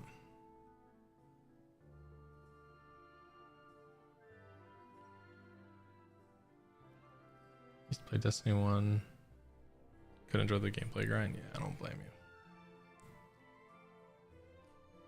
Yeah, I was gonna say it's the way they do it in Destiny is not smart. Like I don't know. There's in Genshin, it's like an archaeological dive. In Destiny, it feel kind of lazy. It does feel kind of lazy. It feels like their writers team is like a bunch of people locked in a room on acid, going crazy, just making an insane story. And then they give it to the gameplay people, and they're given like these like scrolls. They're like, what are we supposed to do with this? Like, how do we make this a story that's gonna last 6 weeks? Like, this is like 13 years of Marvel movies worth of content. What do you want me to do with this? Like, it's so funny. Like, I feel like they're like absolutely killing it in the story department. And if they had the resources to turn all of those stories into like actual gameplay and like a story that happens in game, like even like the old stories, like Saint 14 back in the day being a, you know, badass, like that'd have been sick to actually like play through that, not hear about it in a paragraph. It's getting J.R.R. Tolkien. I don't know how to say that. Levels of complex. I know that name, but it doesn't.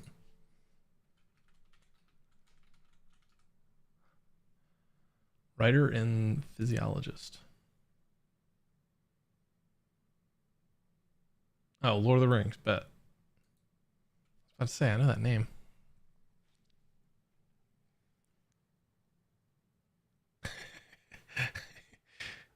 Yeah. Yeah, no, it's definitely, I mean, it does feel super complex, but it's like, I don't know, it's like they do a good job of giving you a surface level story that's satisfying enough that most people won't feel the need to look deeper. Most people will see it, go, wow, that's really cool. They do a pretty good job in the dialogue of like kind of explaining as they go, so that like you're not like when Paimon like explained like, oh, you must be Skirk, Child's Master. It's like she's like speaking for us to explain for the normies, the layman, like what's actually happening. But they've done such a good job of like laying those layers, like y'all are saying, underneath, that if you want to dive deep, you can dive deep. Like, oh. We find some random artifact and set one-off bills that are passed. Info that builds onto the past, but could also be the story. We just don't know it yet. Oh, that's really cool. Yeah, I was gonna say, I'm sure that's perfect description, fun and annoying.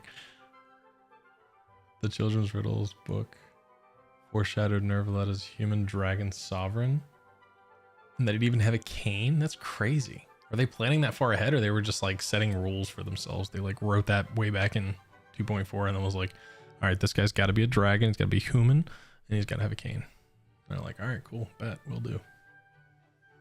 How many employees does Hoyoverse have?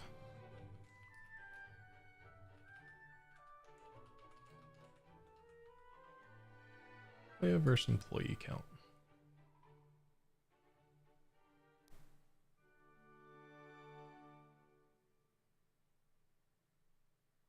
This can't be right.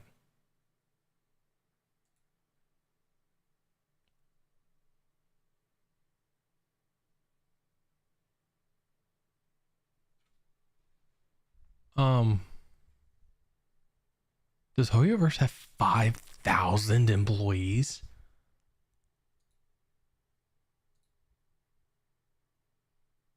What? Like, here. Hold on.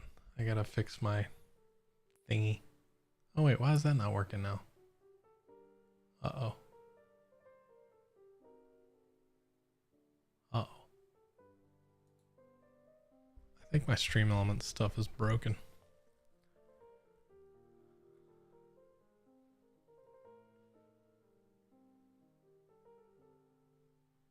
Huh. Oh wait, you know what? I think I know why. There's an update that I need to do. Whatever, we just won't have chat on screen. That's fine. Sorry. But yeah. This. So, number of employees, 5,000? Oh, wait, you can't even see that. Yeah, you can. It's right here. Number of employees, 5,000 as of 2022. Who knows if they've already expanded? Like, to put that in perspective, let's just say, we were just talking about Destiny, Bungie's. Number of employees as of 2023, 1,100. When they made Halo, I think they were a team of like 600 or 800, something like that. I think I remember seeing that somewhere. But like, what in the world? True, they do make 4 games. You're not wrong. That would make sense. I like to imagine Hoyo as some guy locked in a basement full of books wearing robes who just scratches down all his stories and they turn into a game. They call him something epic like Lore Master. That's hilarious. Oh, I guess I should stop the recording. I don't know how long. I don't know how long that's been going, but whatever. I guess I'll unpin this now. I mean, this is gnarly. I did not realize they had that many people. Let me see if I can fix this. Why is this broken?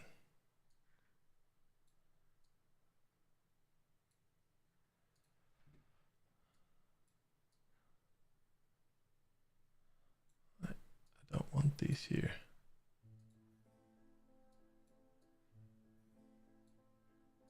There we go. There we go.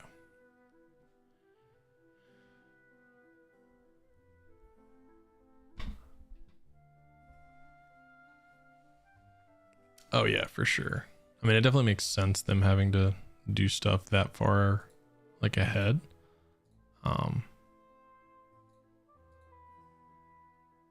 Small chat.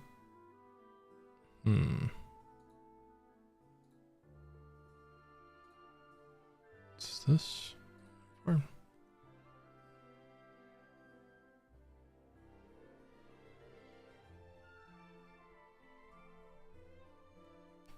Adios, bro beans. Thanks so much. Thanks for hanging out. Really appreciate it. I'm literally trying to just get my little chat window thing, or not my chat window. I'm actually trying to get the little bar underneath me working, but it's broke. Roadmap teaser. Oh yeah, I do remember they had that video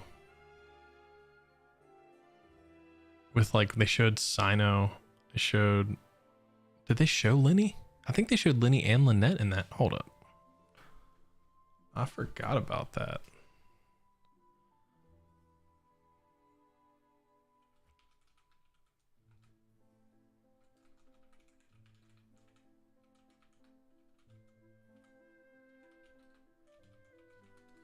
I completely forgot about that.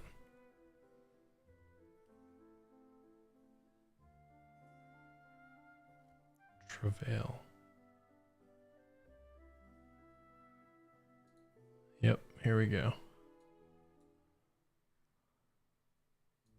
Hold on.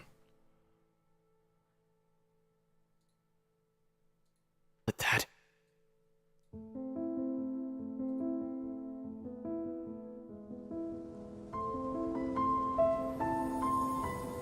The war has already begun. YouTube video. Oh no. Oh, there we go.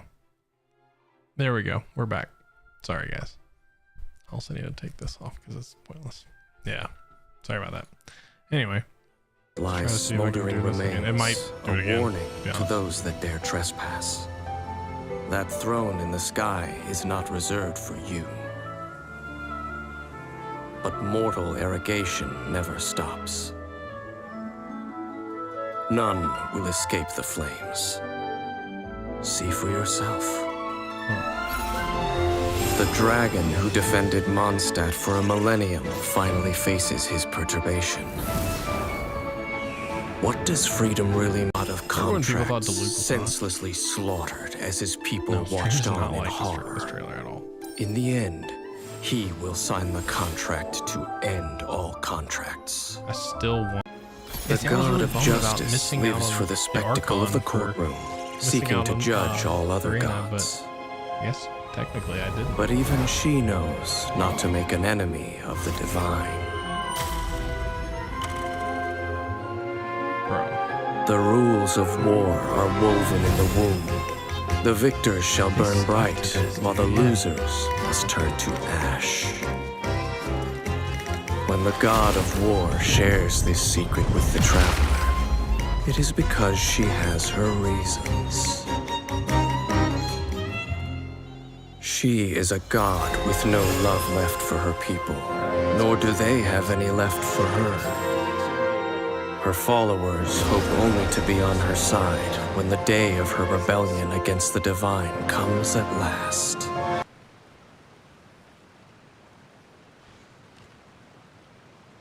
This isn't her, right?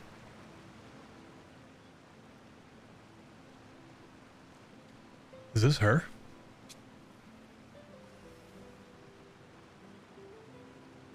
Because, we'll be honest, shoes are not very flattering. That's her? Pulcinella? Fifth Harbinger? Oh. If you ever see any stickers on my back, do me a favor and take them off. Malazines like to play pranks sometimes. Got it. Interesting. I was about to say, shoes are not very flattering for what I'm expecting to be another. In the perpetual meantime of a sheltered eternity, most are content to live and not to dream. But in the hidden corners where the god's gaze does not fall, there are those who dream of dreaming. Some say a few are chosen and the rest are dregs. But I say we humans have our humanity. We will defy this world with a power from beyond. Now, you who has set foot in this world, your journey has reached its end, but one final doorway remains. Step forth if you have understood the meaning of your journey. Defeat me, command me to step aside. Show me that you are worthier than I to rescue her. Then, the threads of all fate will be yours to reweave. So are we gonna end up fighting Dainsleif? Never paid attention to that. What? My memory has all but faded completely. But I will always remember how much she too loved these flowers. Bro. Yeah. That's the first time I've watched it in years. Soon gave up That's on the idea. crazy. It's just not right to keep small animals where they won't be able to see the sun. Crazy. We're gonna barely held together 500 years. It's just a human imagine. Exactly. Yeah. You mentioned that earlier. There, that was during a cutscene or something. Sorry. Yeah. No. 100%. Dainsleif's gotta be like, bro. Yeah. They planned this whole story. I mean, granted, they had Honkai Impact to like practice. So like, this was their, and I know I don't mean any disrespect by this when I say, because dude, first of all, Honkai fans are dangerous, bro. If you ever see any stickers, I don't want to anger anyone that is a Honkai fan, dear God. Malazines like But to play dude, pranks sometimes. they had Honkai. This is their more like refined Honkai Impact. Genshin, I feel like is like, I shouldn't say that because I honestly don't know how like thought out the story is in Honkai because I've only played the first couple hours, but yeah. Exactly, right? I'm writing a 7-year story before you release your game. Yeah, it's crazy. So crazy. But it's really cool. Even the story was 50%. Yeah, I mean, yeah, you literally wrote 7 years worth of story. I mean, imagine how many writers you still have on staff to flesh this stuff out. Like, it's really impressive. And like, these are the moments that really make me like happy to be even just a small part of this community. You know what I mean? Like the community that we have, like hanging out, watching these videos, in the comments, all that stuff, like it's so cool, dude. It makes me so happy. I once considered keeping some pets in my office, but soon gave up on that. After the first arc, they released more It's just groundwork not that was right to needed. keep small animals where they won't be Oh, able to cool, see cool. the sun. Well, that's good. Yeah, very much. I mean, 100%. There's not many games that can really, I mean, it's so much conversation to be had. They had 100 employees. That's crazy. So in three years, they went from low hundreds to 5,000. Yeah. I mean, I can believe it. I mean, 100 employees seems really low, to be honest. Even for like Honkai is a huge production. Word of like advice, they have don't like all the break the law. animations and all that stuff. Anything else? That'd be Yeah, crazy. seriously. When don't Hoyo break first the law. launched, they had less than 10. Oh, that's nuts. Yeah, but no, I mean it's really cool. I mean, I'm really, really grateful for what this game's done for my channel, and you know, I'm at the point now where I'm falling out of love with the gameplay and like the, you know, repetition of grinding daily, getting artifacts, building characters and all that stuff. It's like kind of falling out of love with that. But the story itself is just unmatched. It's really, really good. I also didn't realize it was 3:30 in the morning. I should definitely go to bed soon. I will be jumping off here soon, but originally just some college kids wanting to make games instead of living in their dorms. Yeah, I mean, that how much it's changed is once crazy. Considered keeping some pets in my office, but soon gave up on the Yeah, all in all, expect this video. Animals where they won't be able to see the sun. I don't know when. If you're here after we're live and you're not actually in chat, you're just hanging out watching the stream. First of all, thanks for making it this far. Thank everybody in chat for making it this far. I really appreciate everybody stopping by tonight. It's been a ton of fun. This was a really cool story. I'm concerned about Farina though. I want to know where she is and how she's doing. But again, I expect this video probably. I'm heading back to work within the next week or so. Well, on Thursday, technically in 2 days. So I will be back on a kind of a somewhat normal schedule for like me, which means I get 2 days off a week. It's in the middle of the week, unfortunately, but I'll get 2 days off and I will have content at night. I'll be able to make content at night. So I'll try to get this video, the whole story video, edited and posted, hopefully within next week.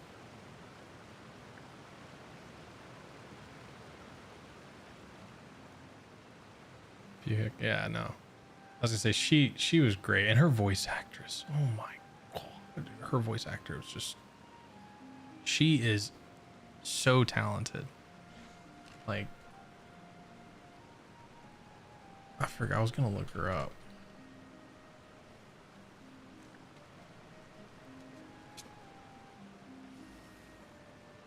Amber Lee Connors. So talented.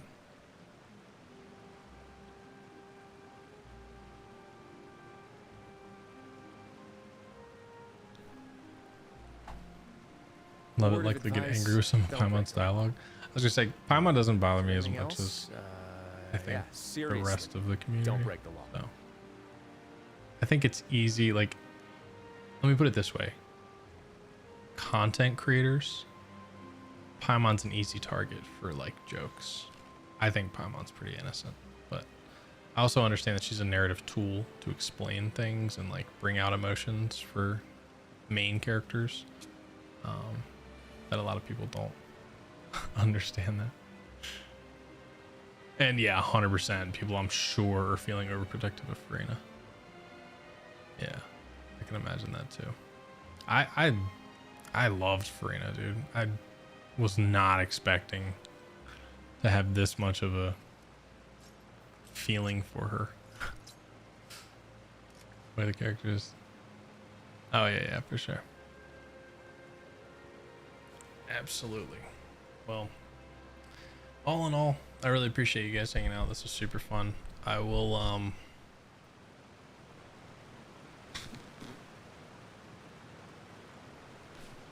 debating. Yeah, I'll do my best to try to get this video out. What's today? Wednesday? No. Well, technically today's Wednesday. Try to get the video out next week sometime, probably within the week. But